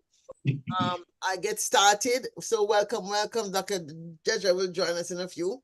I'm so excited to have you here. Allow me to introduce you in brief, and you can do more detail. So I met Dr. Quincy Brown in her days of being a White House advisor to the National Space Policy Council on Workforce Development. And I met Joel Singh last year online when he spoke. He's the director of GC UK. And I'm going to have you go first, Dr. Singh, talk a little bit about what you're doing at GCK. And let's see if we can get Dr. Yeshurun his camera on, and I see we have Ben Musa here, who's from Space in Africa. So Quinn, you first, give us some background on what you're doing at GC UK. Hello, everybody. My name is Joel Singh. I think just for the purposes of context, just a quick history on who GEC is. GEC is a British brand back from 1886. So this year we're celebrating 140 years. Strong with electronic engineering, and more what we refer to as electrification of Earth. So it made sense for us to play an active role within space technology and also take the lead in that. Our flagship project at the moment, which we announced in February this year, is the GEC Interplanetary Bridge. It's a project that comprises of 6 GEC space cities, which is space habitats that's built in outer space, more specifically in midway orbit between Earth and Mars. So I think that's, and obviously the project is run out of UK, London, and our global team includes a strategic strategy with Africa. Hence, when meeting Dr. Claire Nelson, it made a lot of sense for us to share our intentions with Space Ungana. So, yeah. We are very excited about it. I'm so sorry I didn't this year chance when I was in London last year. And let me just put out that I was in London last year, yes, because I didn't I didn't take home the trophy, but I sure believe I won a prize because I made the finalist list of the first UK Global Space Awards. I was feeling quite pleased with myself. Dr. Quincy Brown, tell us a little bit more about your work in space, especially your work when you were at the White House working on space policy. Yeah, so thank you for having me. I was the director of Space STEM and Workforce Policy on the National Space Council. And there, my role was to really think about the current and future workforce needs of the industry. And so this was thinking about it broadly.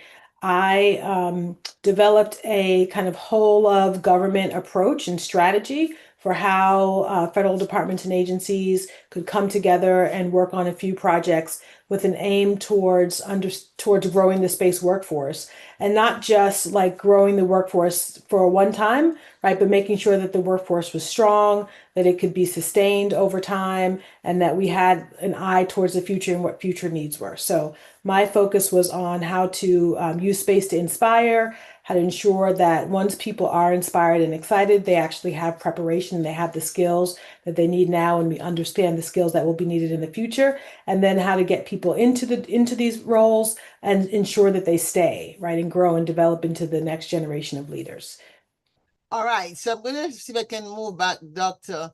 Yeshurun, and in the meantime, can I ask we have Ben Musa to say a couple words about what Space in Africa is doing, because Space in Africa is a pioneering organization. They, I think, did the first major conference in Africa, and to bring the different parties together. And certainly we're at the forefront of that big, fabulous event they had in Cairo to launch the Africa Space Agency. So what is Space in Africa working on now? What's the future in terms of what Space Africa sees itself doing as a company trying to also bring the new space economy to bear on the African continent? Space in Africa, let me give a few words about what we're doing with the Space in Africa. We are a consulting firm, let's say, and media firm as well. So part of our, let's say, services, we offer support for governments, for especially in Africa. We're talking about the African space agencies, African nation, to develop and implement their space program. And we actually focus on the market, on the African space market, by conducting studies, let's say, case studies, analysis on the market. So that's part what we do.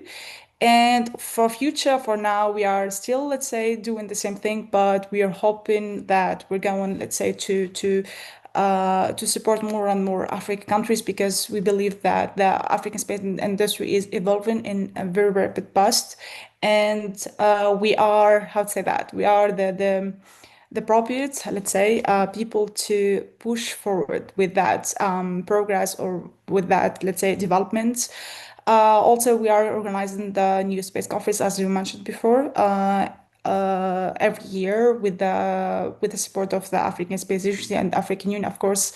Every year it's in some every year it's in different region. This year was in Gabon, but next year will be in Senegal, and hopefully we'll see you in Senegal. So yeah, that's the thing that we are trying like now to do, is to welcome you all to the next event within let's say Senegal, Dakar, inshallah. Thank you. And so our last person we have on is Dr. Yeshurun Ade, who is with the Deputy Director General at SSGI, which is the Space Science and Geospatial Institute in Ethiopia.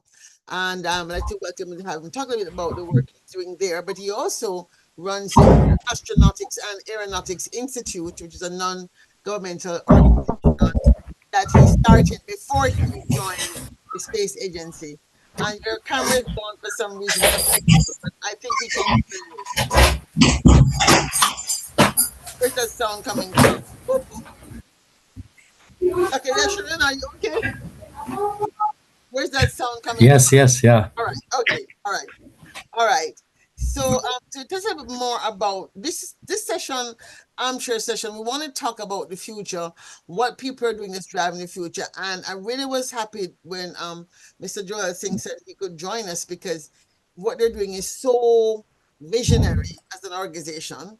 And we want to ensure that we identify ways in which we begin to prepare African institutions, especially, I'm an engineer, right? So I'm focused on engineering. And I should preface my remarks by saying I worked for 30 years in international development, and my work was project design and program development. And I did some of the toughest cooperation projects, right? Where people had to work together. So it's something I think I'm just used to working. So if you could talk about what the Ethiopian Space Agency, as well as what ACA is working, but I know you have a book out, so maybe we should start with your book. You have a book that you just published. Can you tell us about the book before we get into the other stuff? Okay, thank you very much. Sorry to miss the opening of this forum. I was very interested to join you early, but because of the inconvenience, I missed. But fortunately, I got you at the end of this session. I'm very happy to join you. Here in Ethiopia, we are working a lot to develop the space activities, especially to inspire the young generation.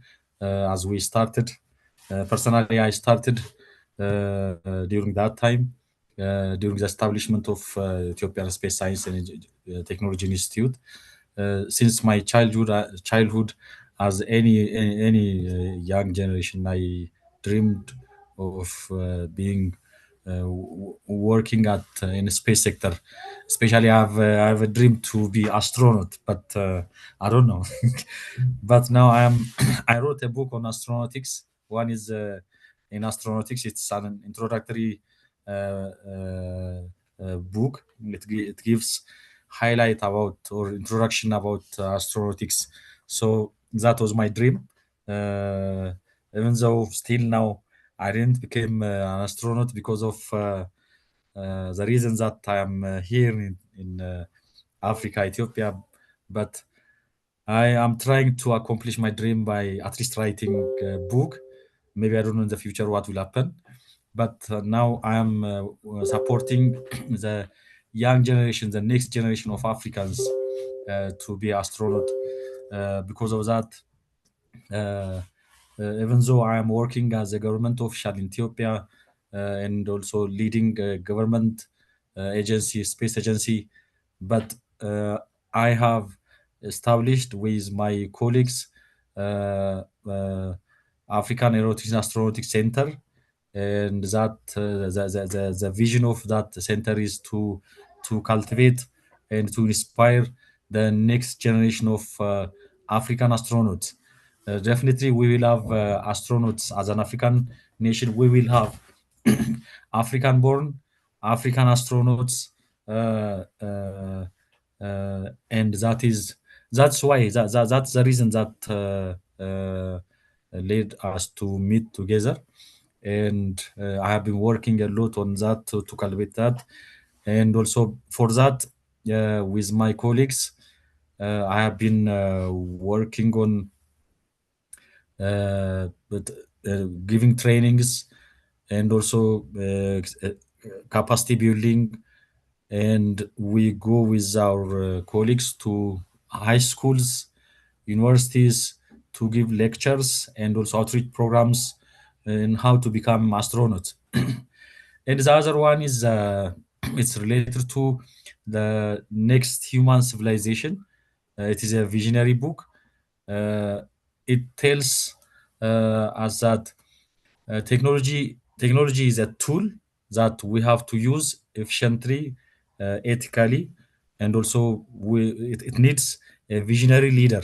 Without a leader, without a visionary leader, the technology by itself cannot make change.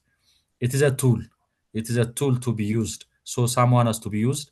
Someone has to be used ethically. Someone has to be used in knowledgeable manner.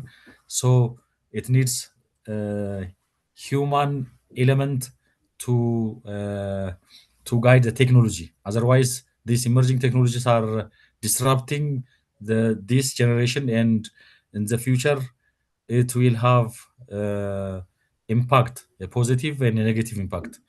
To optimize the positive impact and avoid the negative impact, human element is very important, and that is tied to the industry 5.0. In industry 4.0, there was a fear of replacing humans with robots and artificial agents, but the industry 5.0 is mainly focusing on the human elements. The technology has to satisfy the need of human being, and the technology has to serve the human being, the humanity.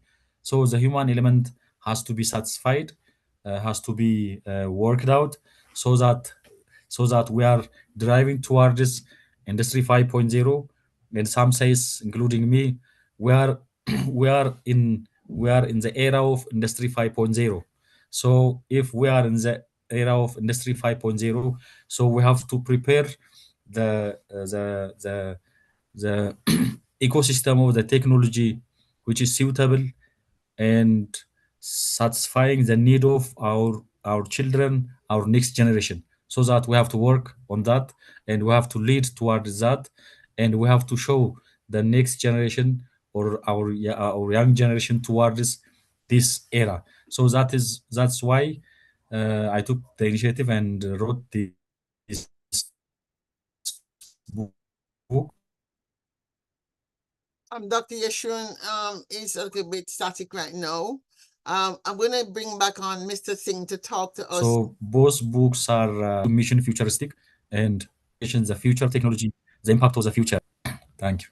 Yeah, thank you so much. You froze so well, but I'm going to bring Mr. Singh now to give us a picture, because I want to kind of anchor our conversation around the vision that GC had, because it's very specific and it's actually already launched. So all of us have an opportunity to plug in, and it gives us a way to, as I say, this is not just a talk shop for the sake of talking. It's a talk shop for the sake of figuring out what can we do together now. I know that many African countries don't have a lot of money, but I do believe, and this is why we did the analog astronaut camp last year in Kenya, that we need to build a series of analog research centers across Africa. And so that is what I'm driving. So, Mr. Singh, you talk us a little more what GEC's pillars are, and how do you see us playing a role in that process?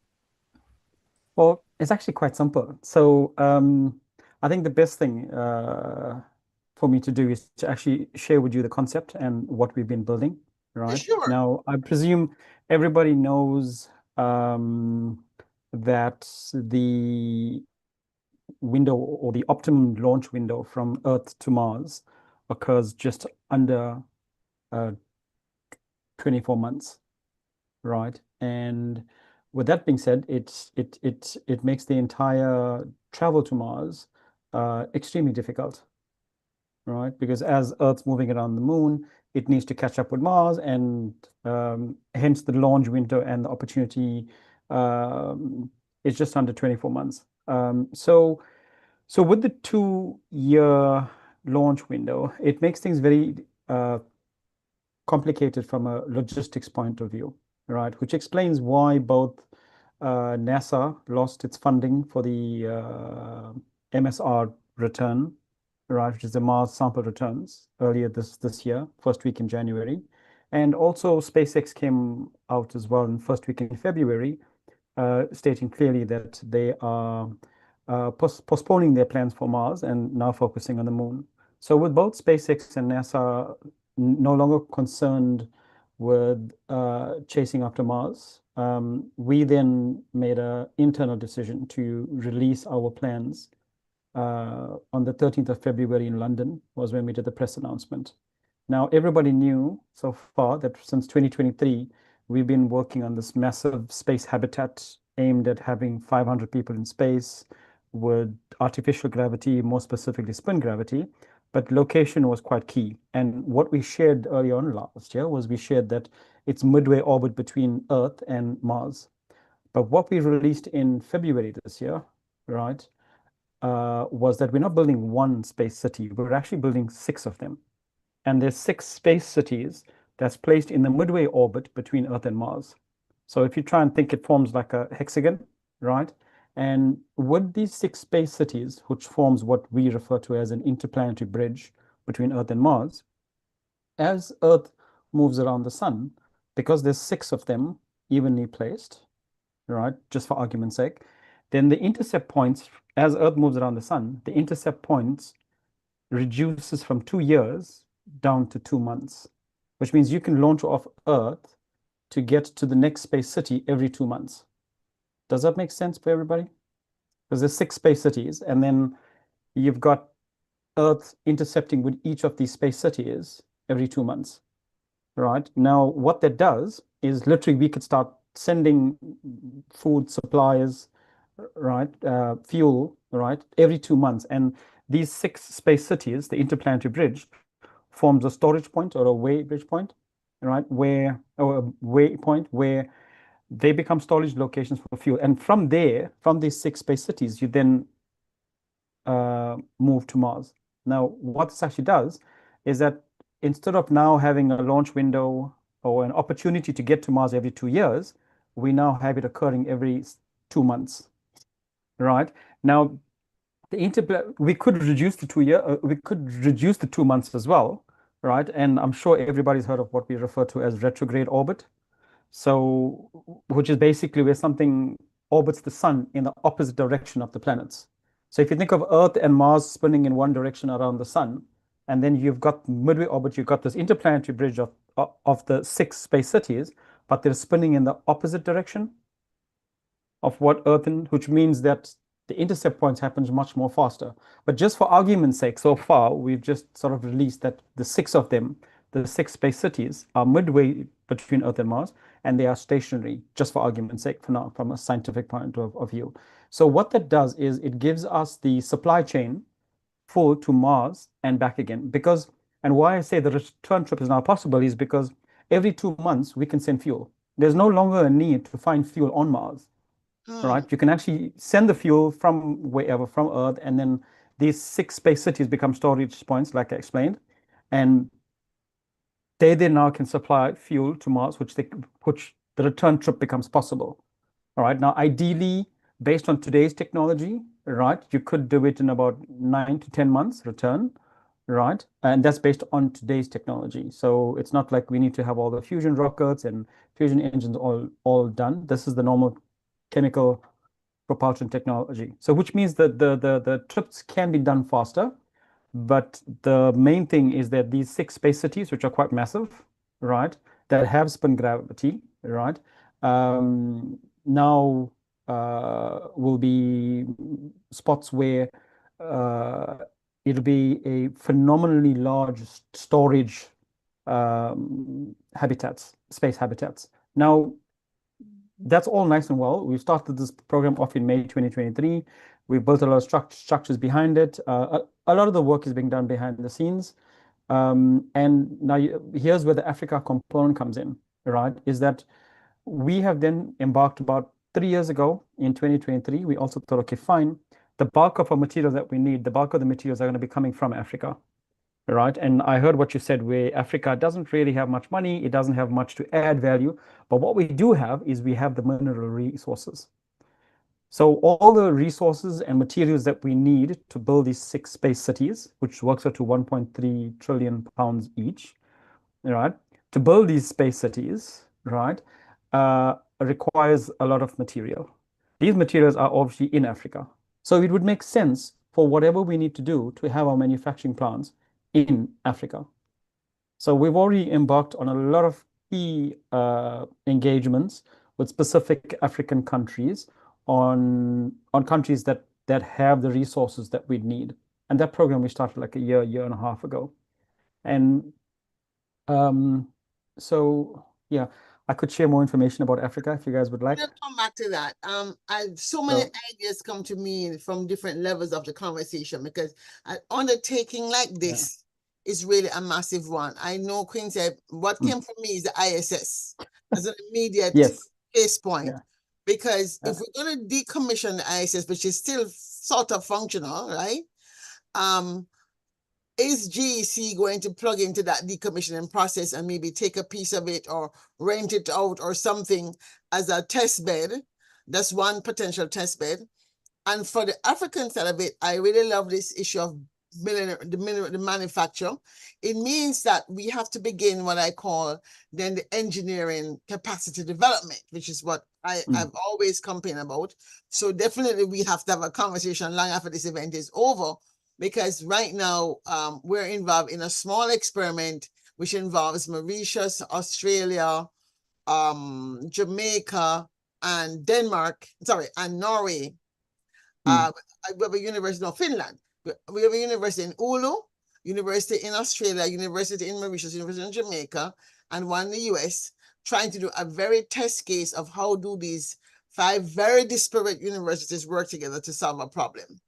And I think we have learned so much from the process that I think working in a company like yours makes sense when we talk about academia, citizen scientists. But I think Dr. Quincy has something to ask, because she was very intimately involved in some of this conversation about what to do with the ISS, the post-ISS, what's the private sector going to do. So Quincy, the floor is yours. Yeah, no, I've been taking notes. I appreciate the background and context, and I think the things that I'm thinking about are related, slightly different, but also about how we are ensuring that there is a kind of like I'll say a floor level of education and STEM education, so that the people, as you are thinking about this and going about doing this work, and as Dr. Nelson mentioned, working with the universities, right? There are enough students and faculty who understand like the big picture, but also each of the small parts of this, so that it all comes together, and that we're ensuring that, because this is not this is the long game, right? And you have to be sure that once people are inspired, they have the skills and they have the training and they have all of these things, not just to, allow us to get to Mars, but so that their own countries are strong, right? There's an element to this that I think about when I think about space, is more about space for Earth, and how we're able to leverage all of the training and education and resources that would go into creating this, to mine minerals, right? To do all of these things so that the countries where these factories will reside, and the countries where people live, right, can be strong and can benefit from all of this, like today, and not just because of what's going to be happening into the future. Anybody else wants to jump in? Because I could take this whole conversation on many parts. I'm so excited. I can. So I think in terms of Africa, and I'd like to lead on from Quincy's statement. So So here's the thing. So manufacturing, yes, all the material is in Africa, right? But we had to choose a specific spot, right? That would make sense. Now, if you look at the world, most spaceports are built normally on the east coast of a continent, for common sense rotation of the Earth. It's got to go over water when it's shooting off. So if you have to look at Africa, and we had to build a spaceport in Africa strategically, one that ticks all the boxes, right? Hood City on the east coast of Africa is mature, well developed, where someone can add a spaceport to it, or where we could add a spaceport to it. And we looked at all the cities, right, along, the east coast of Africa. And the city that has the best airport, the best rail infrastructure, because we need to get the materials there as well, right, for manufacturing, right? Skills. So anybody's guess onto which city would be the best one on the east coast of Africa? I mean, you got Dar es Salaam, you got Maputo, Mozambique, you got anybody? Any guesses? Most probably Addis Ababa, Ethiopia. Don't think you're gonna get. Well, no. So 3 years ago, we decided that Durban, which has the best infrastructure, right? And also from a finance perspective as well. In 2024, early 2024, we started embarking on our space program in Durban, which is in South Africa, right? So our GEC space program has been heavily invested with the education system, the school systems as well. We've taken the lead in the Amlazi district, which runs pretty much all the secondary schools, right? And that is why last year with Alma Oklefe, we did the launch in Durban for the World Space Week last year in October, first week in October. So yeah, and so we've strategically started engaging and building up the structures as well for Durban being a sport. Are you okay with that, Yeshurun? I'm sorry we didn't go for Ethiopia. I So, thought yeah. it's good because of I thought because of the equator, you were thinking Ethiopia, but I can see also Durban and its water, etc., and the manufacturing already Yes. developed. Yeah, and Durban is actually the busiest port in Africa. All right. So the infrastructure is there for us to get goods in and to export goods as well. So from a space sector, it makes sense for that to be the hub. All right. And also, although you could use Ethiopian Airlines as your official carrier because they go all across Africa and they have an excellent, they have an excellent airline. I must say, I got a chance to visit the back end of the airport. Yes. At the airport a couple of years ago, and I was blown away by the operation. So anyway, go ahead. Sorry. So yeah, so with that being said, we started working with the rail infrastructure teams, right, to make sure we could bring goods. And this we started like 2 years ago. So a lot of the work has been done, and we made sure we are not in the media. The only time we're starting to start releasing information of what we're doing and who we're working with, we've locked a lot of people in with NDAs. But only since February 13th are we releasing our structures and what we've been doing, right? So yeah, we've done a lot of work in terms of what we're doing with Durban, right? And Durban is going to be the lead, for the GEC interplanetary bridge. I mean, it's something that's phenomenal, and I think the nice thing that sets aside with Durban, right, is that it's well, one is the warmest place in South Africa, and it doesn't compare to like Tanzania and Mozambique. Mozambique is my favorite spot, obviously, right?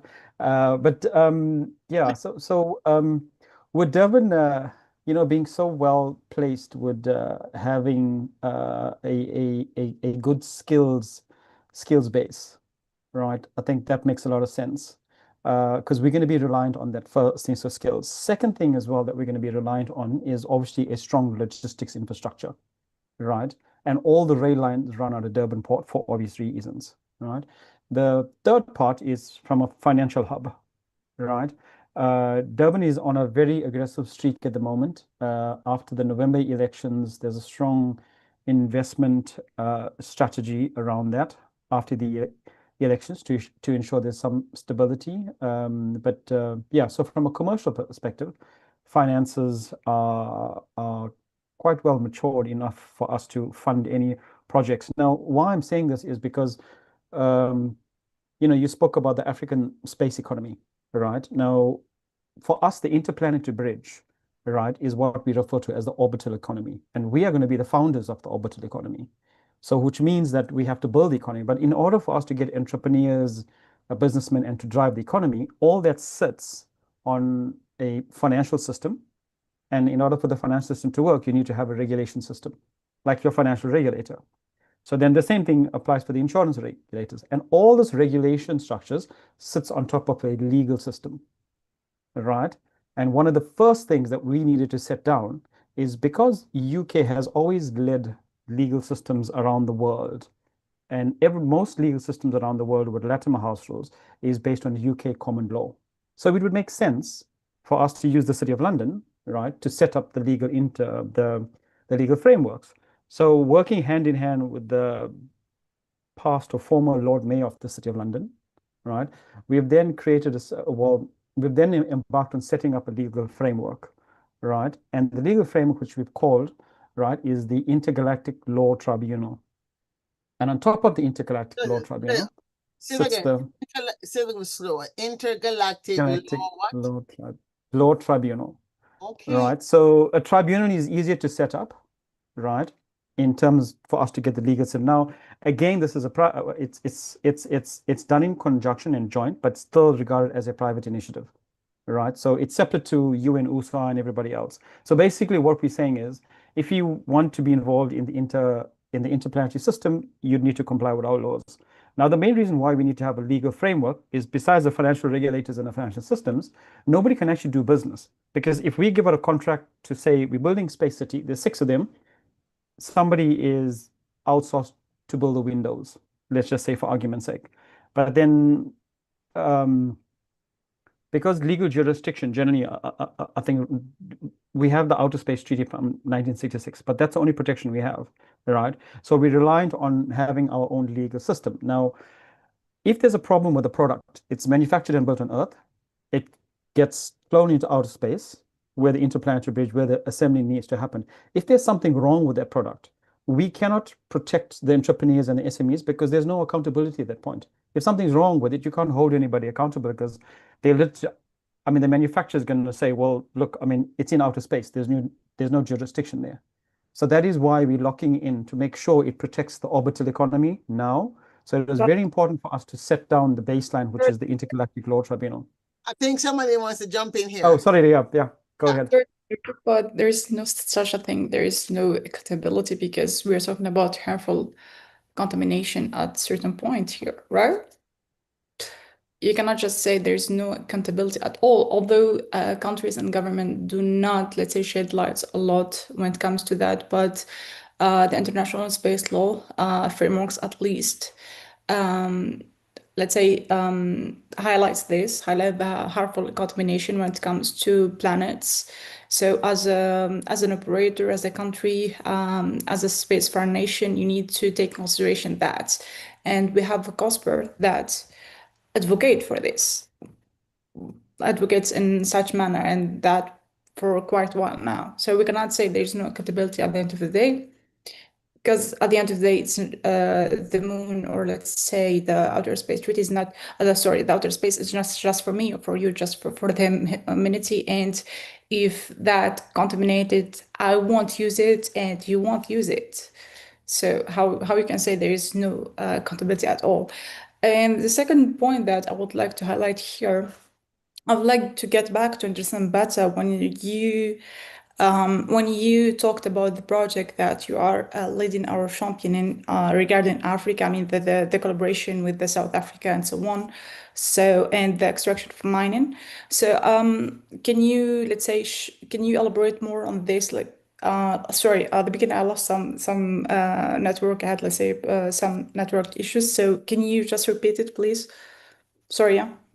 Okay, good stuff. Right. So firstly, to answer your question, I agree with your question about accountability, right? But the problem becomes, like I mentioned earlier on, is enforcement. How do you hold someone? So one thing holding them accountable, but who enforces it, right? So say when somebody does something wrong, right? who enforces it. So for us, what we've done, okay, go ahead, Ria. It's fine. Let's have a discussion about this because we've had tons of discussions about this.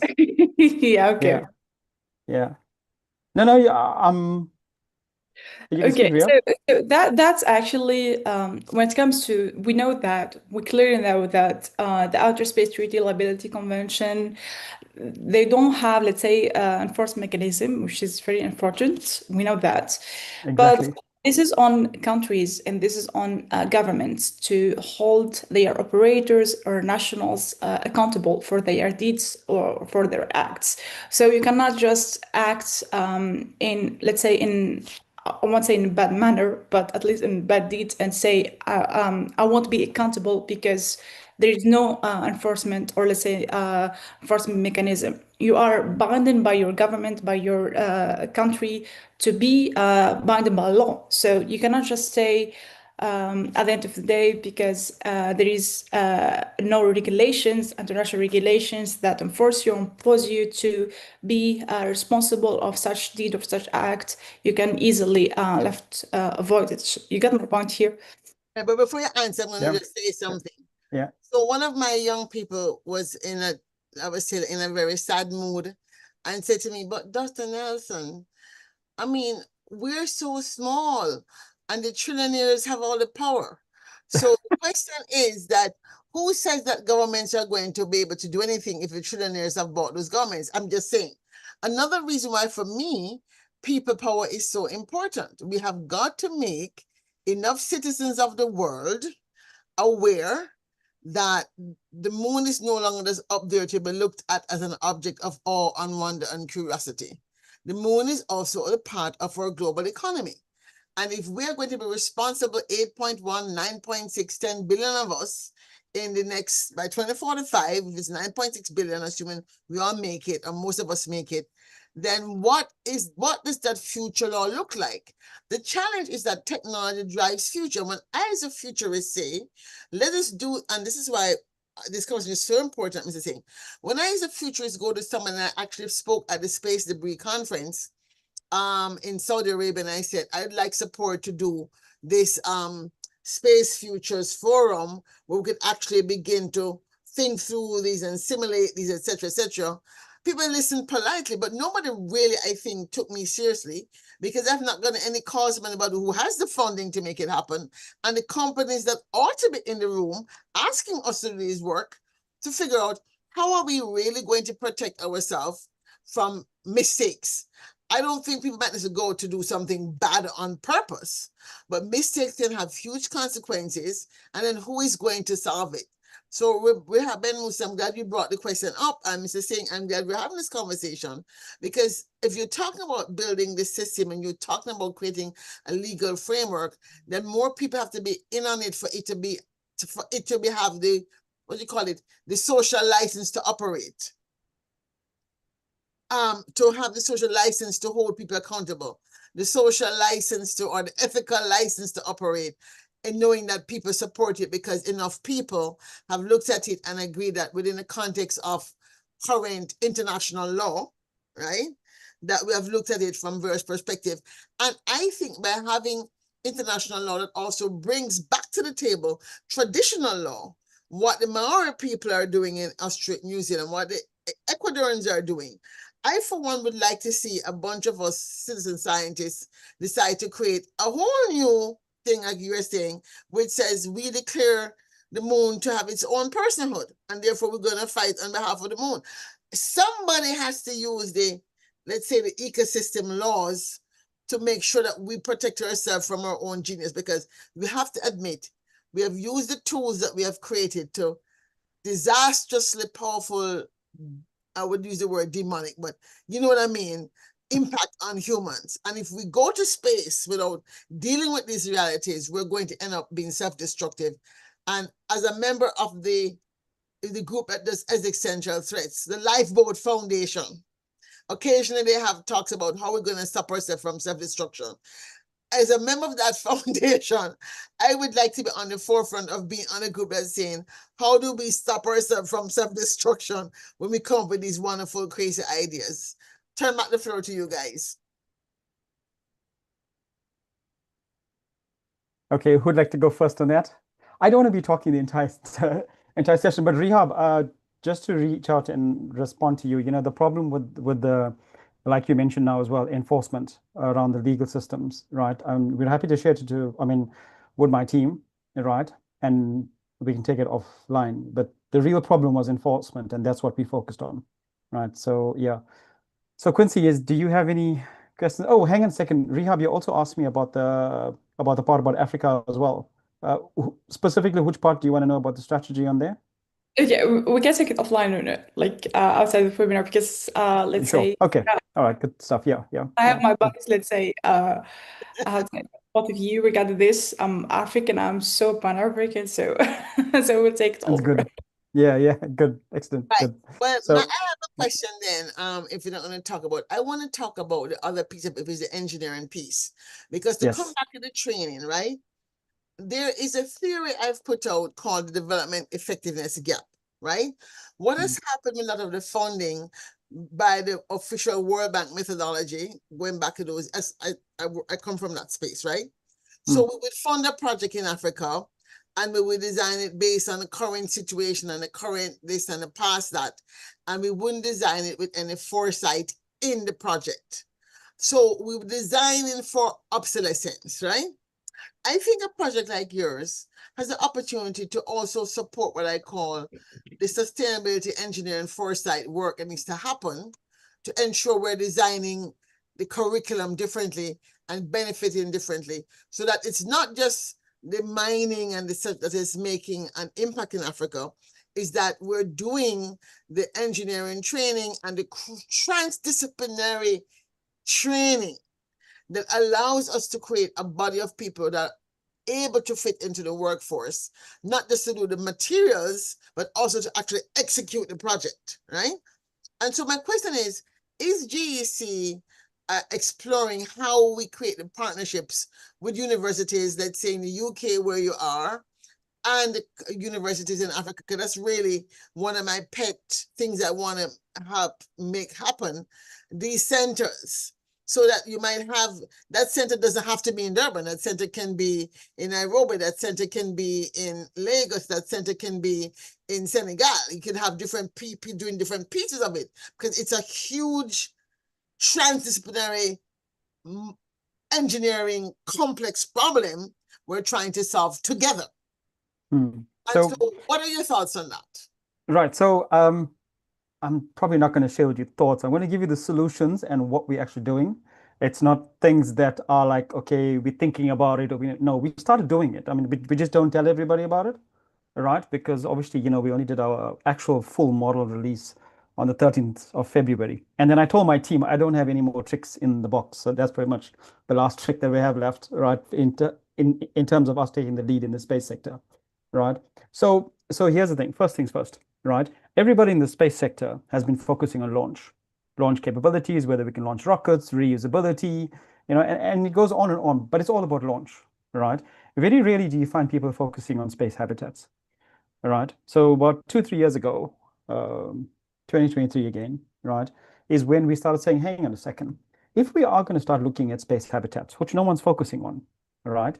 And Africa is not really, and well, Africa has most of the materials anyway, right? And Africa hasn't really played a role in everything, right? So it would make sense. I mean, Africa shouldn't really compete in the launch sector. So we said, okay, well, fine. We should lead with something that hasn't been done before, which is space habitats, right? Okay, so space habitats is what we've been pushing, except we haven't engaged with universities for obvious reasons, because we are of the opinion that it's a bit too late to introduce those things, right? And a lot of the structures, because we want longevity, right? So we went back to high school and primary school, because remember, we're starting quite early. So we're starting off from age 9, right? 9-year-olds is what we've got tons of 9-year-olds on our structures and our teams that we've been talking to and sharing things with for the last 3 years, right? And across Africa, okay, not just Durban, not just Johannesburg or South Africa or anything of that sort. We've partnered up with a lot of schools, if you have like a LinkedIn fields. But what we started doing is out of London, we then partnered up with UK Africa Trade Expo, right, which has relationships with all the African embassies, which then started helping us drive and get into all these countries in Africa. And you notice that we're very close as being one of the founding members, right? With Prince Kamari Adamaniu, right? And have driven several programs now with UK Africa Trade Expo. And we've spoken a lot of times, driven a lot of strategies around that, and then started looking at how we can get space education within specifically the Northern African countries, right? So with that being said, that's for the rest of Africa, right, through UKAID. Now, over and above that, right, the skills gap that we have, right, is yes, okay, space habitats, right? But one of our big commercial revenue streams, because everybody's going to say, oh, wow, it's going to cost you 1.3 trillion, but how are you going to make money off it, right? Because it just doesn't make sense. And one of our key things, one of our key revenue models is obviously space mining. And Africa has always been very key with mining. We've got tons of experience. We're just mining on a different spot, that's all, right? The geologies are all set up, the structure is set up, the understanding of what mining has done to economies. And when we travel, if you look at how humanity has evolved over the years, in the last few thousands of years, humans have traveled because of looking for a resource for mining, right? I mean, if you look at how South Africa was founded, right? It was pretty much gold and diamonds and then coal and then more minerals after that, right? But it was mainly gold. But humans have always traveled because of looking for a resource. And it's going to be the same thing happening now again. But you're probably going to ask me like, oh, well, there's not much on Mars. The chase is not for Mars in terms of mining. It's all asteroid mining. And everybody knows that. So these 6 space cities form a storage point, right, with huge warehouses, right? So just to give an idea, the radius of the size is about 6.2 kilometers, right? So you guys understand what spin gravity is, right? I'm sure you guys would have watched the movie Elysium with Matt Damon and Jodie Foster, all these wealthy people living up. It's the exact same. So the movie is actually our conceptual model. It started off as that. But except we're getting it done. The commercial systems are on. And to answer your question about the ISS early on, effectively what we're doing is we're scaling up the ISS, all right? And ideally, I don't believe in decommissioning the ISS and burning it up over the Atlantic. I have a different view on it because it represents, the ISS represents humanity's history in space. And, us having it destroyed over the Atlantic, I think it should be, a museum or as a something. museum piece. Yeah. Yeah, I agree. So that's, yeah. So, I mean, instead of NASA paying 850 million, I'm happy to buy it for $1 and save them the 850 million. So, yeah. But no one's putting an offer for the ISS, right? Everybody wants to burn it up. I'm laughing when I'm saying no. Actually, that's a plan that maybe nobody has thought about. Rather than paying to destroy it, what if someone said, "Listen, we'll buy it, and a million of us put up $1 each to show that people really want to keep it going." It's a psychological thing. If 1 million people form an organization, the ISS Space Museum Heritage Organization, they might actually listen. You never That's a good idea. That's a good idea. Because we have to try new models. We cannot use the old models to do what has never been done before. Pioneering means we have to come up with new ways of doing things. In my theory of space is that we are going to form people's cooperatives to do different things. So it's not going to be like 1 billionaire, 1 trillionaire, because I totally reject that model. I'm not a billionaire or a trillionaire, and I feel as I have the right as anybody else to have a say in what happens.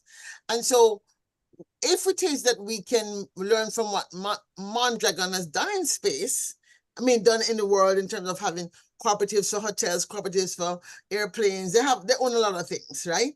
Then it's obvious that it can be done. Go ahead, Quincy. Yeah. So my question is, how do we get there, right? Because it feels to me like the trajectory that we're on is replicating all of the inequities and all of the things you just said we don't want, in other planets in space, right? So like, how do we get to this new vision? Because the people who are driving all of this effort, right, and the people whose vision we are implementing, they don't sound like you. And so my question is, how do we, bridge that? How do we bridge that gap? Practically. Just Okay, so first, to just let's say before yep. jump, sorry, to add to Dr. Brown and say it's not a question, but at least a comment on this point, is the fact that Africa has a very bad past when it comes to the mining, sector. So when it comes to mine, how we can, let's say, outcome the same scenarios that can happen again and again. That's a question that should be asked. And if there is, let's say, a real application, let's say return of investment, or at least for African, I'm not just talking about financial here, human capital, and so on. Yeah, so okay, so let me answer Rehab first quickly. Right. So yeah, so Rehab, GEC is a British-based company. So it's UK. So all structures, all audits and the governance will be run out of London. So that's going to oversee whatever Africa operations are going to be done, right? So it's going to be seen as a UK operation, right? But predominantly the bulk of the work and the operations will be done out of Africa, right? But overseen by structures within UK. So I think that should resolve, yeah. So, and then, so Quincy, you were talking about the trajectory, right? Now, just to understand, which trajectory are you talking about? Are you talking about the trajectory of trying to build and manufacture these space cities, the 6 of them, the interplanetary bridge, or you're talking about trajectory between Earth and the space city? No, I and was saying the space city to trajectory, Mars? sorry, of the vision, right? The Oh, trajectory oh, of well, the that's quite simple. vision That's quite simple. that Dr. Nelson described, right? Yeah. That is much more people, community centered and collaborative compared to where we are right now, which is really driven by the wantings and I would say imagination or lack thereof of just a few people, right? And we're implementing that. There's a gulf between those two things, and that's what I was talking about. How do we, we're not on a trajectory that leads us to where Dr. Nelson described, but I think we're on one that more replicates what we have here on Earth and all of the inequities, just out of orbit.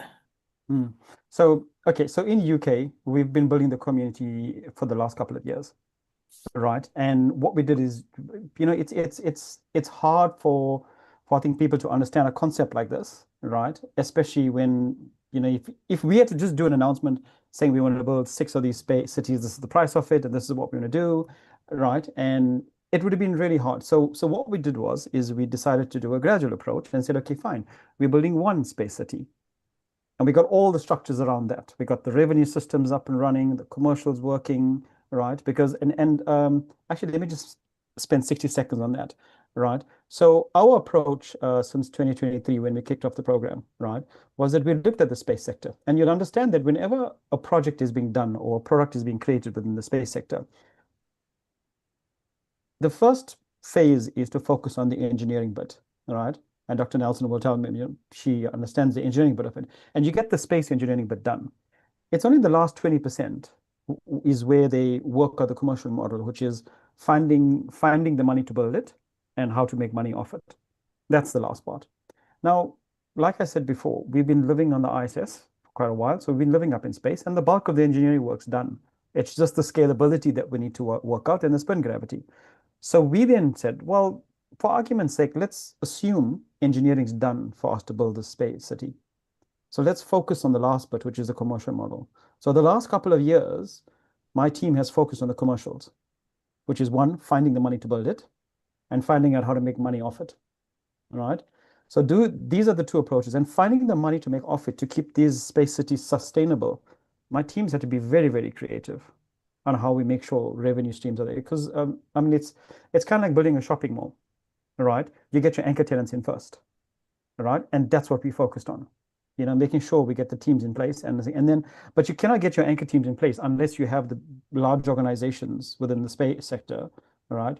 and specifically UK. So we focused on obviously the UK large organizations to build that community, right? And you notice UK community comprises, obviously you've got UK Space Agency, right? Where I was on the board of the UK Space Agency driving space investment finance, right? So GEC sponsored a lot of the space investment programs from 2023 to make sure, but no one kind of knew exactly what we were doing. But what we were doing was trying to create that financial ecosystem to support the space city, because we obviously had knowledge and we knew where we were going, right, to create that ecosystem.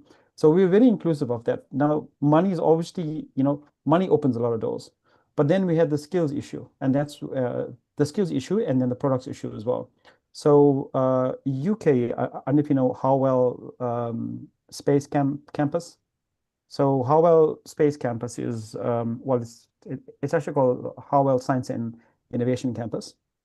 A portion of that is the Space Campus, and the head there is Barbara Ginelli, right? Now you'll see specifically in the last 2 weeks, King Charles has opened the Space Gateway. He launched the Space Gateway in partnership with Harwell Science, and you'll see Barbara Ginelli is in all the photographs because she's been driving it. All right. So the home for the GEC Interplanetary Bridge is expected to be in Space Gateway, which King Charles just opened up. So we've been making sure that our relationships, and we're bringing in the right community and the right people as well, right? And with UK taking the lead, from an engineering perspective, they also have something called space clusters, right?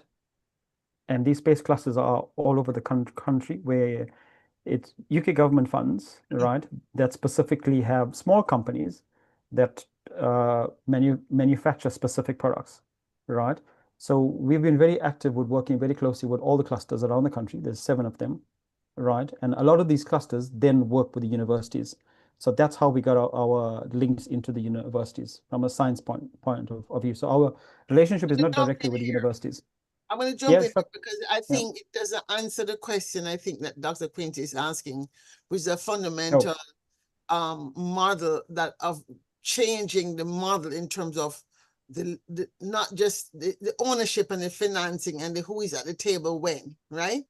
And so, so let's look at it from the point of view, let's take the mining, right? We know the challenge of mining in Africa, that typically we have had a lot of communities which have lived next to mines and they remain poor and downtrodden. And so certainly— Oh, was that the community that you're talking about? Well, that's one community, but a different community. All right, okay. But let's take that community. So for example, Okay. we are certainly, we want to ensure that if we're talking about becoming a spacefaring civilization, and we're now mining to go to space, at the very least, the people in the communities near the mine should have more than a cursory benefit from not just the wages, but this is why I use the Mondragon model as a way to rethink how we do space. I think I've just met recently a gentleman that owns rights to a mine in DRC, and well, he's in business with him, and I'm trying to say, oh my God, I need to talk to you guys, because I think we can use small companies to test out new models of ownership to show that you can have a new model where more people benefit, that we don't have to have the old winner takes all, where one billionaire has a lot of profit and a few CEOs, and everybody is making like pittance wages. Mondragon has solved that problem because they have a technology, a social technology, where everybody lives well in that. There's no poverty in that part of Spain, because they have fixed it. They make sure that they have everything is owned in a cooperative. So it's a worker owned, it's not one big cooperative, but the hotel is a cooperative, the car rental is a cooperative, the ice cream shop. So the whole city functions like a network and a hive of cooperatives. So nobody's desperately poor and suffering because they know how to do business so everybody benefits, right? Of course, some people will still be more wealthy because you get paid according to what you do as well. But in terms of the shares and the benefits, there's more of a sharing. So my question is there any room in the GC model to also think about that last 20%? The engineering is done. If we're going to do space cities are we going to replicate the cities where in Africa where people are struggling and a few people drive by in air-conditioned cars, but the mines, all the people who mine are dirt poor and the children are still, on the street? Or are we going to say, you know what, we're going to do space in a totally different way? So yes, we're going to make money, but we're going to find a way to make it so that the people in the mining company, we're going to test this model, and maybe you'll test it in one company and test something at the same time. So everything is an experimentation process. I truly believe that. Certainly in my book, Smart Futures, I talk about that. We have got to find a new way to survive our genius, because otherwise we are going to self-destruct. And Joel, I said this in a meeting, I'm going to say it to you, that when I said in a meeting at that ISU hosted a meeting that Templeton Foundation funded, because I asked them this question: how can you talk about private sector and property rights being the Bible of the future when it comes to things like the moon and Mars? Okay, you're not in the moon, you're in space, it's different. But even in orbit, you have to pay somebody for the rights of using an orbit, some country, somebody, or if it's like deep sea, then somebody else. But my question is, can we use that 20% that we have not yet figured out to actually experiment on every single element of what makes us function as a thriving, flourishing society in 2045, where we don't end up with project like the movies where people are behind gates? Because the way that this is looking to me, we're going to look like some movie where half of the world is in a dark space. People are busy going up and forth, planes traveling back and forth to space, and half of the world is miserable and living in some underground hub. That's my question. Can we use the 20%? Can you give me 5% of that 20% to experiment with social and financial infrastructure? Yeah. So firstly, social responsibility is very high up on our agenda. So developing the community where we're going to be working out of, right? More specifically in Africa, right? That's already been taken care of. Hence all the programs around the schools, right? Making sure that we're educating the next generation coming through. But in terms of, like how you were talking about the air quality for miners that are going to be physically mining, right? I think that's something that, obviously the mining is going to be done in space. So, in this case,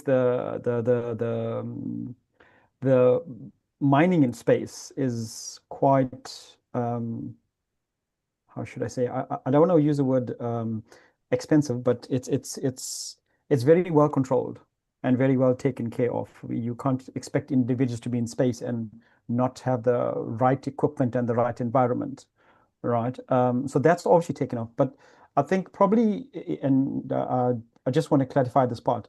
I think you were possibly asking about the people that's going to be building these space habitats on Earth. Yes. So let's just say, for argument's sake, in Durban, right? Yes. There's a manufacturing plant. What are the working conditions for the individuals that's going to be working in manufacturing these space habitats, right?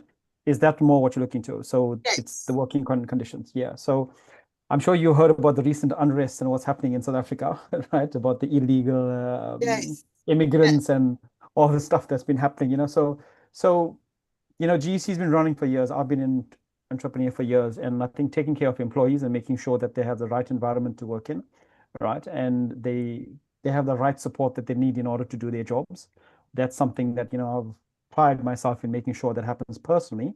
But also as a company, I think GEC has been known to make sure it takes care of its employees, right?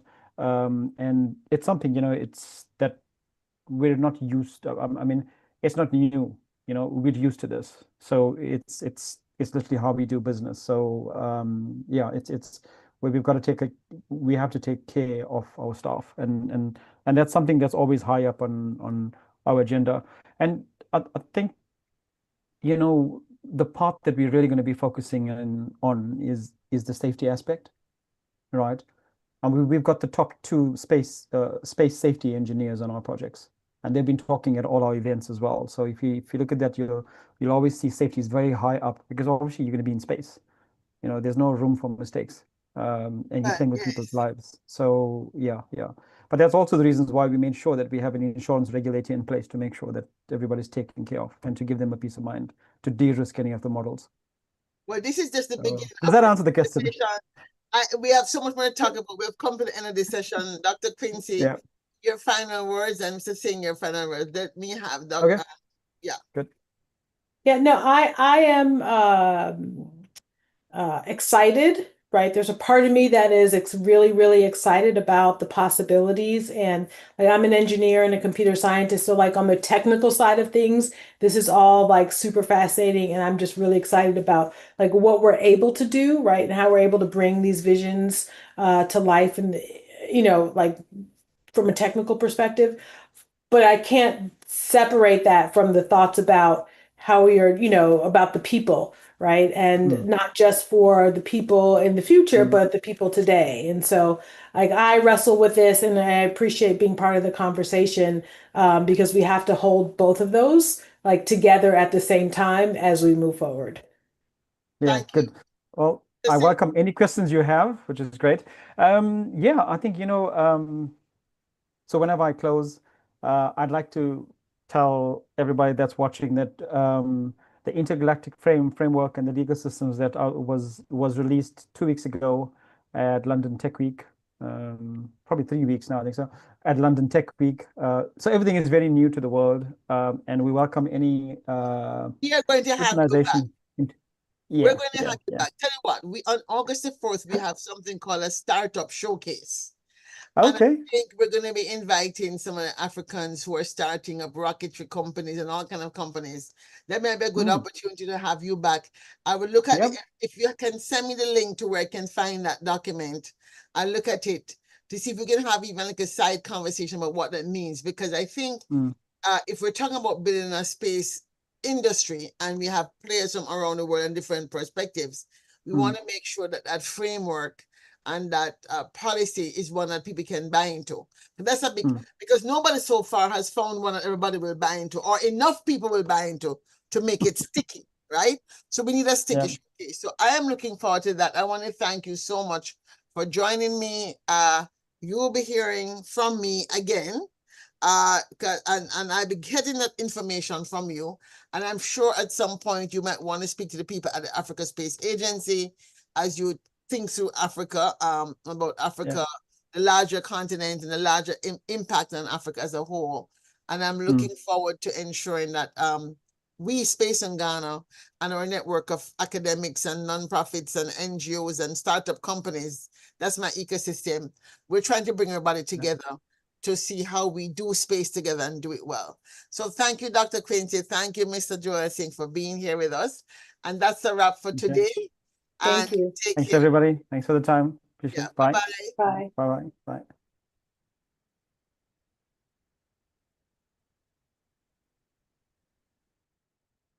All right. So thank you all. We have come to the end of day one of our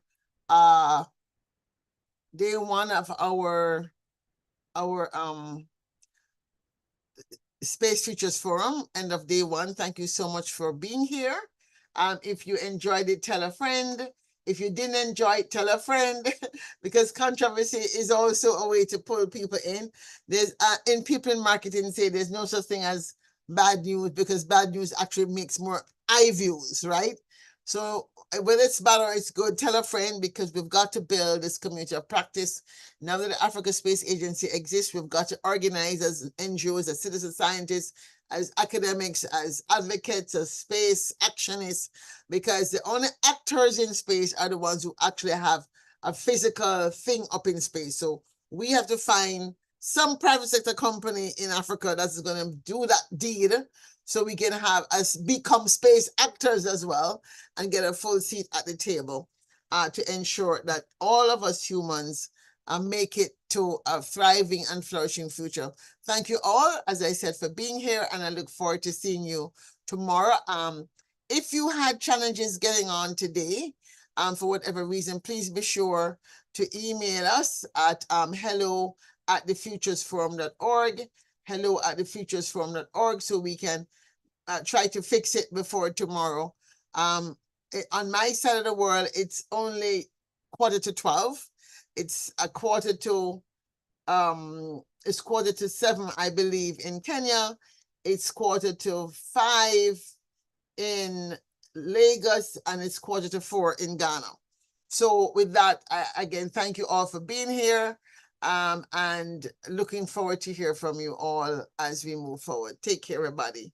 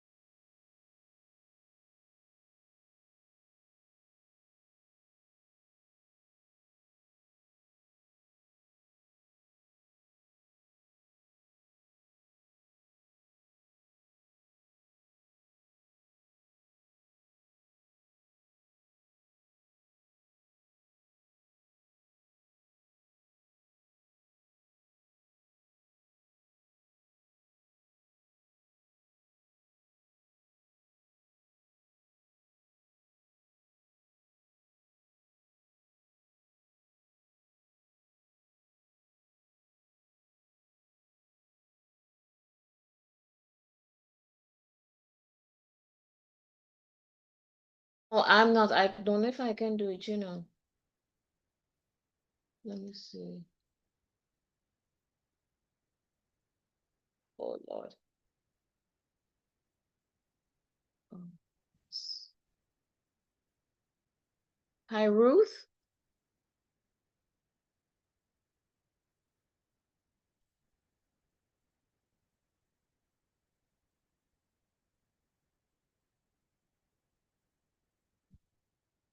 Okay. Okay, stop it.